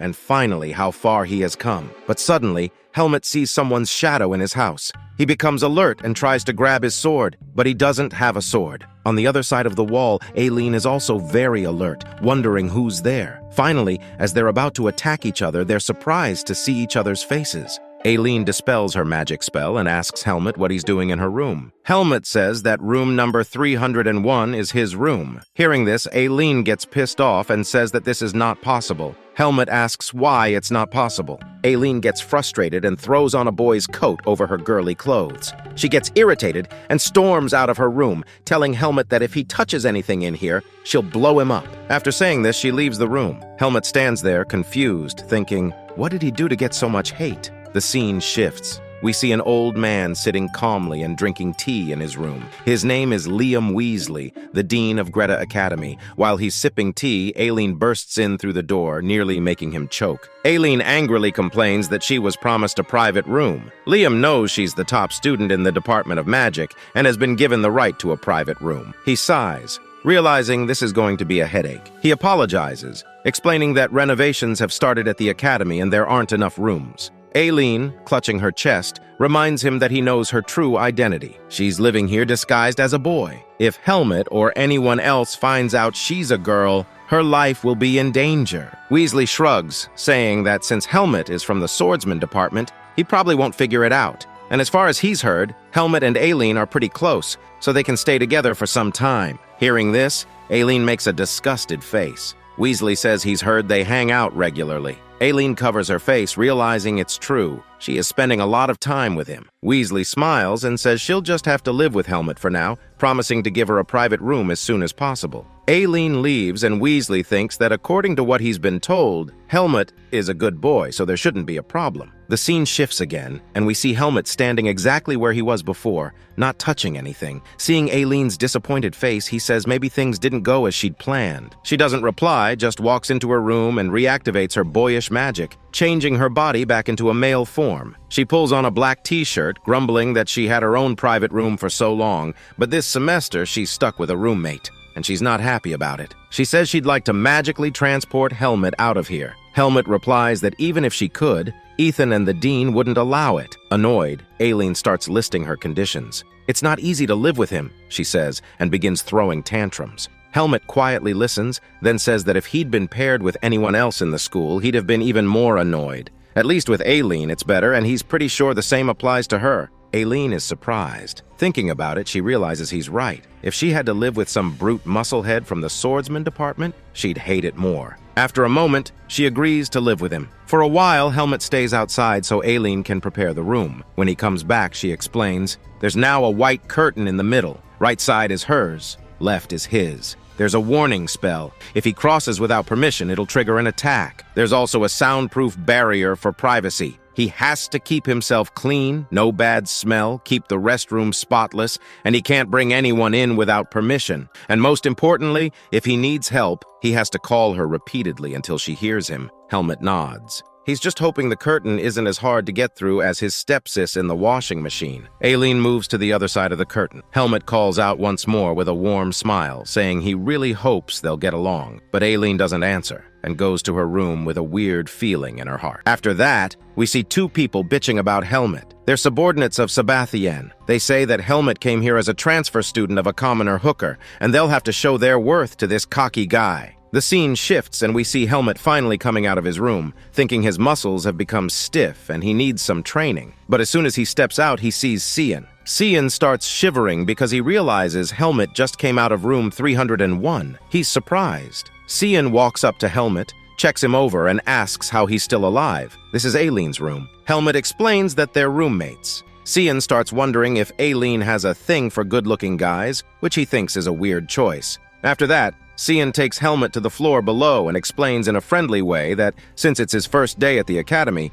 there are a few things he should know. First, whatever happens, stay away from a end-year student named Asuka. Cian calls him a mad dog. Helmet asks if it's legal to raise a dog in the department. Cian facepalms and explains that mad dog is just a nickname. Asuka is a end-year swordsmanship student who's a bit psycho. He once beat a few nobles so badly that he even bit half of one noble's ear off. That's how he got his nickname. Whatever happens, Helmet shouldn't mess with him. Helmet listens quiet. Cian heads off to his classes, telling him his room number is 307. If Helmet ever needs help, he can call him. The scene shifts again. The academy arc begins. Jack calls all the 2 ND year students to stand in a line. It's Helmet's first class. He feels a bit awkward. Jack says that after a long vacation, everyone's body must be stiff, so they're going to run 20 laps. The students complain that 20 laps is too much. Jack must be crazy. For Helmet, though, 20 laps isn't even a warm-up. Then we meet this dickhead, Aaron, one of Sabathian's subordinates. He gets annoyed the moment he sees Helmet and decides to teach him a lesson. While running, he tries to trip Helmet, but Helmet easily dodges. Aaron doesn't get it. He tries again and again, but Helmet dodges every time. Finally, Aaron gets frustrated and makes one last attempt, but Helmet's had enough. He kicks Aaron, sending him face first into the ground. The instructor yells, asking what Aaron is doing kissing grass. Aaron says his foot slipped and apologizes. Helmet just glares and runs ahead. Aaron's rage boils. After the run, everyone is exhausted except Helmet. Aaron comes from behind, trying to grab Helmet's neck, but Helmet dodges again. Aaron accuses Helmet of tripping him, but Helmet says it was the other way around. Aaron tried to trip him and failed. Aaron, furious, says Helmet is a commoner and should act like one. He warns him that in the sparring session, all the students will put him in his place, so he'd better leave. Everyone laughs at Helmet as they walk away. Helmet gets pissed. He activates his whiz and thinks, if he kills all the students and buries them in the ground, would that solve the problem? But just then, a voice comes from behind asking if someone mentioned a commoner. We're introduced to a blue-haired character who's going to be important. His name is Asuka. He gives a polite smile and asks again, did someone mention a commoner? Asuka comes down casually, cracking his neck, and says that since a long time, many people have been saying commoner, commoner, so he thought that maybe someone had a problem with him because he is the only commoner here. Sebastian comes and says, why are all the commoners in the swordsmanship department so cocky? Asuka comes in front of Sebastian and, with an arrogant and evil smile, says to Sebastian, does Sebastian want to know what a commoner does when he is pissed off? There is about to be a fight between the two, but at the same time, Jerome stops Sebastian and tells him that if a scene is created here, Sebastian's reputation will be ruined. So Sebastian gets annoyed and leaves, telling him that he is disgusted to even breathe in front of the commoners. On the other hand, looking at the scene from behind, Helmet makes an assumption. It must be the same mad dog, Asuka. The scene shifts and we see Instructor Jack about to give his next training lecture to everyone. When he finally notices Asuka, he asks in anger why he was so late to the training session. Asuka replies that he was doing personal work for Instructor Rebecca. Instructor Jack replies that today Instructor Rebecca is absent. If Asuka wants to make an excuse, he should make it prepared. Asuka doesn't understand what he means. Instructor Jack tells him that he lied about why he was late, so he has to complete 10 more laps after class, and 30 more laps because he lied. Asuka's condition worsens, but Jack asks if he has any problem. Asuka says no and leaves to complete 40 more laps. Meanwhile, Helmet finally starts his swordsmanship practice. He slashes his sword in the air while Jack observes for a while, and then leaves without saying anything. Helmet doesn't understand what kind of class this is, a class where he isn't being taught anything. Very weird. Suddenly, Asuka completes his 40 laps and says to Helmet, "Won't Helmet thank me because I saved you from those noble bastards?" Helmet replies coldly that he didn't ask Asuka for help. Asuka maintains his polite tone, extends his hand, and says that he heard Helmet is also a commoner, so he should be friends with another commoner. But Helmet notices that Asuka's hand is getting a whiz, meaning he wants to see if Helmet is strong or not. Helmet doesn't shake hands. Asuka smirks and says that Helmet has really good intuition because he was about to squeeze his hand. Helmet dodged that. Asuka places his hand on Helmet's shoulder and says that if anyone troubles him from now on, he can come to Asuka and ask for help, but he should not cling to him because they are both commoners. Asuka finds it annoying when people cling to him for help. Saying this, Asuka leaves. On the other hand, Helmet is in a very confused state. We see that Helmet is in his room and he asks Aileen, "Do I really look like someone who is perfect to pick a fight with?" Aileen is in her girly look at this point, not even trying to hide that she's a female. Anyone can tell she's a freaking female. But Aileen says while brushing her hair that Helmet is not of that type. Helmet is like a wild beast. As soon as he gets angry, he can kill anyone. But she is really proud that she taught Helmut about the ethics of humans, and Helmut is following these things. Helmut is a little sad because he doesn't understand why, even though he's clearly powerful, he is letting himself get bullied. It's like having a sword but never unsheathing it. But don't worry, guys, Helmut's badass moment is just on his way. The scene shifts. Asuka is walking in the corridor and Sabhatiyan and his friends come in front of him. Asuka doesn't say anything and just leaves. But Sabhatiyan taunts him again, saying that now that Asuka has a commoner friend, they can play princesses in the same room. And very soon, Sabhatiyan will turn those commoners into his loyal dogs. Well, Mad Dog sounds better than Loyal Dog. Hearing this, Asuka has had enough, so he slaps Jerome again, and with a creepy smile says that he's very sorry. His hand accidentally hit Jerome's head. Does Jerome have a problem?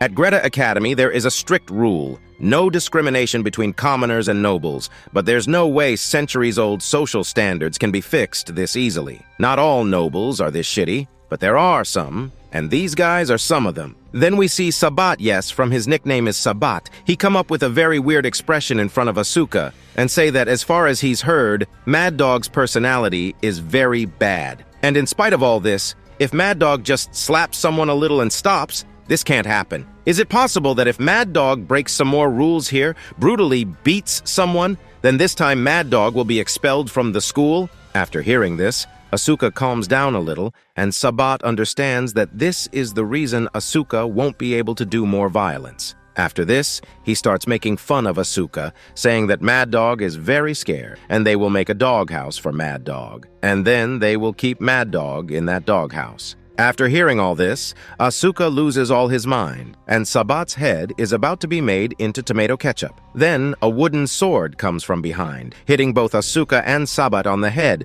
due to which both of them fall down, and it was none other than Rebecca. And damn those thick K. After seeing Rebecca, the first thought I had was, smash! What do you guys think? Comment below. Rebecca asks them if they have come to learn swordsmanship or to become thugs. But after hearing this, Asuka shouts at Sabat, points at him, and says that they were the first ones to start. But before Asuka could say anything more, Rebecca slaps Asuka on the head and says that she had repeatedly told Asuka not to get into trouble, and he was about to get into trouble again. On the other hand, Rebecca warns Sabat that this is Greta Academy. Here, everyone is equally judged on the basis of their skills. If someone acts too noble, she will complain to the principal. Sabat suddenly acts like a good kid and apologizes. On the other hand, Asuka is still glaring at Sabat. Professor Rebecca slaps Asuka on the back, and Asuka asks her what the problem is. Rebecca screams at Asuka in her normal tone and says that for God's sake, can't he control his anger?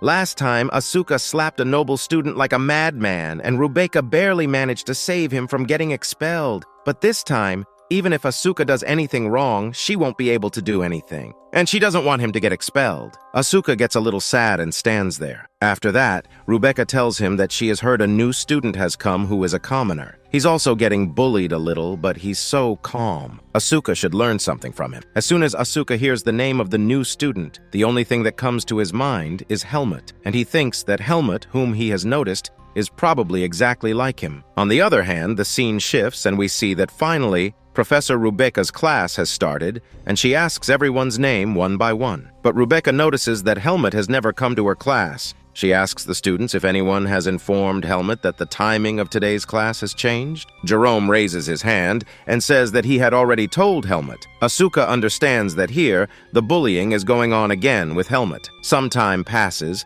and we see that Helmut is finally brought to the class. Rebecca asks him in anger why he's late. Helmut says that he didn't even know the timing of the class had changed. But Jerome says that he had clearly instructed Helmut and told him the timing had changed. Hearing this, the professor asks Helmut again, did anyone really tell him the timing had changed? Helmut pauses for a while, notices Jerome's threatening glare, and also sees all the nobles laughing. This means they had planned to bully him. Rebecca also understands they've trapped Helmut, so she asks him again if anyone informed him. Helmut can be honest here, but Helmut just casually says that he was informed. He just slept a little, so he couldn't come on time. Hearing this, both Rebecca and Asuka are surprised, and Jerome starts laughing. Professor Rebecca unwillingly punishes Helmut, saying that because he came late, he will have to be punished after class. On the other hand, Asuka is very disappointed. He had thought that Helmet might be a Chad like him who won't bow down in front of nobility, but Helmet turned out to be nothing but a loser. After that, the class starts.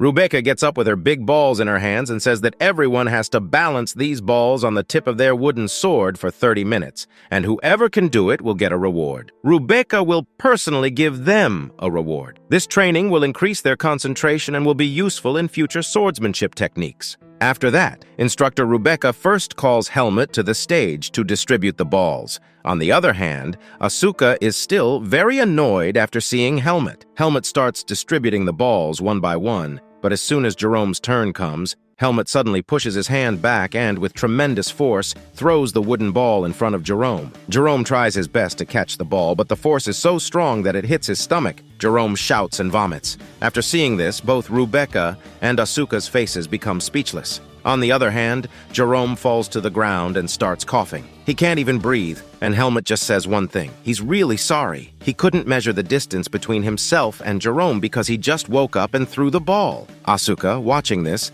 thought maybe Helmet wasn't a loser after all. He is even crazier than him. At that moment, he became Helmet's first fanboy. After that, the scene shifts and we see Sabat training the swordsman. We also see that Jerome has a very severe bruise on his stomach, and he is absolutely pissed off. Jerome says that he will not leave Helmet alive, but surprisingly, all of a sudden, Sabat tells all his subordinates, while training the swordsman, that they have to treat Asuka and Helmet very kindly. Hearing this, his subordinates get angry and say that even after all this, Sabat is not backing down. But then, out of nowhere, Sabat gives a smirking smile. An evil aura comes out of him, and he says that he will not leave Asuka and Helmet alive for a few days. On the other hand, the scene shifts, and we see that Cian comes to Helmet's room. He says that he has heard Helmet is stuck in some problem, that he has been bullied and even punished. So he has come to check on him. But then we see Helmet giving a very satisfying smile. Literally, a golden sparkle is coming from his face. Cian does not understand what is going on, so he asks Aileen, saying he thought Helmet would be sad. But looking at Helmet's face, it seems like he has really had great after-spa extra service. On the other hand, Aileen asks how Cian came into the room without her permission. Cian says that this room belongs to Helmet as well, but Aileen says that he cannot come here without her permission. Cian says that Aileen likes only good-looking people, and that's why she's allowing Helmet to enter the room. But before he can say anything more, Aileen gets very angry and smacks both Cian and Helmet with her pillow, throwing them out of the room. On the other hand, Helmet is still giving that golden, sparkling smile, and Cian doesn't understand what to do. After some time, we see Cian is still creeped out by Helmet's sparkling smile. He tells Helmet that no matter what happens, he should not become a mad dog like Asuka. Helmet tells him that he will never do this, and he will never do anything that would cause Ethan to feel embarrassment. Helmet thinks to himself that he is so happy, because for the first time, he solved his problem in a human way, without killing anyone. Cian asks Helmet what his plan is for the evening. Helmet says that he has to go to Professor Ethan's house for dinner. Cian asks if he can also come with him. Helmet says yes, and Cian runs away from there babbling something. On the other hand, Helmet thinks to himself, has he really done the right thing by saying yes to Cian? Because Cian is a very weird person. The scene shifts again, and we see Anton sitting in Blackhawk's branch. His subordinates bring him a lot of papers. These are kill orders, given to Anton. There is one name among them that troubles Anton a lot. Anton tells his subordinates that deep research should be done on this name, and all the details should be given to him, because he has a very bad feeling about it. And that name belongs to Helmet. After that, the scene shifts and we come to Asuka. Asuka is eating BBQ meat and thinking about Helmet. He never thought Helmet would be crazier than him, and he laughs, remembering how Jerome's face looked at that time. Totally priceless. But after a while, Asuka notices that someone is following him. As soon as he enters a quiet hallway, he realizes he's surrounded by people. He reaches for his sword and then realizes he doesn't have it. He left it at the shop to get repaired. All of them have swords. They're armed and ready. Asuka thinks he's trapped in deep shit this time. He doesn't even know which family he's pissed off, but that family has some serious guts if they're bold enough to try and murder him in the middle of the city. After that, Asuka shouts loudly, "In the name of Professor Rebecca, Rebecca needs help!" Hearing this, the assassins look around, thinking the professor is actually coming. Taking advantage of the confusion, Asuka dashes toward them. Channeling his inner John Wick, he grabs a BBQ stick, jumps on one assassin's shoulders, and stabs the chopstick straight into the guy's neck, killing him instantly. Then he bolts. All the assassins start chasing him. Asuka runs until he hits a dead end. Surrounded, he says only one thing: fuck. On the other hand, the scene shifts, and we see a grand dining table loaded with food. This is Ethan's house. Ethan asks Cian if the food is good. Cian politely answers that the food is delicious, and the mansion is even more beautiful. Professor Ethan is even better. Helmut is shocked to see that Cian can actually talk like a normal person. Ethan, on the other hand, is happy to see that Helmut has finally made a friend. After that, Cian suggests that after dinner, they should go to Baden City. Helmut refuses, saying he has to train, but Ethan agrees right away, saying it's a great idea. Baden City is huge, and it would be fun to go with friends. Helmut sighs, frustrated, but without much choice, he heads to the city with Cian at night. On the way, Cian says he's genuinely curious about how Helmut can live in a room with Aileen. As far as Cian knows, Aileen's personality is nasty, but Helmut says there's nothing like that. Aileen talks politely with him. Hearing this, Cian summons his elemental Pokemon and starts telling Helmut about his past trauma. He once had to share a room with Aileen for a group project, and she completely drained him. She harassed him to her heart's content, didn't let him sleep for 3 days straight just to finish the project, and left him half dead. So Cian says that since Aileen agreed to live with Helmut, maybe Helmut could ask her to be Cian's friend too. But suddenly, Asuka appears behind Cian like a ghost. Cian freezes for a moment, then starts screaming like crazy, hiding behind Helmut. Asuka is badly injured. His hand is cut. Slowly, all the assassins appear in front of Helmut and the group. Cian doesn't understand who these people are, but Helmut sees the red badge on their clothes and instantly knows. These are Black Hawk assassins. His face turns serious. Asuka explains that he doesn't even know who they are. They just want to kill him in the middle of the city. Cian is shocked, but Helmut steps forward with slow, heavy footsteps, pulling out his sword. He tells the assassins that this is perfect timing because he has a question for the members of Black Hawk. Seeing the serious and dark tone of Helmut, Cian gets a little chill down his spine. On the other hand, Helmut thinks that Black Hawk is a very dark organization, and they must not have come here just for Asuka, a mere academy student. Somewhere, these Black Hawk guys must have come here while tracking him because Helmut had killed some Black Hawk members a while ago. So Helmut cannot leave these Black Hawk guys. He must find out how much information Black Hawk has about him. On the other hand, Black Hawk members ask what to do with these people. Black Hawk's leader tells them that their target was Asuka, but now that more students have come, they have to kill them all and erase all evidence. One of them comes to cut Helmut, but he easily dodges the sword stab and cuts the man's hand in one shot. The member behind him gets kicked by Helmut, and his sword is thrown into the air. The sword jumps very high, and in its reflection we see Helmut, single-handedly, like squeezing bugs, cutting the hands of all the members, removing their right hand. Damn! Now they can't even play with their little baby anymore. Helmut so easily incapacitates all the members, brutally, but without killing them. Seeing this, Cian is shocked, and even Asuka is surprised that Helmut could defeat such cold-hearted, professionally trained assassins so quickly. If Asuka had a sword, he still wouldn't have been able to fight such assassins. If Helmut is this strong, then how could he be underestimated before? On the other hand, Helmut notices that his seed of darkness is not reacting yet, meaning that until he kills someone, it will remain intact. From behind, Cian says it's good Helmut only incapacitated them, otherwise he would have had to activate his elemental magic. Saying this, Cian is clearly scared. Cian asks, "Who are these people?" Helmut replies, "They are Blackhawks, a dark organization that can do anything for money." Asuka says they need to find out who hired them, and he has an idea who is behind it. He suggests handing them over to the school, but Helmut isn't in that mood. Slowly, his demon lord aura calms down, but he says in a threatening tone that he knows exactly how to make them talk. First, remove their nails,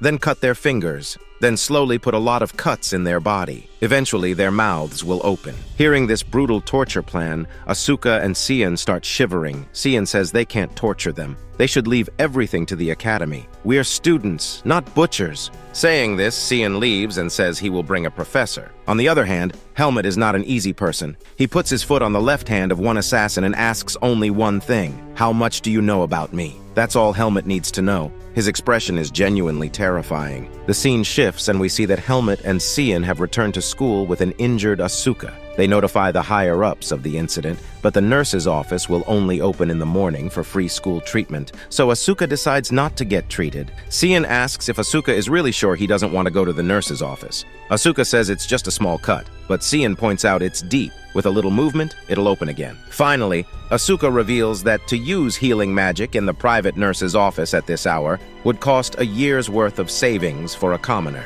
In reply, Cian gets an idea for how to get Asuka treated for free. The scene shifts. Helmet and the gang stand outside Aileen's room. Cian, with a kind smile, says hello. Thank God Aileen is still awake. Aileen, frustrated, says that if they don't explain why they're here, she'll use wind magic to throw them all out of the school. Asuka looks at Aileen and says, "Who the hell is this girl-looking boy?" Hearing this, Aileen is about to activate her magic. Cian quickly tries to calm her down and asks if she can please help them this time. But Aileen is this close to blowing them away when Helmet politely asks, "Aileen, can you help us this time?" Hearing this, Aileen calms down, puts her hand on her face, and invites them inside. Seeing this, Cian realizes that, for some reason, Aileen listens to whatever Helmet says. But then, with a smirking smile, Aileen asks Helmet, "I'm only letting them in because of you, but I can't heal them for free. What will I get?" Helmet says, "Whatever you say, I'll fulfill one wish, and that wish can be anything." Hearing this,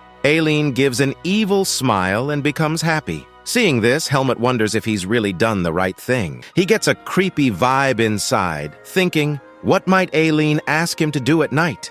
The scene shifts, and we see that Aileen instantly heals Asuka's scar on his body. As soon as she heals him, his skin becomes baby soft, starts sparkling, and he also gets creeped out. How did his body become so smooth? He didn't want to thank Aileen, but he takes his jacket and says the same thing. He says that Aileen, that pretty dude, has really decent skill, and he leaves. Aileen gets annoyed again, saying, "Did I really need to treat that socially unpsychopathic brat?" But Cian says that whatever he looks like, Asuka is the top swordsman, and in the future, he can definitely help Aileen. Aileen asks, "How?" Cian says that all the strong people of the academy will work in different sections, so if they form a group now, in the future, they will definitely help each other. Well, Aileen and Cian don't agree. Cian is trying to explain not to take relationships for granted. No one knows which friend might help them in the future. They start to argue again. On the other hand, Helmet wonders what relationship really means. The scene shifts, and we see that Principal Weasley gets very upset and reveals to Helmet and his group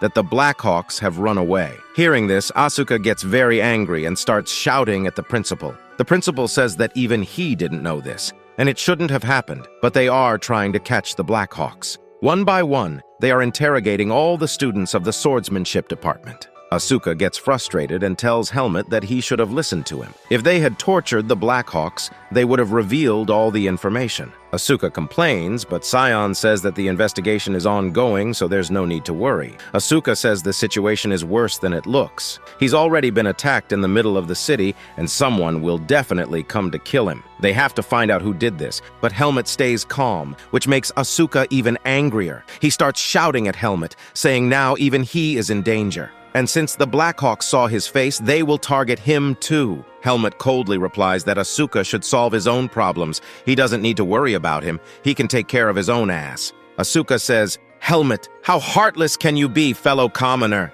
But Helmet replies, "Just yesterday you told me not to cling to you, Asuka." Cian asks the boys to stop being rude to each other. He tells them he needs to go to class, and not to worry because the academy will take care of this issue. After Cian leaves, Helmet walks forward. Asuka asks Helmet what he wants to do. Helmet tells him he needs to train. Asuka is surprised. He didn't take Helmet to be the hard-working type. As Helmet continues walking, Asuka follows from behind. Helmet stops and turns around, asking why Asuka is following him. Asuka says he isn't following him. They just happen to be going in the same direction. He tells Helmet to continue walking. As they walk forward, Asuka tells Helmet that he is quite skilled. He asks if Helmet doesn't get pissed when those nobles act high and mighty when they're nothing but trash with status. Helmet glares at him, thinking right now Asuka is pissing him off though. Helmet tells Asuka he doesn't intend to act crazy like him in return. Asuka laughs, saying, "Then what was that ball throw at training?" Whatever the reason, Helmet, you're also a target now because of that. He advises Helmet not to try to suppress or dominate the nobles with strength. Even though Asuka is the top student,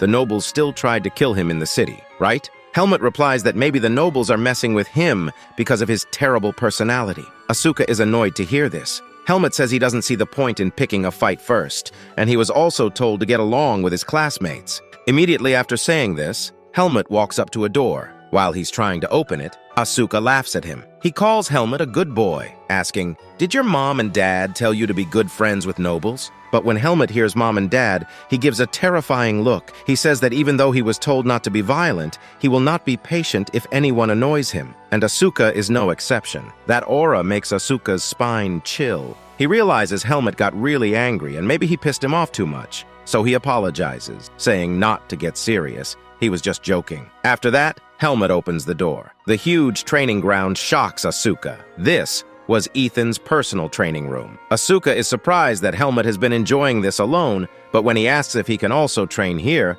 Helmet kicks him out. Asuka is left standing there thinking, cold-hearted bastard. On the other hand, Sabat and his group were in tension as heavy checking and interrogation was going on, and he was sure Asuka had told their names. But Sabat told them not to worry, as their families would make sure their info would not get leaked, that they were the ones who did this. The next day, Professor Rebecca announces that a practical sparring session is going to be held in a week. But the problem is that Helmet does not have his own textbook. He has never bought a textbook, and he does not have money to buy one. And he does not want to tell Ethan that he has no money. So he comes to Aileen to ask for help. Aileen asks what the problem is. Helmet goes to the bank to withdraw money, but Helmet tells her that he is broke. He does not have a single rupee. Hearing this, Aileen gets shocked. She realizes that Helmet once had 100k gold coins, and all of them he had given to her. So Aileen tells him, what is there to worry about? Helmet follows Aileen, and Aileen buys a book for him. Then the scene shifts. We see that Aileen, Helmet, Asuka, and Sion have come to the market together, and Aileen is thinking, where am I stuck with these four? She had planned to come to the market alone with Helmet. Then a flashback is shown. On the way, Sion and Asuka meet. When they come to know that Helmet is going to buy a book, they also follow him. They say that they also have to go shopping. After that, Helmet, Asuka, and the rest of them have fun all day long. They also buy books. At the end of the day, Helmet thinks, are these what personal relationships are? Are these what friendship is? Helmet comes home thinking all this. But Aileen warns Helmet. This time she has given money for the book. In fact, she also fed and gave money to both of Helmet's friends. But Aileen strictly warns that if Helmet's book is lost or torn, she will not give money again. Helmet promises that he will keep Aileen's book safe like a treasure. However, that promise does not last more than a day, because as soon as the next day comes, we see that Helmet is furious, because his book is missing from his locker. In fact, not only Helmet's, but also Asuka's book is missing. Helmet gets so angry that he grabs his locker and cracks it. Yep, they are dead. Next chapter. Rest in peace. Finally, the day of sparring comes. Instructor Jack instructs everyone that they will spar with each other. The instructor will personally check their level, and then they will be assigned grades. On the other hand, we see that Sabeth comes to Asuka and starts taunting him, telling him, will Asuka fight a weak opponent to get good marks out of fear, or will he fight with his commoner friend alone? Basically, Sabeth is provoking Asuka to spar with him. After that, we are shown a flashback where Sabeth is telling Aaron and Jerome that he knows he won't be able to defeat Asuka, so he will provoke him a lot. Because of that, Asuka will attack him first. In the beginning, Sabeth will get beaten up a little, and then he will use his Viz. Hearing the name of Viz, Aaron and Jerome get surprised, but Sabeth says that it will be self-defense. He'll show that Asuka is already a psycho type who wanted to kill him, so in self-defense, he will activate his Viz and break Asuka's limbs. In fact, he can even kill him. Jerome is about to say that maybe this plan won't work, but Aaron cuts him off, saying it's a very good plan and he is also with him. Aaron tells Jerome that if he doesn't want to be part of this plan, he can stay away, but he shouldn't interfere. In fact, Aaron says he wants to spar with that Helmet bastard personally. He knows Helmet won't be as powerful as Asuka, and from the beginning he didn't like Helmet. In the sparring session, he'll teach him a lesson. On the other hand, Sabeth is very excited for the sparring session. On the other hand, Jerome looks like he knows something, as that's why he is hesitating. Back to the present. Asuka is genuinely pissed off, and Sabeth is very happy because his plan is working. Suddenly, the entire sparring session becomes quiet. Everyone starts watching the match. But suddenly, Sabeth starts sweating. He doesn't know what's going on. Asuka, like a wild wolf, just glares at him and the pressure is terrifying. After this, Jerome is shown. and he says that he already tried to warn Sabeth, because Asuka is not a normal student. Asuka is like a wild hound. Sabeth won't know, but in his first year he had defeated 10 more powerful nobles than Sabeth without even using Viz, which means Sabeth's plan won't work. After this, Asuka dashes towards Sabeth. Sabeth tries to block, but Asuka changes the direction of his left attack and slashes Sabeth's shoulder. That slash is so heavy that Sabeth almost becomes unconscious for a second. It was hard to breathe and falls to the ground. The entire room becomes silent. With a smirking smile, Asuka says, "Where did Sabeth's big, incompetent mouth go? Into his ass? Why isn't he speaking?" On the other hand, Sabeth can't even breathe due to the pain. He thinks his left hand is broken, but he realizes it's his collarbone. He stands up and decides to use his Viz for self-defense and kill Asuka. But before he can stand up, Asuka breaks his right hand. Then Asuka slashes Sabeth's face and breaks his teeth. With a barrage of attacks, Asuka slashes through all his bones again and again and again. When Sabeth is about to surrender with a smirking smile, Asuka punches his stomach and drops him to the ground. Asuka taunts him. "Can't you show me half the persistence you were showing while babbling your mouth all the time? If you say surrender even once, for each word I'll hit you in the stomach 3 times. On the other hand, the scene shifts and we come to Helmet. This sparring session is happening in another room. Aaron taunts Helmet, saying he looks scared and doesn't need to worry since his commoner friend is around. On the other hand, Helmet stands up and says coldly, "You better worry about yourself." Once again, we come to Sabeth. He gets beaten up so badly that as soon as he opens his eyes and looks around, he realizes all the nobles are looking down at him. Sabeth is unable to bear this insult. He stands up and activates his whisk, aiming at Asuka's neck to kill him, but Asuka also activates his Viz. He jumps into the air, dodges the attack, and slightly slashes Sabeth's back and chin, dropping him to the ground. Asuka announces with an excited smile that because Sabeth has broken the rule, if he cuts Sabeth's hand and leg in self-defense, then it will be considered self-defense. He converts his whisk into a wooden sword and prepares to kill Sabeth. At the same time, the instructor intervenes and stops him. The instructor says that the duel is already over, and Asuka doesn't need to go so overboard. The instructor scolds Asuka, saying that it was fine until self-defense, but after that, Asuka shouldn't have attacked Sabeth again. He says, "Asuka, you're a top student. Does such behavior suit you?" But in the middle of this conversation, Andrew comes and calls the instructor. The instructor says, "Andrew, can't you see I'm in an important conversation?" But Andrew looks at the other room and says, "Should they really be left alone like this? Is it okay to not stop these guys?" We will get to know what they are talking about later. Then we see a flashback where Aaron tells Jerome that they shouldn't stay with Sabeth because everyone knows Sabeth tried to kill Asuka using Blackhawk. Because of this, all the nobles are not liking Sabeth. He has already lost his honor by using Blackhawk to kill a commoner. In fact, Aaron says, it would be better if all 3 of them are killed in one shot. Sabeth will also leave the academy soon, because the academy will know he has done all this. Butte before that Sabeth will already injure Asuka and throw him out of the academy. And then Aaron says that he wants to teach Helmet a lesson too,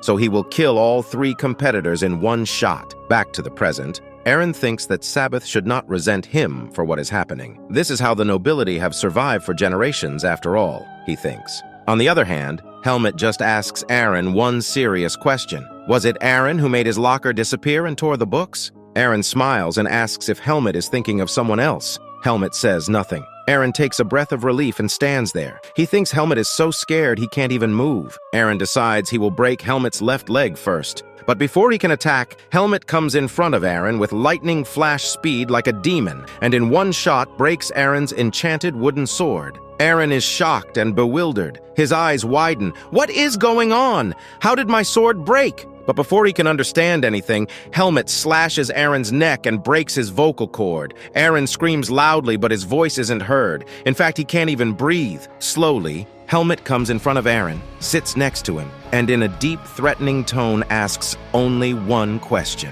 On the first day of class, Aaron, you asked me a question. This time, I'll ask you one. Do you think your noble status will protect you outside the academy, huh? Do you think your noble status will bring back death from the afterlife? Aaron's condition worsens. He gets so scared as if he has seen a demon lord. He tries to cry, but no sound comes out. He looks at Helmet and thinks, is this bastard really a human? Who the hell is he? But Helmet doesn't stop there. First of all, he puts his foot on Aaron's right hand and presses hard, breaking it. Then he grabs Aaron's collar and lifts him up. He is about to crush Aaron's neck when Instructor Jack calls out Helmet's name and orders him to stop. Helmet turns back, and for a second, even Instructor Jack gets scared. The whole classroom becomes quiet. Finally, Helmet calms down because the seed of darkness had overtaken his consciousness. The unconscious Helmet lets Aaron drop to the floor, where Aaron has already peed himself out of fear. Meanwhile, Helmet gets a little worried and thinks, was I really going to kill Aaron? After that, the scene shifts and we see Instructor Jack scolding Asuka and Helmet.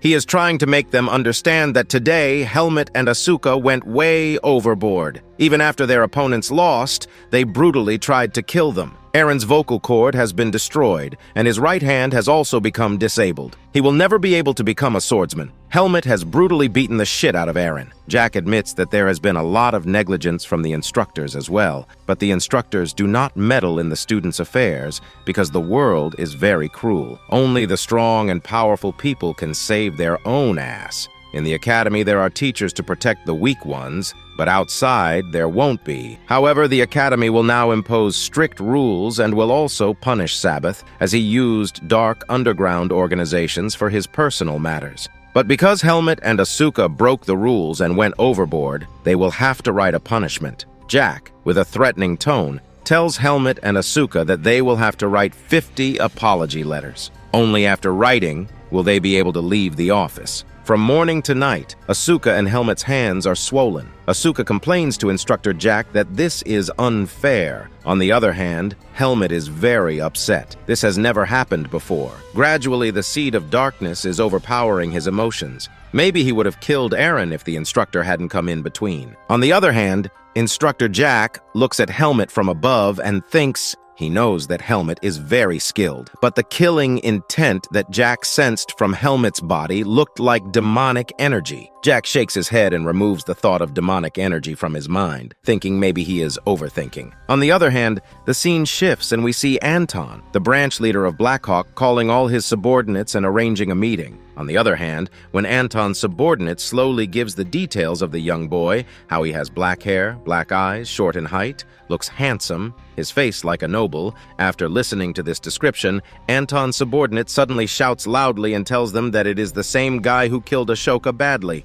Anton's right-hand man tells that the boy's name is Helmet. He is a member of the former Peace Mercenary Guild and is probably more powerful than Rank 2 mercenaries. Some time ago, he slaughtered and massacred 5 elite Blackhawks in the jungle. Anton orders his subordinates to get as much information as possible about Helmet. On the other hand, Anton makes a serious face and says that maybe that person will have to come here. Maybe they will be able to see that person. We will get to know who this person is later. On the other hand, the scene shifts and we see Helmet enter his room, looking tense. From behind, Aileen says that Helmet is late. Helmet says he thought Aileen would be sleeping, but Aileen replies that this is her room, and if even a fly comes inside, she will know. Then Aileen says she has heard Helmet smashed some people badly. He must have felt good after beating the shit out of the bad guys. But Helmet was still sad. He doesn't say anything. First of all, Helmet apologizes to Aileen that the textbook she gave him was lost. And like he promised,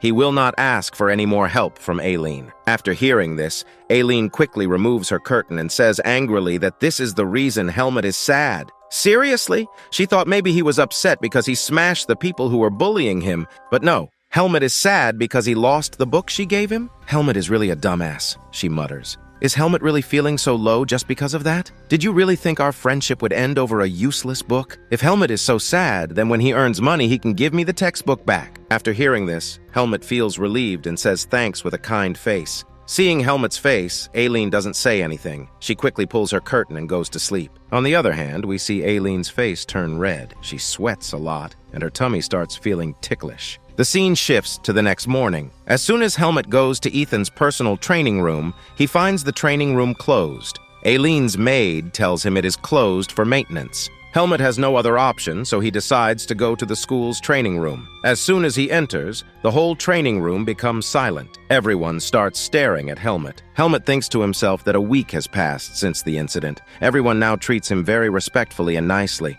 but Helmet can feel they don't like him. They are scared of him. Because he beat Sabbath and Aaron so badly, they respect him only out of fear. In truth, they don't like him at all. Suddenly, Andrew comes from behind and tells Helmet that Ethan is looking for him. Helmet shyly says that maybe he won't be able to train today either. Then the scene shifts, and we see that as soon as Helmet enters Ethan's personal room, Ethan says that he heard there was an incident with Helmet in the sparring session. Helmet is a little nervous and thinks that maybe Ethan has called him here to scold him. So Helmet immediately apologizes and says that he knows he should not have gone so overboard, and he should not have killed Eren so badly and almost left him half dead. Helmet admits his mistake and promises he will be careful in the future. On the other hand, Ethan gets a little startled and thinks that he didn't call Helmet here to scold him. But now the situation and atmosphere have become such that if Ethan doesn't give Helmet a life lesson here, then he will not feel good. So Ethan tells him, as a serious mentor, that as far as he knows, there is nothing wrong with Helmet here. Ethan learns that from the beginning,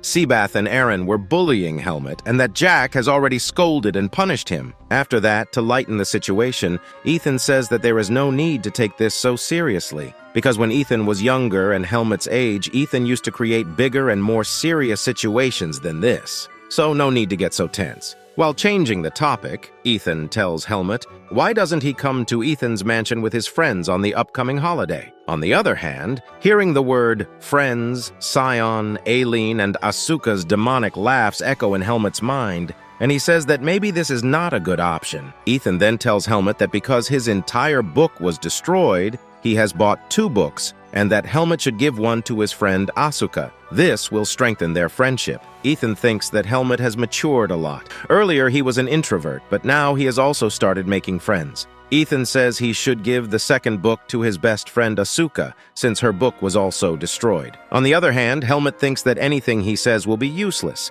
because there's a misunderstanding. Ethan thinks Asuka is Helmet's best friend. The scene shifts, and we see Helmet give the second book to Asuka. Sion and Asuka are planning to go out for a party in the evening, and they invite Helmet too. The scene shifts again, and we see the whole gang partying, but Helmet, in a serious tone, wonders, what is true friendship? As soon as he takes a sip of beer, he finds it disgusting. Asuka tells Helmet that she thinks he did a good thing with Eren, since they were looking down on him. Helmet has crippled him, and now everyone will know not to mess with a commoner. But Helmet still has a sad face. Sion asks Helmet why he looks so sad, why he has such a bothered face. Helmet finally says that as much as he knows, no one in the class likes him. They just laugh and talk with him because they are afraid. They actually hate him. So why do Asuka and Sion talk nicely to him? Why do they hang out with him? Hearing this, Asuka and Sion pause, then burst out laughing. Sion confidently says that the first time he saw Helmet, he thought if he stayed with him, a lot of fun would happen.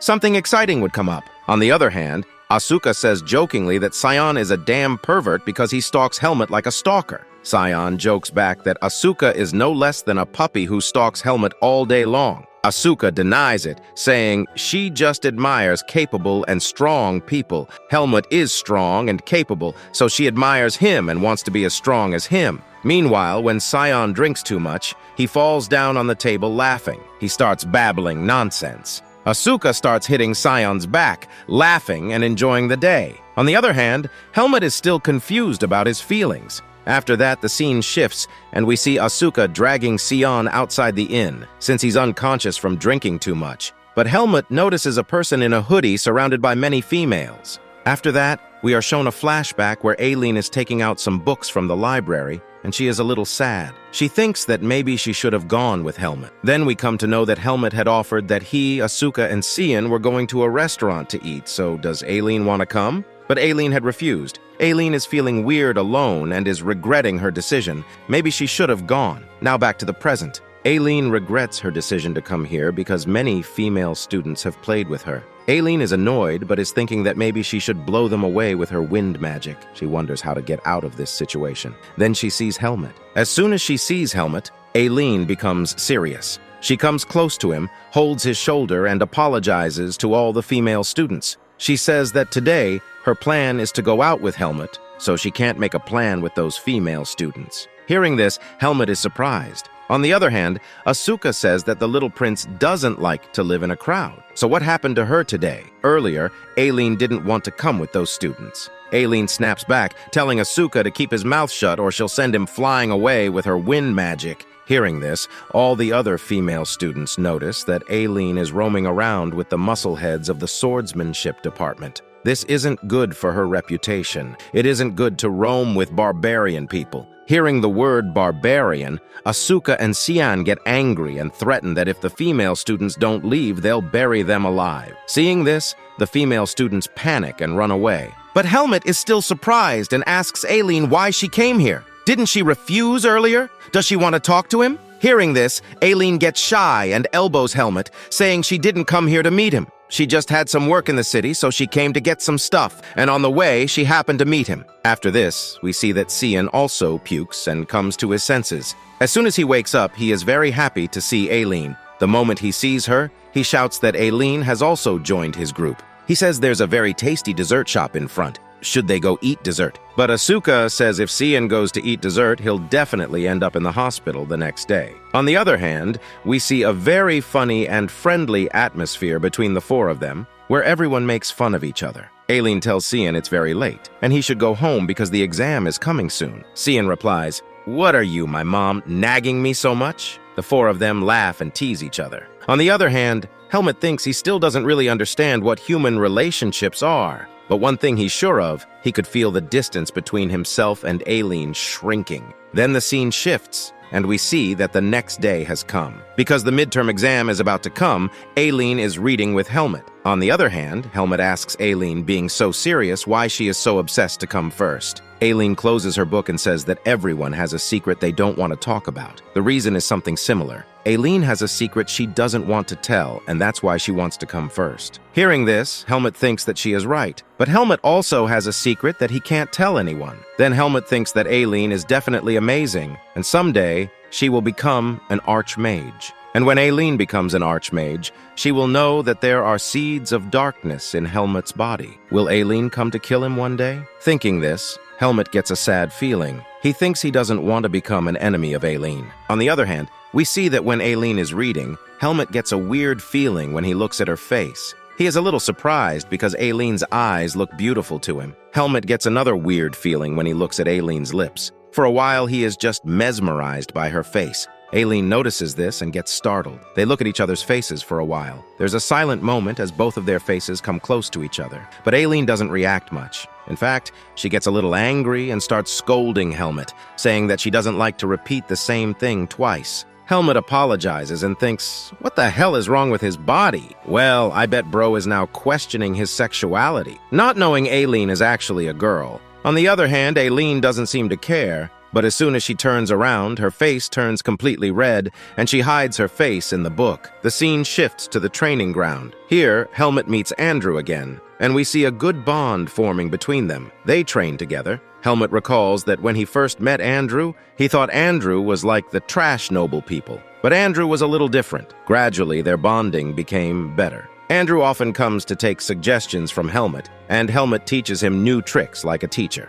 After that, Andrew shares some information. Very soon, new students are going to be enrolled, and it has been heard that this time the first-year students are very powerful. There is also a rule that there will be a sparring session between the first and second-year students. Andrew says that he genuinely wants Asuka to lose to the first years this time. When Andrew says this, Asuka suddenly appears from behind like a demon. As soon as he sees this, Andrew understands that this is not good for him. Asuka gets pissed off and says that it is great to blame your own incompetence on others, isn't it? After the fun argument between Andrew and Asuka, Asuka says that today's class is a little special because the same first-year students are going to be admitted today. Yeah. And there is going to be a sparring session between the second years and the first years. Especially among the first years, there is said to be a very exceptional girl, one with a very dangerous swordsmanship skill. After that, we are shown the first look of that girl. She looks like someone from a noble family, a golden sword, and from behind,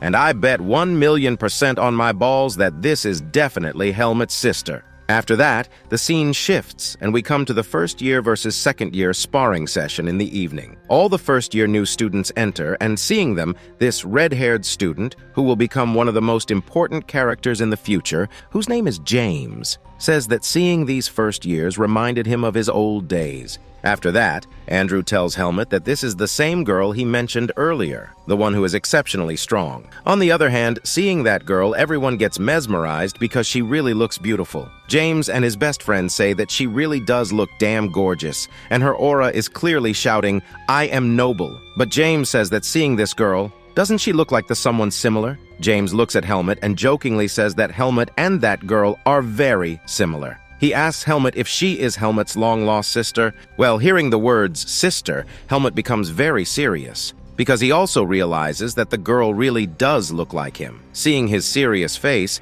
James and his friend ask if it's true that this girl is a family member of Helmet, but Helmet quickly denies it, saying there's nothing like that. On the other hand, everyone in the first year belongs to noble families, so they look down upon the commoners in the second year and say that maybe the standard of Greta Academy has fallen too much, because now the top students are commoners. In fact, they joke that maybe the Academy's new rule is that students will get ranked by looks. Hearing this, Asuka smiles and says that these nobles are just toddlers drinking milk from their mom's milkers and don't know how scary this world is. Today, Asuka will show them what real-world experience is. James and his friend are traumatized, thinking there's no telling what will happen next. On the other hand, we come to the instructor Rubika, who announces that the sparring session will start and no one should try to kill each other. This is the same friendly battle, blah, blah, blah, all the same bullshit. After that, Rubika calls the name of the girl, Charlotte. For the first time, we get to know her name. Hearing it, Helmet thinks, is Charlotte really some hidden family of mine? Is she my sister? He has to find out, but right now would be way too awkward. Rubika then announces Charlotte's opponent, Asuka. Hearing this, James and his friends shout loudly that they can't believe it. For the first time, a beautiful girl had joined their swordsmanship department, and now she'll be hospitalized. There will be 0 girls again. Hearing this, Asuka gets pissed and asks James if he really thinks he's that type of person who would just kill everyone in a sparring session and throw them out of the academy. After that, Asuka says to Rubika that the professor already knows his personality, and even then, he put a girl against him. Hearing this, James says he can't believe Asuka is insulting him with his own mouth. On the other hand, the other first years start making fun of Asuka, saying maybe he's scared to fight with a first-year girl. Hearing this, Asuka gets serious and finally gets ready to fight. Rubika then announces the second match, Helmet versus the first-year student, Jeffrey. Hearing this, Helmet realizes Jeffrey is different from the other students and is a genuinely capable fighter. On the other hand, the first round finally starts. Charlotte takes her wooden sword and stands in her battle stance. Asuka also realizes this girl is genuinely skilled. Her stance is solid. Charlotte says she hopes Asuka will not fight half-heartedly. Asuka replies that he never fights half-heartedly in any battle. He says he fights with gender equality and immediately starts hitting Charlotte with heavy slashes. Charlotte barely dodges and blocks the slashes and gets pushed back by the force. In fact, her hands start shaking. Seeing this, all the first years are shocked. Charlotte also gets serious and says that maybe she shouldn't believe the rumors. Asuka actually has some skill. She takes her serious stance and says she will not be an easy opponent either. After that, round 2 starts. Asuka dashes with insane speed and swings a right slash at Charlotte. But before the blade connects, Charlotte dodges to the right side and stabs toward Asuka's eye at insane speed. Asuka barely manages to dodge it in surprise. The two start exchanging blows. Both attack fiercely, both dodging each other's slashes. Their speed is nearly equal. Neither lands a clean hit. Then, as Charlotte launches another right stab, Asuka dodges and notices her left side is open. He tries to strike Charlotte's left shoulder, but she dodges that too. Now Asuka is off balance and Charlotte is about to hit his leg to make him fall. Asuka realizes he might lose, but Asuka isn't called Mad Dog for nothing. He suddenly jumps into the air with inhuman ability, disappearing from Charlotte's sight. Charlotte gets confused. In the next moment, Asuka comes crashing down from above with a psycho smile and says, "Charlotte, better tense up those weak shoulders, otherwise you'll get hurt." Before Charlotte can react, Asuka lands ass first on Charlotte's chest with a loud bang and slams her to the ground. Sitting on top of her, Asuka presses his wooden sword to Charlotte's neck and says she was a remarkable opponent. But it's not her fault she lost. Her opponent was Asuka. Charlotte finally accepts her defeat. But now, Asuka is still sitting on top of Charlotte's body. Damn, bro went from sparring to riding his future wife. Professor Rubika announces Asuka as the winner of the duel. On the other hand, Asuka admits she was genuinely surprised. Honestly, she didn't think Charlotte would be so skilled. Charlotte had increased her speed and nearly caught him off guard. Asuka then starts giving her advice as a senior, not realizing he's still sitting awkwardly on top of her strawberry. For Charlotte, it's way too much to handle. With a weak, trembling voice, she says Asuka is too heavy and asks if he can get off her body. Asuka finally realizes his position and, apologizing, quickly gets up. Charlotte says it's okay. At first, she thought Asuka was rude, but he turned out nicer than she expected. A slight bond is formed between the two, but from behind, Asuka's friends start booing. They yell that Asuka must really like getting on top of girls and call him a trash bag. They joke that he's acting like a pervert. Hearing this, Asuka gets furious and chases after his friends, ready to kill them. Meanwhile, Charlotte and Helmut lock eyes. They stare at each other for a moment, a strange connection forming between them. As Charlotte steps down from the stage, Jeffrey looks at her angrily. He says Charlotte is a disappointment for losing to a second-year commoner and that she has ruined the name of nobles. Finally, it's time for the fight between Helmut and Jeffrey. After that, we are shown a small flashback where Helmut is giving training to Andrew. Andrew asks him what he thinks is more important in swordsmanship, strength or technique. Helmut says that he can't say for sure, but if he had to answer, it would be strength first, then technique. After all, even technique was created to complement strength, right? Andrew says that no matter how much he masters technique, his strength is limited. When Andrew fights opponents his size, he can easily defeat them. But compared to someone born with natural strength, no matter how much he trains, he won't be able to defeat them. It feels kind of unfair. Helmut tells him not to think about those things, just to focus on his skill. Andrew then says that if in the future Helmut ever fights an opponent with a stronger physique than him, he's curious to see how Helmut will deal with it. Finally, we come back to the present, where Helmut is standing in front of Jeffrey, a guy almost twice his size, skilled and strong. Jeffrey, with a warm smile, says to Helmut that it's nice to have the chance to fight him. Helmut replies the same. But Jeffrey starts looking down on Helmut, wondering how this guy could be the top student of second year. He doesn't look strong enough. He had heard Helmut almost killed a guy in sparring, but seeing him now, Jeffrey thinks it was just an exaggerated lie. Professor Rebecca warns Helmut, no matter what happens, he'd better not cross the limit this time. Helmut says nothing. Asuka mutters that it feels strange hearing someone else being told what was always told to him. Finally, with the countdown of 3, 2, 1, the sparring session starts. As soon as it starts, Jeffrey swings his huge wooden sword down at Helmut's head to crush it. Helmut dodges, but it was just a feint. Jeffrey dashes at Helmut's chest with insane speed. Helmut barely dodges again. The slash is so heavy that Asuka and James's hair flies from the impact. Genuinely, if that sword had landed, Helmut's head would have blown off. Seeing this, Asuka and James are shocked. Jeffrey smirks and says he hopes this match doesn't end in 2 seconds. He hasn't even warmed up yet.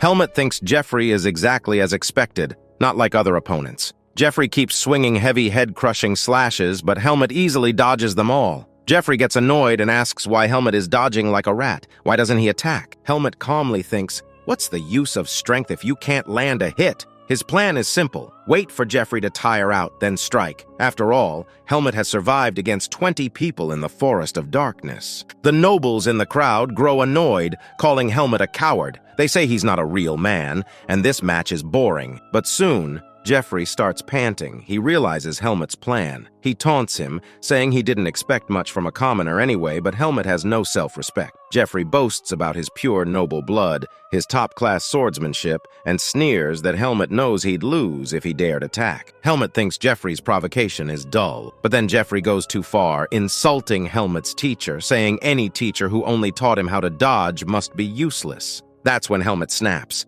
His expression hardens. Professor Rebecca warns him not to do anything reckless and even tells Jeffrey to mind his manners, but it's too late. Helmut says he tried to hold back, but now the water has gone over his head. He finally decides to be serious. With a dead fucking serious face, he dashes forward at insane speed, so fast Jeffrey can't even see where he went. In a blur, Helmut slashes at Jeffrey's left knee. Nothing. Then his right leg, again and again. For a second, Jeffrey feels fear, but then he laughs, saying the rumors about Helmut were fake. Such weak blows can't do anything. But suddenly, his body wobbles. He collapses. His right leg won't move. Helmut's voice turns deep and threatening. No matter how much one trains, there's always a part that will collapse if struck repeatedly. Jeffrey, you said our experience is worlds apart. Then add losing to a commoner to your list of experiences, too. Jeffrey struggles to rise, trying to attack again, but Helmet slides between his massive legs and drops him to the ground.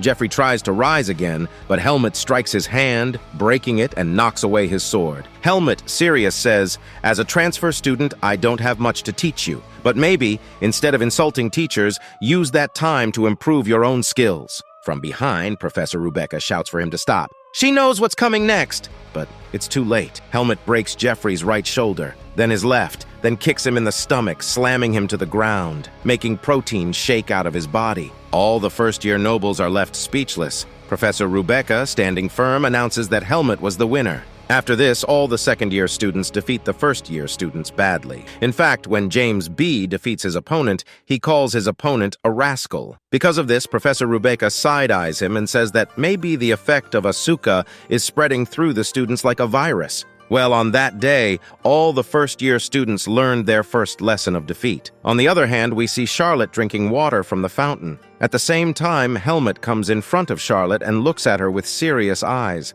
Charlotte gets a little startled and says hello with a kind smile. Helmet keeps thinking, this girl's name is Charlotte, and she looks exactly like him. Should he ask her about the Margaret family and his pendant? Should he come straight to the point and ask if she is from the Margaret family? But what if Charlotte finds out that Helmut is also from the Margaret family, and that there is a seed of darkness inside his body? Would he be sent back to the temple? Helmut keeps thinking all this with a dead, serious face. On the other hand, Charlotte grows nervous. She thinks that she has heard this senior is very scary. He played with Jeffrey's body like a toy. Did she accidentally get on the bad side of this senior? While she gets nervous, Helmut asks if she has made a mistake. But then he says that there is nothing like that. He just saw Charlotte's duel and liked her skills. After this, a normal conversation starts between them. Charlotte, with a kind smile, says she wants to become strong and skillful like him. Helmet asks how she knows his name. Charlotte replies that everyone in the school knows Helmet's name. He is famous. Then Charlotte asks if Helmet has no objection. Could they spar sometime? Helmet says yes. Charlotte gives him a smile that looks a little too seductive, and says she will look forward to that duel. Helmet pauses at that smile for a moment. From behind, Asuka suddenly comes running, slaps Helmet on the back, and asks if Helmet and Charlotte knew each other from before. What secret conversation were they having? Hearing this, Charlotte becomes a little shy and leaves. Asuka teases Helmet, saying, did he like the new student? What was going on between them? But Helmet just tells Asuka to mind his own business and leaves. Asuka screams after him, asking why Helmet is such a cold-hearted bastard. But Helmet keeps walking. The scene shifts. We come to Aileen. Aileen is teaching Helmet for his upcoming exam, but she seems serious. Helmet looks at her and thinks, since childhood in the Forest of Darkness while training with Darian and Elga, her senses were always on high alert, like a monster would appear at any moment. Now those same senses are warning Helmet that something is wrong. Finally, Helmet asks if something happened. Why is Aileen giving off such a dangerous vibe? Aileen quickly closes her book and asks only one question. She heard there is a beautiful girl in the first year who asked Helmet for a date. Hearing this, Helmet, who is drinking water, spits it out all over his face. He says this never happened, but Aileen says the whole rumor has spread in the school, that a good-looking girl was seen in the garden with Helmet, and both of them want to date each other. Helmet must be dying of happiness at his new popularity, right? Helmet says again that it's not true. He asks why Aileen is getting angry. Hearing this, Aileen gets even angrier, shouting, who said she is angry? Helmet then says seriously that he doesn't know about others, but he will never lie to Aileen. If he says there is nothing like that, then there is nothing like that. Hearing this, Aileen gets some relief. She grows serious again and says she only asked because Helmet is very innocent. He doesn't know how the world works. Many girls will deliberately come to Helmet just to get close to Aileen through him. Aileen normally doesn't talk to any girls, so they'll use Helmet as a bridge. Helmet must be careful. Hearing this, Helmet's eyes widen. He asks, does Aileen think Charlotte only wants to be his friend to get closer to Aileen? Aileen says it's not like that. She's not saying Charlotte is suspicious, just warning him, just in case. Helmet then says seriously, Aileen shouldn't talk so indirectly. If she wants him to keep distance from Charlotte, she should just say it directly. He will listen, nothing more. Speak clearly. Hearing this, Aileen is surprised, but also relieved. She starts reading again. On the other hand, Helmet thinks, just like he thought, Aileen really is a weird human, but Helmut doesn't know that he is genuinely good-looking. Because of that, his popularity is very high throughout the school. Girls genuinely like Helmut. That's why they keep coming to him. Helmut's still wondering about swords and seeds of darkness, while the women's of the academy just wants his seed. After that, the scene shifts, and we see that Helmut's gang comes to eat outside again. And once more, the same funny banter is going on between them. At the same time, a voice comes from behind. That voice is none other than Charlotte and Jeffrey. Charlotte, with a kind smile, looks at Helmut and says,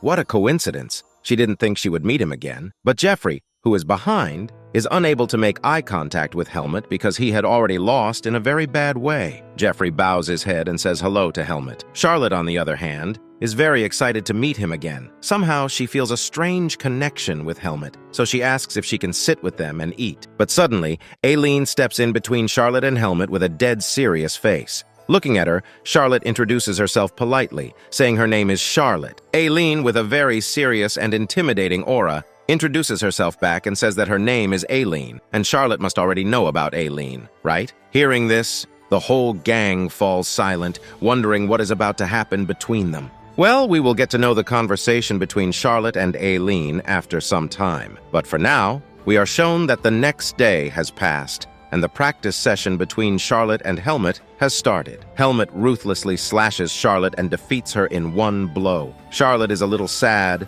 her hands start shaking, and she accepts defeat. On the other hand, we can see that there is now a distance between them, as if Helmut does not like Charlotte anymore. We come to a flashback of the same restaurant. There we see that while looking at Aileen, Charlotte gets startled. She becomes nervous and starts babbling, saying, "Who doesn't know Aileen? She is the #1 student of the Magic Academy, and it is an honor that Charlotte got to meet her." Actually, Charlotte is an introvert type of girl, so she cannot talk to people very easily. That's why she gets nervous, holds her face, and thinks to herself, "What the hell is wrong with me?" On the other hand, Helmut notices this. Helmut and Aileen's eyes collide with each other. Meanwhile, Asuka and Cian start talking, realizing one thing. As long as Aileen is in their group, not a single one of them is getting a girlfriend. On the other hand, Helmut and Aileen continue looking into each other's eyes. Helmut understands that Aileen was right. Maybe Charlotte only likes Aileen. That's why she approached him. Maybe the connection between him and Charlotte is fake. Helmut thinks that just because they look alike, it doesn't mean she is his sister. After thinking this, he decides that he will find out about Charlotte's identity later. First, he has to become stronger than her. He has to reach the next level of power so that he can protect himself and his friends in the future. Helmut's basically thinking about power-ups, while Asuka and Cian are crying inside. "Bro, we just want milkers, not midterms." Finally, the midterm exam comes. Helmut sits down to take it. All the students gather together and there is a question. Looking at it, Helmut becomes worried. The question is, if Helmut gets a dark, forbidden power, and that power does not leave his body, and if he loses control of it, then Helmut will die. So what will Helmut do in that situation? Reading this, Helmut becomes very serious, thinking that the same situation is happening to him right now. After that, the scene shifts, and we see that Aileen asks Helmut how the exam went. Helmut is a little worried and says there was a question that troubled him. The question was, if accidentally Helmut gets a forbidden dark power, and if he loses that power, he will also die. Then what will he do in this situation? Aileen explains that sometimes teachers ask such unique and confusing questions to test the mentality of the student. After that, she asks what reply Helmut gave. Helmut gets very serious and, in a deep tone, says that he wrote, he would accept the dark power and find a way to wield it while living. Hearing this, Aileen is surprised and says that if he really wrote that answer, then it isn't bad. At least Professor Rebecca won't take it negatively. After that, Helmut asks Aileen how she would answer. Aileen says the standard answer would be to search for a solution at the temple. After all, dark power falls under the temple judiciary. For nobles, it's hard to write any answer other than this. But since Helmut is a commoner, he can write such an answer. Then Helmut, with a serious face, asked her what she would have done in this situation, secretly hoping to know what Aileen thinks or how she would react when she finds out about Helmut's secret. Immediately, Aileen explained that she would have written the noble answer about the temple on paper, but in reality,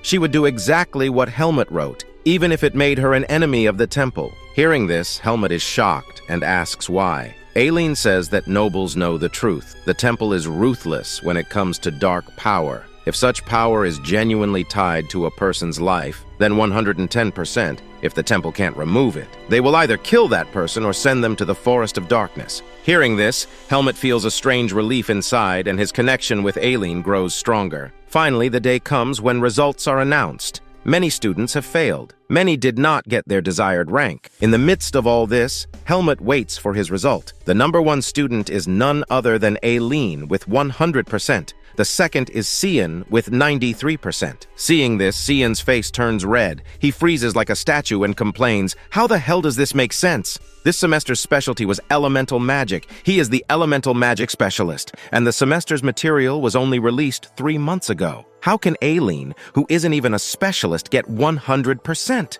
Hearing this, Aileen calmly puts her hand on Cian's shoulder and says, "Cian, 3 months is more than enough to finish a subject." Hearing this, Cian nearly collapses because there was a bet. Cian and Asuka will be on one team, Helmet and Aileen on another. Whoever loses will have to do 100 rounds of the entire school. Cian rushes to check Helmet's rank, hoping it's not too late. If Helmet came second, then it would be a draw and no one would lose. But to his horror, Helmet comes first with 98.99%, while Asuka is second with 97%. Hearing this, Cian loses all hope. Helmet, meanwhile, is surprised himself. Aileen congratulates him, saying his efforts have paid off. Asuka also says she doesn't feel bad. As long as Helmet defeated her, it doesn't matter. On the other hand, Cian cries and begs Aileen. He says she is a mage. She doesn't even have stamina, so how will she do 100 rounds? But Aileen leans close to his ear with a creepy, evil smile and whispers, "We're not even that close for me to let this condition slide." The scene shifts. Cian is running like a madman from morning to evening, completing 100 rounds of the school. He curses Aileen inside, calling her a ruthless bastard, and Helmet watches the whole scene from behind, silently. Finally, after 2 months, we get to know that the whole second year is going out for camping. James is the one giving this information. Andrew hears this from Asuka and Helmet. Andrew says that he has never gone camping before. James laughs and says that of course Andrew hasn't. He's from a noble family. But James explains that camping is not easy. Everything else is fine, but Andrew will have to find a place to shit on his own. He might even step on someone else's shit. So, Andrew has to take a shovel to cover his shit. Hearing this, Andrew gets very disgusted. On the other hand, Asuka turns to Helmet and asks how he used to poop when he was a mercenary. Helmet calmly says that he used to poop in the jungle near a river and leave it there without covering it. Asuka facepalms and says that asking Helmet is really useless. After this, Asuka decides to go shopping with Helmet to buy stuff for camping. Finally, all the gang members prepare and get ready for the trip. Asuka takes her stuff, while Helmet thinks he'll just roam around because he already has everything from his mercenary days. But Helmet is a little worried because he knows that Blackhawk has found out about his identity and that he studies in Greta Academy. Helmet knows Blackhawk won't dare come inside the academy, but once they go out for camping, he'll have to be extra careful. At the same time, a man is selling cotton candy. Helmet is a little surprised to see it. What the hell is this magical cloud-looking thing? After this, a blonde-haired woman, a third-year student who will become an important character in the future, comes to Helmet with cotton candy and says that Helmet is a second-year student, right? Helmet replies that he doesn't know if he knows her. The blonde-haired woman introduces herself as Tressa, his senior, and says she is really interested in Helmet. She even asks if Helmet will go on a date with her. Hearing this, Helmet pauses. He remembers Aileen's warning to stay away from any girl because they might just want to get close to Aileen through him. So Helmet turns back and tells Tressa that if she wants to talk, she probably just wants to talk to Aileen. But Tressa quickly stops Helmet and insists she has nothing to do with Aileen. She genuinely wants to talk to Helmet. She is really interested in him. Saying this, Tressa tries to hold Helmet's shoulder,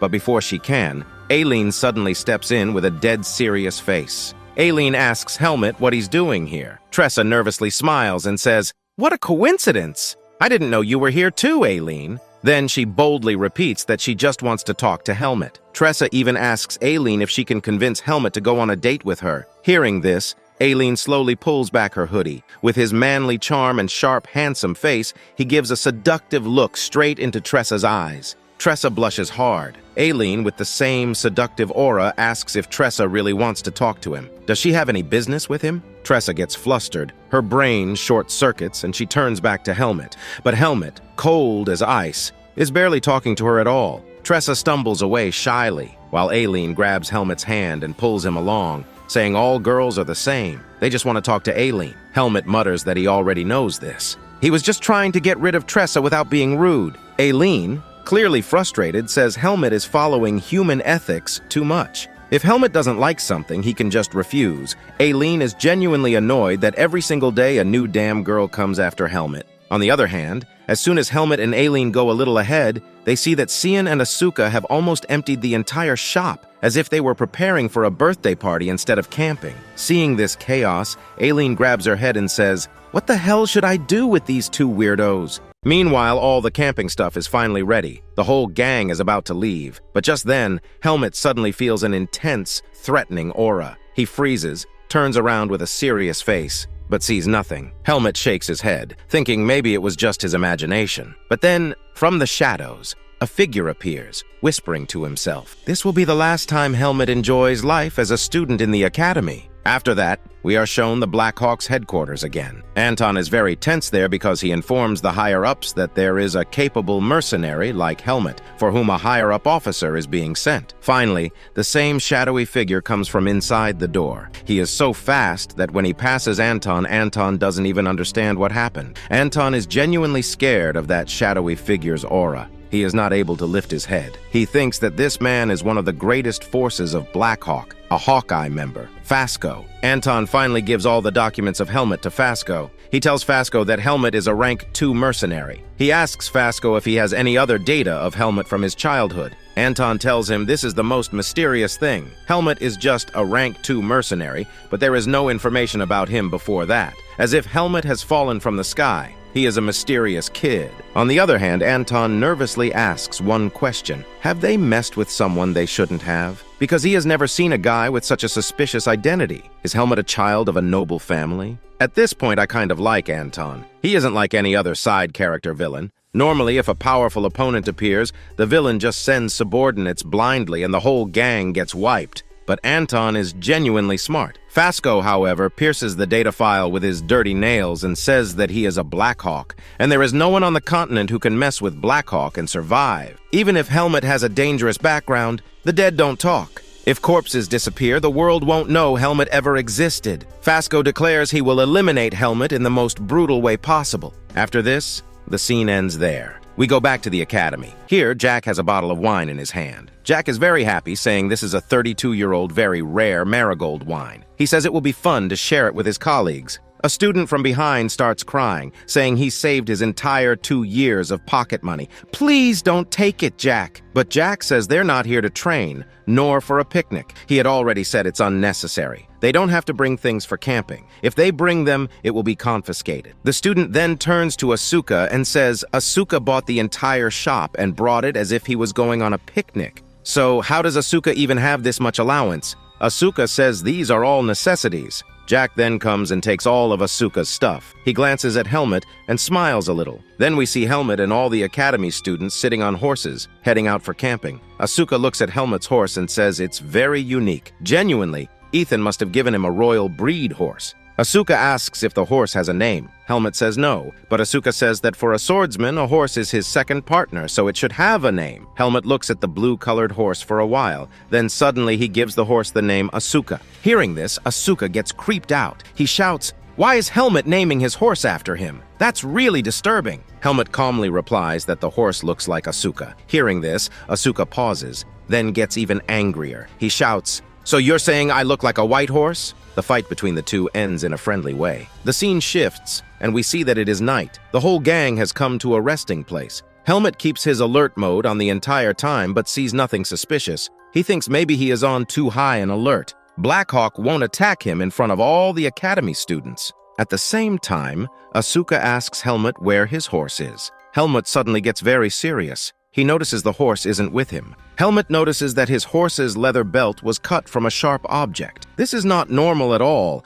The main problem is, someone did this without Helmet noticing. What on earth is happening? More importantly, Helmet was on high alert the whole time. Even then, he did not sense any enemy. Whatever it is, it must be a very high-level enemy. After that, Asuka casually says the horse is just chilling in the jungle, but Helmet is still on high alert. He tells Asuka to stay here, and that he'll bring the horse back. Helmet takes out his sword and slowly moves toward the horse. He mutters that he still doesn't sense any enemy presence. Suddenly, as Helmet moves his right foot forward, he feels danger and stops. Looking down, he sees a giant bear trap. If Helmet had stepped on it, his leg would have been snapped in two. This can't be a coincidence. This is a warning, a silent, terrifying warning that he is being targeted. Helmet feels like prey being hunted by a beast, but he doesn't feel fear. He reaches his horse and checks if it's fine. The scene shifts. Instructor Jack gathers all the students in one place and shows them a crystal ball. He says every student has been given one. If they're in danger, they can use it to notify the instructors.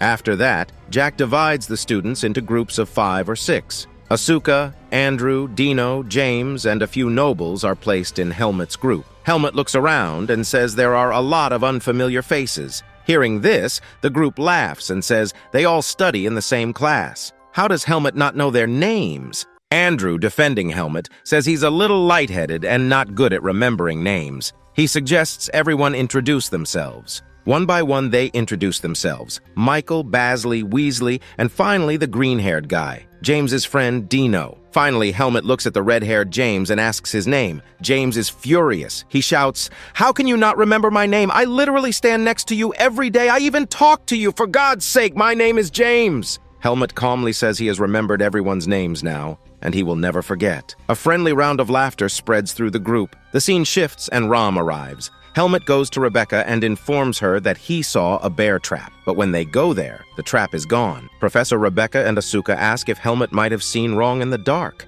Helmet insists he doesn't understand. How could someone remove a trap right under the noses of both Rebecca and Jack? That should be impossible. This means the enemy is stronger than Rebecca and Jack. Helmet points to the flattened grass nearby. Proof someone walked there and removed the trap. He recalls what he learned from Elga in the Forest of Darkness. When facing a stronger opponent, beasts don't always attack directly. They stalk, scare, and exhaust their prey, mentally and physically. Finally, when the prey is at their limit, they strike. The same thing is happening to Helmet. He's being hunted, threatened, worn down. But he laughs and says, "That might work on a normal human, but not me. I'll be the hunter, and that guy will be the prey." On the other hand, Helmet returns to his group. One of the nobles says that while Helmet was gone, he thought of cooking. He made grilled fish, but when they sit down to eat, the fish is black and burnt, turned into coal. Seeing this, Helmet and the noble just sigh, realizing they'll have to sleep hungry tonight. Well, the scene shifts, and we see that Helmet's group is eating a feast. They are enjoying delicious, mouth-watering food. They even say that such food can't even be cooked in their noble families. And all this food? It was made by Helmet. The nobles, Asuka and Helmet, admit they don't know how to cook. So the nobles say, as expected of a commoner, commoners really are different. They know how to cook. Hearing this, Asuka says it is oddly irritating to hear, but thanks anyway. On the other hand, Helmet sits there very seriously. From there, a noble takes out a bottle of wine from his bag and says it was very difficult to collect this wine, and they will finally feast from it. But the next moment, Professor Rebecca suddenly appears behind them like a ghost. She moves like a grim reaper who collects souls, holding wine bottles she's confiscated from other groups. She comes in front of Helmet's group and asks if these wine bottles were brought from another group. She directly asks Helmet if he has such a bottle. Helmet says no. Professor Rebecca agrees and leaves, warning that if any wine is found, Helmet will be held responsible. As soon as she leaves, all the hidden wine bottles come out, and they start drinking happily, shouting, "Cheers!" But Helmet is still sitting there serious. Andrew notices and asks why Helmet looks so sad. Didn't he like the wine? Before Helmet can reply, Asuka says maybe Helmet is sad because of the trap incident. If yes, Helmet doesn't need to take it so seriously. Maybe it was just a hunter setting up a trap for a wild beast. Helmet doesn't need to overthink it. To lighten the mood, James asks Helmet which city he belongs to and where he learned his swordsmanship. Helmet says he learned swordsmanship from his master, not in a city. He grew up in a small forest. The group members then say maybe Helmet was lucky to meet a hidden, powerful master. They ask if Helmet can introduce them, but Helmet tells them it's impossible because his master is dead. Hearing this, the entire group falls silent. James, Dino, Asuka, and the others suddenly feel awkward. They realize they brought up a painful memory and made Helmet sadder. To lift his spirits, James quickly says Helmet is doing so well in Gritta Academy that wherever his master is, he must be very proud of him. Hearing this, Helmet finally smiles and says if his master could see what he's doing now, he would definitely be proud. Seeing his smile, the group members also smile and raise their cups again. Helmet gives a warm smile and says, It feels good to talk to humans and share feelings. The scene shifts, and we see the whole group intoxicated, one by one falling asleep. Helmet, however, purifies the wine in his body and heads deep into the forest, because he knows the hunter is watching from somewhere. He must find out who it is. After walking deeper, he closes his eyes and senses the area. A little further in, he finds a small wooden hut in the middle of the forest. Slowly, Helmet approaches and knocks. An old man comes out and asks who has come so late at night. Seeing Helmet's outfit, he understands he must be a swordsman from Gritta Academy. Helmet apologizes for disturbing him and says he wants to ask something. Helmet explains that he found a trap in the forest. That's against Academy rules, since this land belongs to the Academy. Does the old man know who could have done this? The old man replies that he'll try his best to find out who did that, since this is truly dangerous. Students come here to train. If someone's leg got caught, it would be devastating. He promises support in finding the culprit and says the one who placed that trap must be punished. Saying this, the old man tries to close the door, but Helmet blocks it with his foot. In a serious tone, Helmet says, "I never said it was a bear trap. I only said I found a trap." The old man freezes, then gives a small, unsettling smile. The old man's eyes glow red, and he quickly says to change the situation. He explains that he had just guessed. Since there are many big monsters in this area, Helmet must have found a bear trap. The old man says he simply assumed it would be a bear trap. Helmet still looks suspicious, but he politely says thanks and leaves. Before going, he also warns the old man that he should be careful because even a bear trap can harm him. Helmet steps out of the hut, thinking the old man is suspicious. Yet strangely, he doesn't sense any powerful aura or energy from him. Normally, Helmet would feel something odd, but right now the old man seems like just an ordinary caretaker. And yet, the very cells inside Helmet's body are screaming that this man is suspicious. Helmet thinks for a moment. If I slash this old man, maybe he'll reveal his true form. But then Helmet shakes his head. He's an academy student. He can't go overboard. Maybe he's just overthinking. As Helmet returns to his group, he sees Professor Rebecca looking furious. In her right hand, she is holding a member of her group, while Asuka lies on the ground with a big bump on his head. Most likely, Rebecca smacked him. Rebecca's eyes burn with anger, glaring directly at Helmet, as if she's going to eat him alive. The scene shifts to the morning. The training camp officially begins. Instructor Jack gathers everyone and announces the day's assignment. There will be a hunting competition. Everyone will have one day to hunt in the jungle. The one who brings back the biggest animal will be the winner. The competition ends at 5 p.m. sharp, so they must return before then. The scene shifts again. Wherever Helmet goes, Asuka keeps following him like a shadow. Helmet frowns, worried that whoever is targeting him might end up hurting Asuka too. So Helmet decides to finish Asuka's task first. He scouts ahead, identifies a very big bear, and tells Asuka that he can kill this one alone to complete his hunt. But just as Asuka and Helmet are fighting the bear, a sudden loud scream echoes through the forest. It's the scream of one of Helmet's own group members. Helmet's heart pounds. Fear flashes in his eyes as he dashes at insane speed toward the sound, praying desperately that whoever is hunting him hasn't killed one of his teammates. Helmet jumps over the trees and finally reaches the location. From a distance, he sees William trembling in fear, desperately trying to contact the professor with the crystal ball. As Helmet gets closer, his eyes widen. Weasley's leg is caught in a bear trap, blood pouring out. Without wasting a second, Helmet dashes into the forest, grabs some plants, bites them to test their use, then washes them with stones, crushes them, and makes quick homemade medicine. Without even asking William, Helmet rips apart Weasley's cloth and pulls open the trap with force. Weasley screams in pain as Helmet frees the leg, but immediately Helmet presses the crushed medicine onto the wound. William can't believe what he's seeing.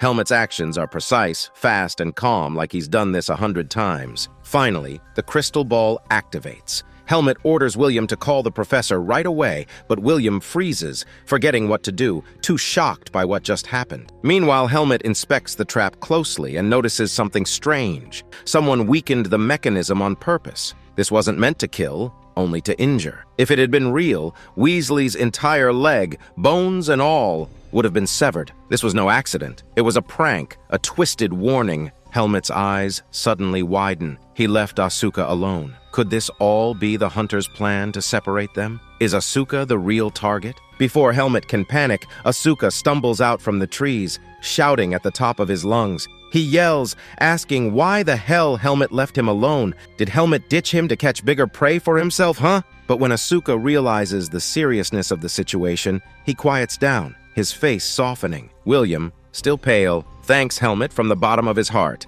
If Helmet hadn't been here, he would have lost his leg, or worse. The scene shifts. The Academy's healer finally arrives, examining Weasley's injury. He nods seriously, saying the first aid done was excellent, but William quickly corrects him. It wasn't him, it was Helmet. Professor Rebecca also steps forward and, for once, praises Helmet. The healer agrees, even saying most of the healing had already been done by Helmet. If Helmet hadn't acted in time, things would have gone very, very badly. Finally, Rebecca begins to trust Helmet's warnings. She believes him about the bear traps and immediately goes into high alert. She announces she will patrol the entire forest herself, but before leaving, she warns Helmet and Asuka to stay cautious. One wrong step and another trap could end them. Asuka has already finished her hunt, so Helmet declares that he will go deeper into the forest to catch his prey alone. Asuka hesitates, asking if she'll really be safe by herself. Helmet just smirks and says she won't get caught so easily, then disappears into the trees. Helmet's heart pounds, not out of fear but excitement. If the hunter really is watching him, then this is perfect.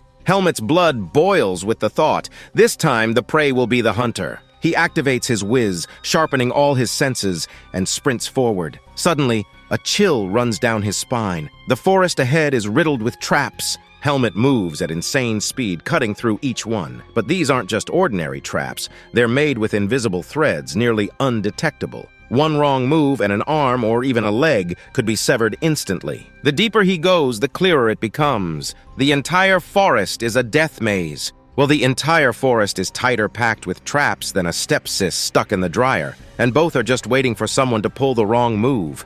Helmet carefully studies the razor-sharp ropes glinting in the moonlight. His eyes narrow. This isn't a normal rope, it's steel wire. One wrong move and it would slice through flesh like butter. He exhales slowly, thankful that his other teammates didn't stumble into it. Ordinary students would have had their arms or legs severed instantly. Even surviving with a minor injury would have been impossible. Just then, he hears a faint sound. He tilts his head to the left. A deer trapped in one of the wires lets out a pitiful cry. Helmet wastes no time. He draws his arrow, aims, and releases. A clean strike. The deer collapses instantly. The scene shifts. All the Academy students return one by one, each with their prey. Gasps ripple through the crowd as they see the largest catch, a massive bear. Ashoka sits proudly on top of it, chest puffed out like he just conquered the world. "I must be first rank for sure," Ashoka declares proudly. James smirks and asks, "Did Helmet help you with that bear?" Ashoka immediately snaps, cheeks red.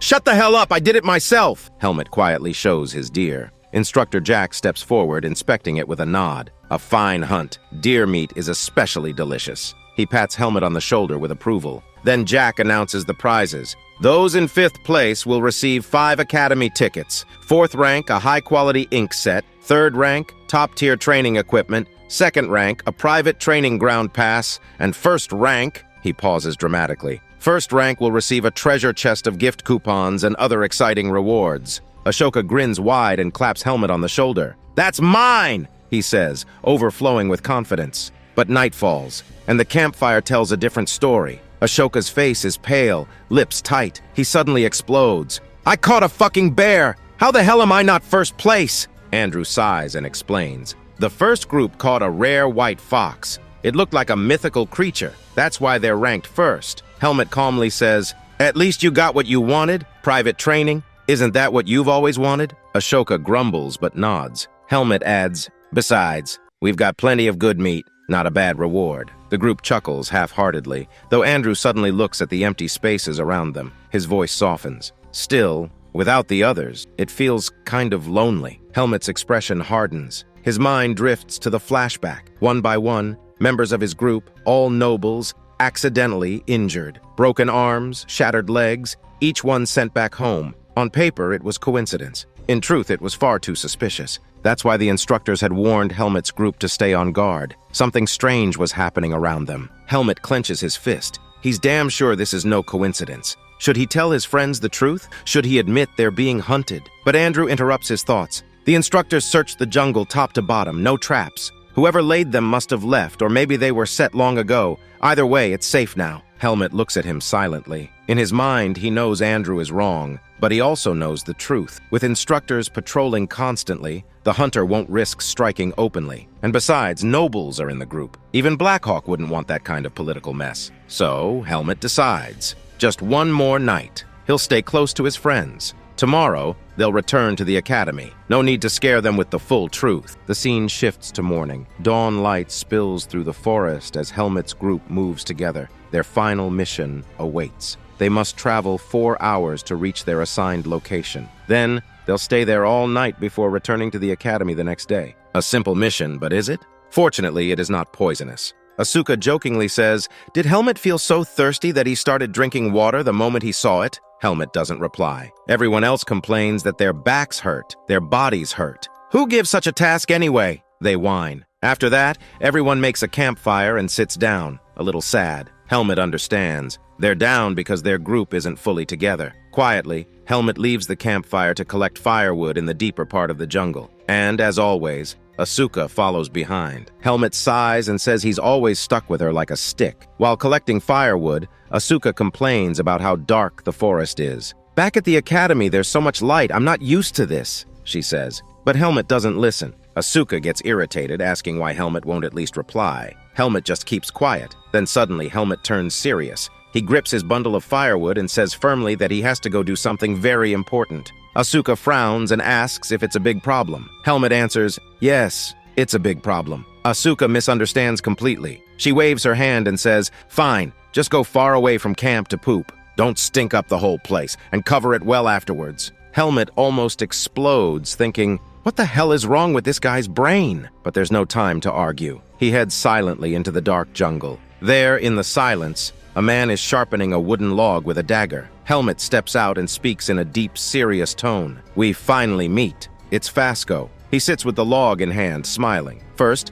Fasco thanks Helmet. He says Helmet entertained him a lot, that he enjoyed troubling and scaring him. Then he gestures and says Helmet should sit down. Helmet keeps his sword ready. Fasco continues sharpening the log, saying he's in a good mood because he finally gets to talk face to face, but at the same time, he's irritated, sick of looking at Helmet's face for so many days. He asks Helmet, "When you realized a predator was targeting you, how did it feel?" Helmet just stares back, silent. Then Helmet replies that he is not like Fasco's other prey. Normally, they get scared and mentally broken, but Helmet acted as a predator too. It was like two tigers trying to devour each other. Fasco pulls something from his pocket and tosses it. Helmet draws his sword, ready, but sees it's just a disgusting, fat, smelly bug. Fasco introduces himself as Fasco of the Black Hawk Allied Force. He works directly under the leader and has authority to recruit talented people. He doesn't want to waste Helmet's talent, so he offers a deal. If Helmet eats the bug,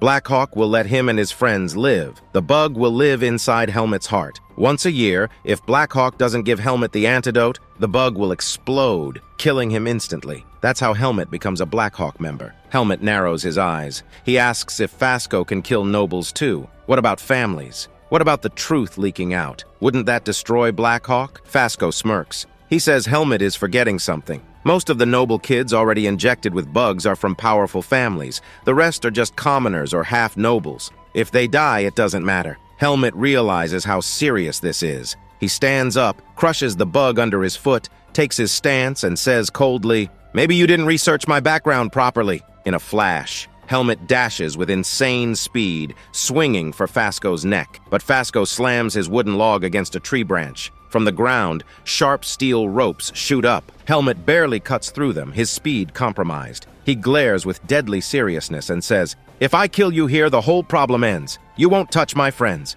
With a single deadly slash, Helmet aims to cut Fasco in half, but Fasco vanishes like fog, reappearing far away. Fasco says, "I gave you a chance, you refused. Now neither you nor your friends will leave this forest alive." He slams the ground, triggering a barrage of sharp steel needles flying toward Helmet. Asuka, Andrew, and James suddenly hear a strange sonic boom. Everyone gets tense. James nervously asks if there's a landslide nearby. Meanwhile, Helmet is alone in the jungle. Did he run into some problem? We see Dino running out from the jungle, panicked, saying something is wrong with the horses. Everyone rushes to check. The horses tied in the jungle have been cut loose by someone, and all of them have run away. Not only that, but a strange sound starts coming from behind. Asuka stiffens, sword ready. A black shadow emerges from the jungle. Everyone prepares to fight, but it turns out to be Helmet. Asuka shouts that Helmet scared the hell out of them. What happened to him? Why are there so many leaves stuck to his face? Did Helmet go to poop in the bushes?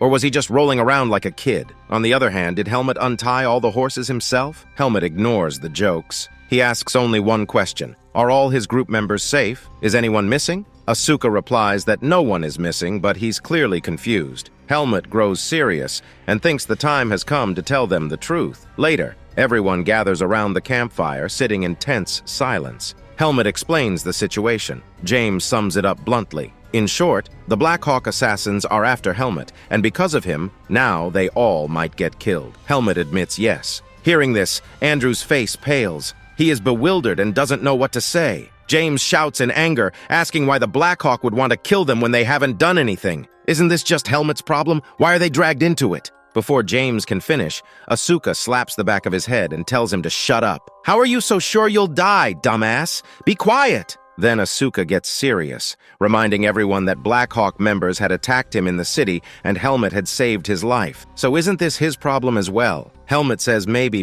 not, because even before he came to the academy, 5 Black Hawk members had already tried to kill him for no reason, and he killed all 5. Everyone goes silent, shocked. James stutters, asking if Helmet really killed Black Hawk members. How many were there? They must have been adults with real battle experience, right? Helmet shrugs, saying it wasn't that serious. They were about rank 3 mercenaries, but then he realizes his mistake. All his friends are still kids. They've never killed real people before. Maybe he shouldn't have said it out loud, but to his surprise, James, Asuka, Andrew, and Dino look at him with pure admiration, as if Helmet has just done something legendary. They say they always knew Helmet was different from them, but now they understand why he's so strong. Helmet realizes that as swordsmen, they actually like talking about real combat. But he gets serious again, saying even he doesn't know why Black Hawk is after him. Either way, the responsibility is his. He'll make sure everyone returns to the academy safely. Andrew suggests informing the instructors. But when Asuka reaches into his pocket for the magic crystal, he realizes he's dropped it somewhere. Everyone explodes in anger, yelling at him. James screams that Asuka is an idiot. Asuka protests, saying maybe the assassin stole it. James sarcastically asks if the assassin had nothing better to do than sneak his hand into his pocket like a pervert and carefully steal his balls. Well, if he did, that assassin definitely knows what he likes touching inside pockets. Helmet cuts the chatter. He tells them his plan. They must somehow survive the night. By morning, without horses, it'll take them 12 hours to reach the academy. The assassin won't let them leave so easily. But the fact that the assassin hasn't attacked all 5 of them at once means he isn't confident he can handle them together. If they stick close and fight as one, they can escape. Everyone agrees. Helmet orders them to rest, since tomorrow they'll be walking non-stop. Everyone goes to sleep, except Helmet, who stays awake on guard duty. Later, James and Dino sneak out of the camp. Helmet catches them and asks why they aren't sleeping. James and Dino say Helmet is also human. He needs rest too. James insists his pride won't let him hand over his life to someone else.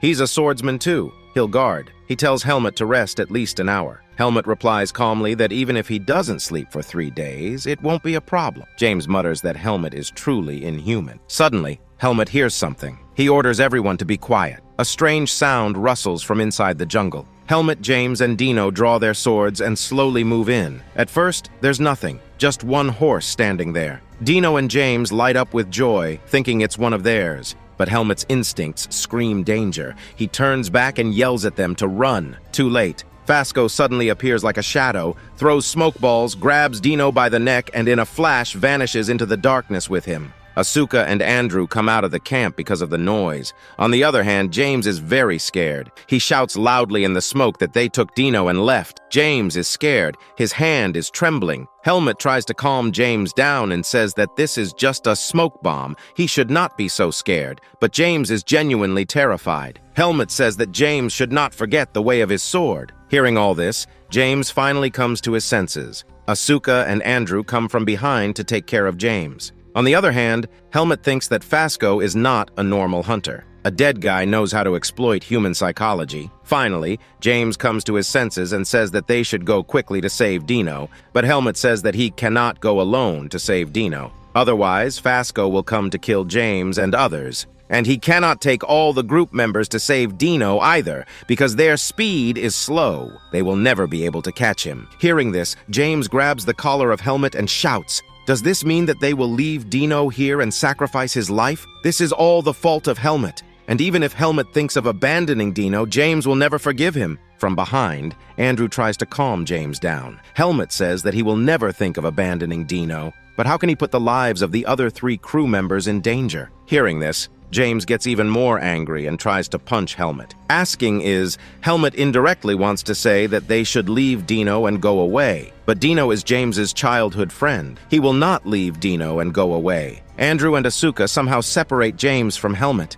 and Helmet also gets a little serious and stands there silently. Andrew comes to Helmet and tells him not to mind James. James and Dino are childhood friends and they really can't leave Dino alone and go away. Helmet is not like a normal human. Logically, Helmet has also thought the right thing, but there is still a little less human emotion in him. Helmet stands for a while and thinks seriously. Helmet stands alone near the campfire for a long time. A little time passes, and James comes from behind. He apologizes to Helmet, saying that he was very scared and didn't understand. That's why he said so many good and bad things to him. On the other hand, Helmet does not say anything. He turns back and tells them that he has a plan. Right now, they do not know where Dino has gone. And Helmet also does not know if he can defeat Fasco alone, because Fasco is genuinely stronger than him. And to be honest, Helmet feels that it is impossible to defeat Fasco on his own. But because James will not leave Dino alone and go away from this forest, that's why Helmet will do everything to save Dino. After that, Helmet gets serious and says that no one will sleep from now on. They will work non-stop to save Dino.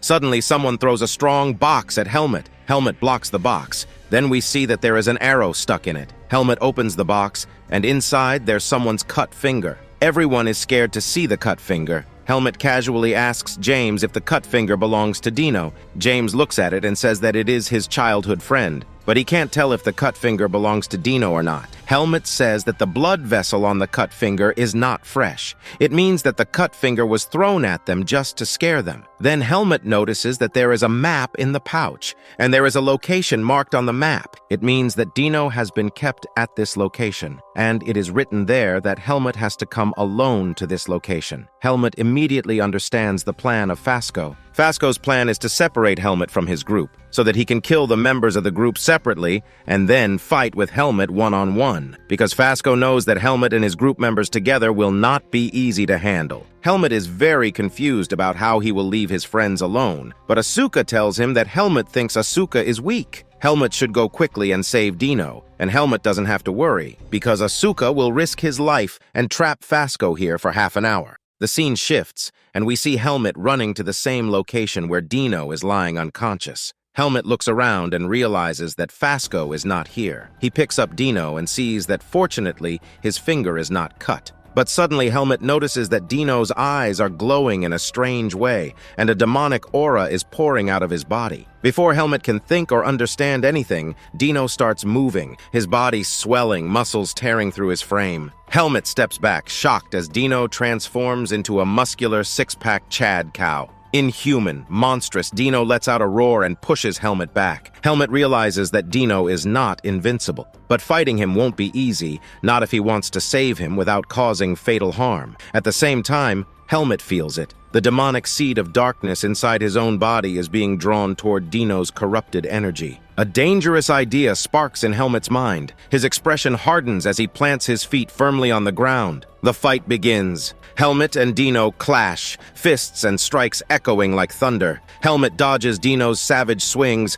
searching desperately for an opening. A massive punch comes crashing down. Helmet slips past it at the last second, countering with a sharp kick to Dino's leg. The beast stumbles, loses balance, and crashes hard into the rocks. Dino lies half-buried, unconscious, but still radiating a violent aura. Helmet wastes no time. He grabs Dino's head, presses his palm against it, and begins to absorb the demonic energy. The struggle is intense. The power thrashes violently inside Dino, but slowly, painfully, Helmet pulls it away, siphoning it into himself. After a few moments, Dino goes limp, his aura dispersing. Helmet gasps, feeling the darkness surge through him. A strange, dangerous strength spreads in his veins, stronger than before, sharper than ever. He drags Dino's unconscious body out of the rubble. On the other hand, the scene shifts. We return to Asuka. Asuka, James, and Andrew form a tight triangle formation, blades raised, and standing before them, Fasco, smiling with a twisted, creepy grin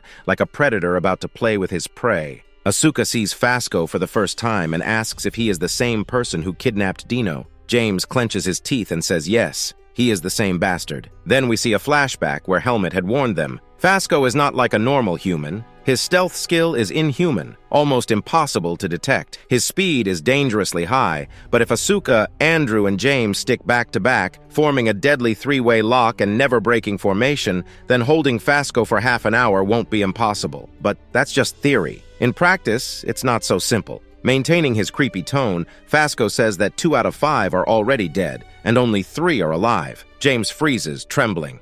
2 out of 5? Does that mean Helmet and Dino are dead? Asuka gets angry and shouts that James is talking like the bastard's father. He's clearly just trying to mess with us. Fasco chuckles, complimenting Asuka. He says Asuka is bold, not the type to get trapped by ordinary mind games. But then Fasco shifts to a new tactic. He says there are 2 nobles here, and killing them might be troublesome, so he makes an offer. In their group, there is 1 commoner and 2 nobles. If the 2 nobles kill the commoner and hand him over, Fasco promises to let Andrew and James live. The words freeze the air. Andrew and James stare wide-eyed, shocked. Fasco leans closer and hisses that they won't get such an opportunity again. The commoner who has always been a pain in the swordsmanship facility. Asuka. Even his full name is cursed. Fasco promises it will remain a secret. No one will know that Andrew and James helped him. Everyone will believe the assassin came to kill Helmet and Asuka just happened to die. Asuka yells at James not to listen. He's clearly trying to break our teamwork, and even if I separate, what guarantee do you have that he'll really let you live?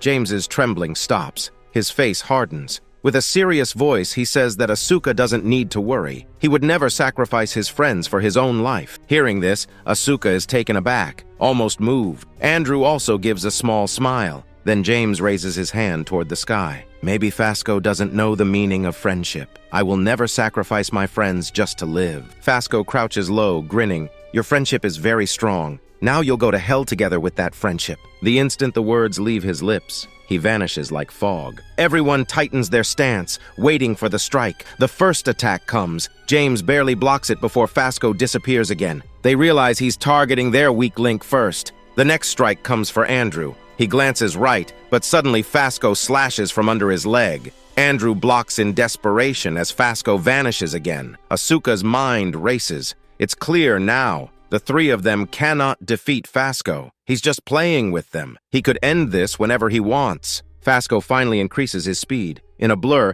he slashes all 3 one by one, each time leaving deeper cuts, more blood. Their bodies are shredded, their condition worsening by the minute. After 20 minutes, all 3 are covered in wounds, bleeding heavily. Fasco is convinced that Helmet has died in the mountains. He toys with them, planning to kill them slowly, savoring every cry. That's his style, to enjoy the hunt, killing prey piece by piece. But Asuka refuses to believe it. He is damn sure Helmet is not dead. Helmet will come back. For now, all he has to do is buy time. Half an hour. That was the deal. But if things go on like this, Andrew and James will die. So Asuka makes a bold move. He shouts at Fasco. If Fasco spares Andrew and James, then Asuka will give his life in exchange. 1-on-1. Asuka versus Fasco. How about it? That'll be a real thrill for you, right? Asuka says that if Fasco wants to enjoy, he won't be able to do it with such a weak enjoyment. He should leave them behind, and Asuka will do a 1-on-1 battle with Fasco. Hearing this, Andrew directly refuses.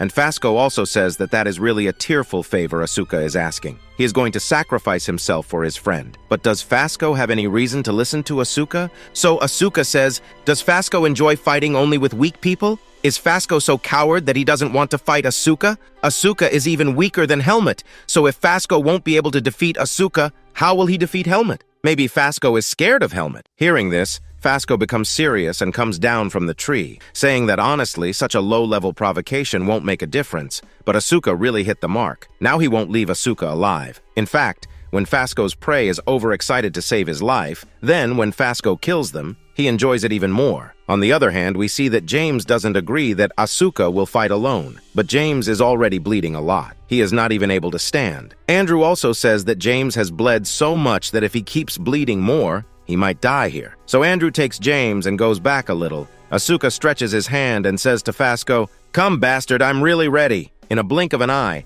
Fasco comes behind Asuka and tries to cut his neck, but Asuka dodges that slash. And after dodging, Asuka jumps in the air and hits a reverse slash at insane high speed. This same attack was used by Charlotte while sparring with Asuka. Well, Asuka is a sword genius. We get to know from this. And because of this attack, Fasco also gets a slight slash on his mask. Seeing this, Fasco also gets surprised that Asuka's swordsmanship style has changed. But this wasn't enough to defeat Fasco. Fasco comes slowly and cuts Asuka's right leg, left leg, left leg, and makes Asuka bleed badly. After 5-10 minutes, Andrew and James are watching this from behind. This same swordsmanship was used by Charlotte, a first-year student, and Asuka really is a sword genius. But this still isn't enough to defeat Fasco. Finally, Asuka gets very tired and says to Fasco that he has played enough. Now it's time to kill Asuka. Just in a matter of a second, Fasco disappears from his position, and just in front of Asuka's neck, Fasco slashes with his sword, and it hits Asuka's neck as well. Seeing this, Andrew and James scream loudly, but we see that Asuka puts his right ankle in front of the sword. Asuka's right ankle is almost half cut, but surprisingly, Asuka's right ankle is very strong, like steel, and somehow Fasco's sword gets stuck there. Fasco doesn't understand what's going on. Asuka gives a confident smile and shows us a flashback, where we see that Asuka had tied a defensive scroll on his hand, just in case. We come back to the present and see that because Fasco's sword is stuck on Asuka's hand, taking advantage of this, Asuka launches an attack.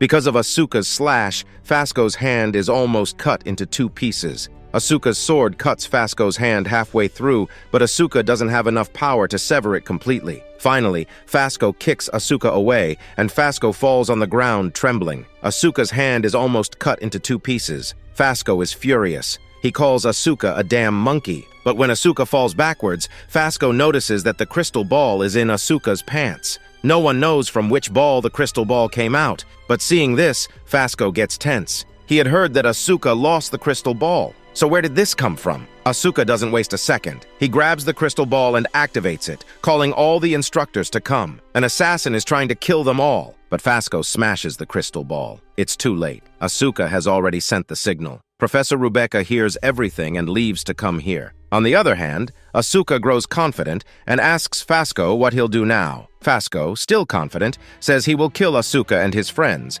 and it's only a matter of time before the instructors arrive. Fasco snarls that he'll kill them all before the instructors get here. But before he can, someone arrives at insane high speed. Fasco freezes for a second, suffocated by the ominous aura. It is none other than Helmet. Helmet lands on the ground with crushing speed. Fasco stumbles back. Helmet's eyes are no less than those of a demon lord. His death glare burns into Fasco. Dino is in Helmet's arms. Fasco trembles at this terrifying aura and bolts. He says he will complete his mission another day. Helmet quickly leaves Dino with his friends and starts checking his health. Behind him, Asuka screams angrily at Helmet. Helmet had said 30 minutes, but it's been more than an hour, and by now, everyone was almost dead. Between the 3 of them, a friendly joke starts again. Andrew asks Helmet what to do next. They've already called the instructors, so they'll arrive any time, but Helmet says everyone has to stay put. Then, with a dead, serious, and terrifying look, he says, "I have to tie up a loose end." The scene shifts. Fasco is running fast, muttering that Helmet wasn't emitting such a terrifying aura earlier. He was clearly a level below, but now it feels like Helmet has become stronger. How the hell is this happening? Fasco says he spread a lot of traps on the way, so it'll be difficult for Helmet to follow. But suddenly, from behind, something insane shoots at Fasco with high speed. Fasco blocks, but the arrow, enchanted with whiz, comes with such force that Fasco can barely withstand it. Helmet stands on top of a tree. Purple, dark aura pours from his body. He just stares at Fasco like a predator watching prey. Fasco stumbles to the ground after a couple of steps. Helmet congratulates him, saying Fasco is the first Black Hawk member to survive after being hit by that arrow. Fasco starts bleeding, shivering. He asks Helmet, how did he get here so fast? Helmet, in a deep, threatening tone, asks just one question. Have I ever fallen for your traps even once? Hearing this, Fasco's condition worsens. He realizes Helmet is not as weak as he thought. Has Helmet really overcome all the traps? How did he arrive so quickly? But before Fasco can think further, Another whiz-enchanted arrow comes crashing down. Helmet drops from above, aiming right at him. Fasco barely dodges, then disappears again into his shadow form. He laughs, saying Helmet must have killed the other Black Hawk members with little tricks like this, but they won't work on him. Fasco giggles menacingly. On the other hand, Helmet maintains his threatening tone and says, "Sorry, I have no plans of hunting while giggling like you." Then we see Helmet standing in the middle of the forest, and Fasco in his shadow form is roaming around Helmet. He sees a chance to cut Helmet in two, but Helmet turns with a terrifying aura, finds Fasco and slashes him. Fasco dodges it, but he is confused. He is in stealth mode, and yet Helmet is still finding him. It doesn't make sense. Fasco goes back into stealth mode and tells him that no matter how strong the opponent is, no one has been able to find him. Maybe Helmet was just lucky the first time. Fasco tries to hit Helmet from behind, but Helmet catches him again, and Fasco barely escapes the attack. Fasco finally understands that it is not a coincidence. For a human to see through his stealth skill, that is impossible. Then we see Helmet again, this time with his eyes closed, and Fasco realizes that Helmet has come from Sang Jin Woo levels of bullshit. As soon as Fasco is about to hit Helmet, he senses that one MS Madras aura and Helmet catches him. If this is the case, then it is almost impossible for a human. Fasco deactivates his stealth mode and covers his entire body with whiz.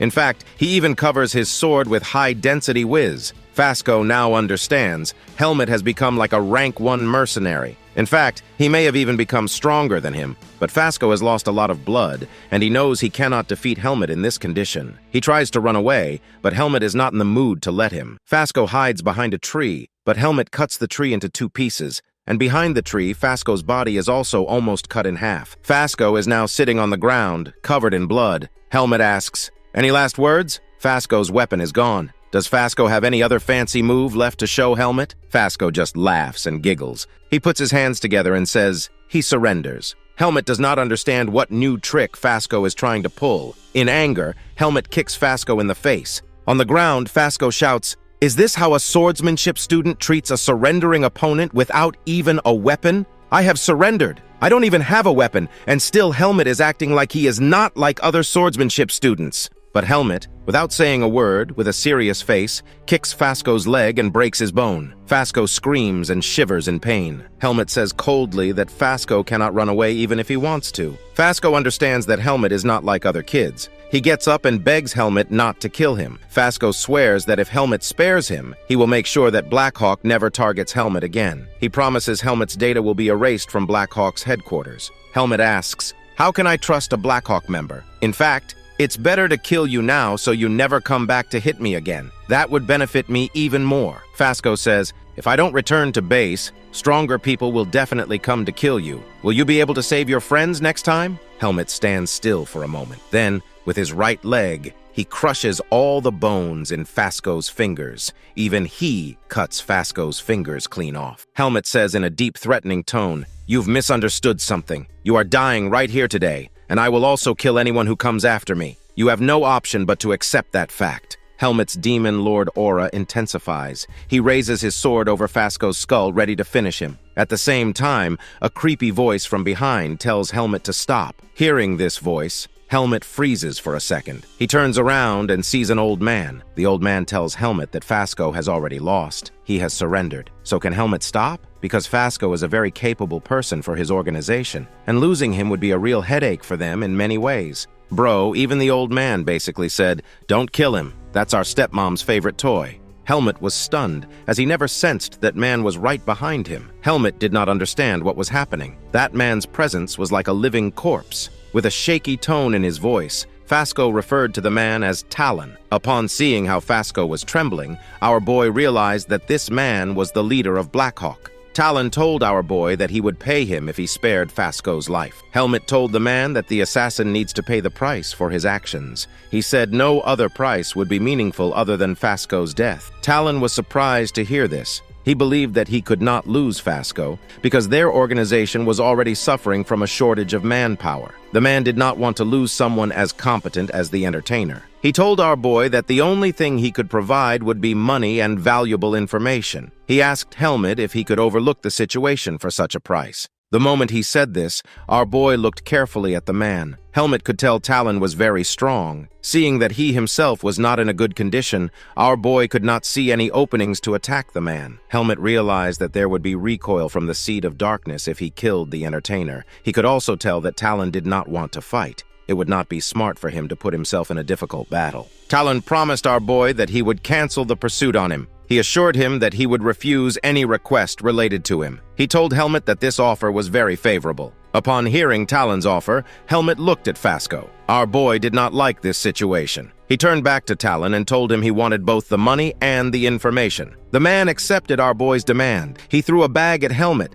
saying there were 300,000 marks in the bag. He asked him to check. Our boy used his sword to cut it open and confirmed the amount. Talon then told Helmet that he was willing to give him any information for free, but our boy replied that the deal was off if it was only one piece. He pointed his sword at Fasco and told Talon he needed 5 pieces of information from both him and Fasco. Talon glared at Helmet when he heard this. The man was not surprised, though. He revealed to our boy that he had met countless customers in his life, buying and selling information for decades. He said he could always tell when someone had a lot of questions just by looking at their face. He told our boy, "You're making a curious face." Helmet was surprised to hear this. Talon raised his hand and explained that he and Fasco would give him a combined total of 5 pieces of information. He said he could not go higher or make more loss from this deal. Our boy decided to take the offer. He pointed his sword at Fasco and asked him about the place where he hid the horses. The entertainer revealed that the horses were tied in a large cave to the east. Our boy then asked Fasco if the Hawkeye's members would retaliate if they believed Helmet killed him. The entertainer explained that Hawkeyes usually operate on a one-man basis.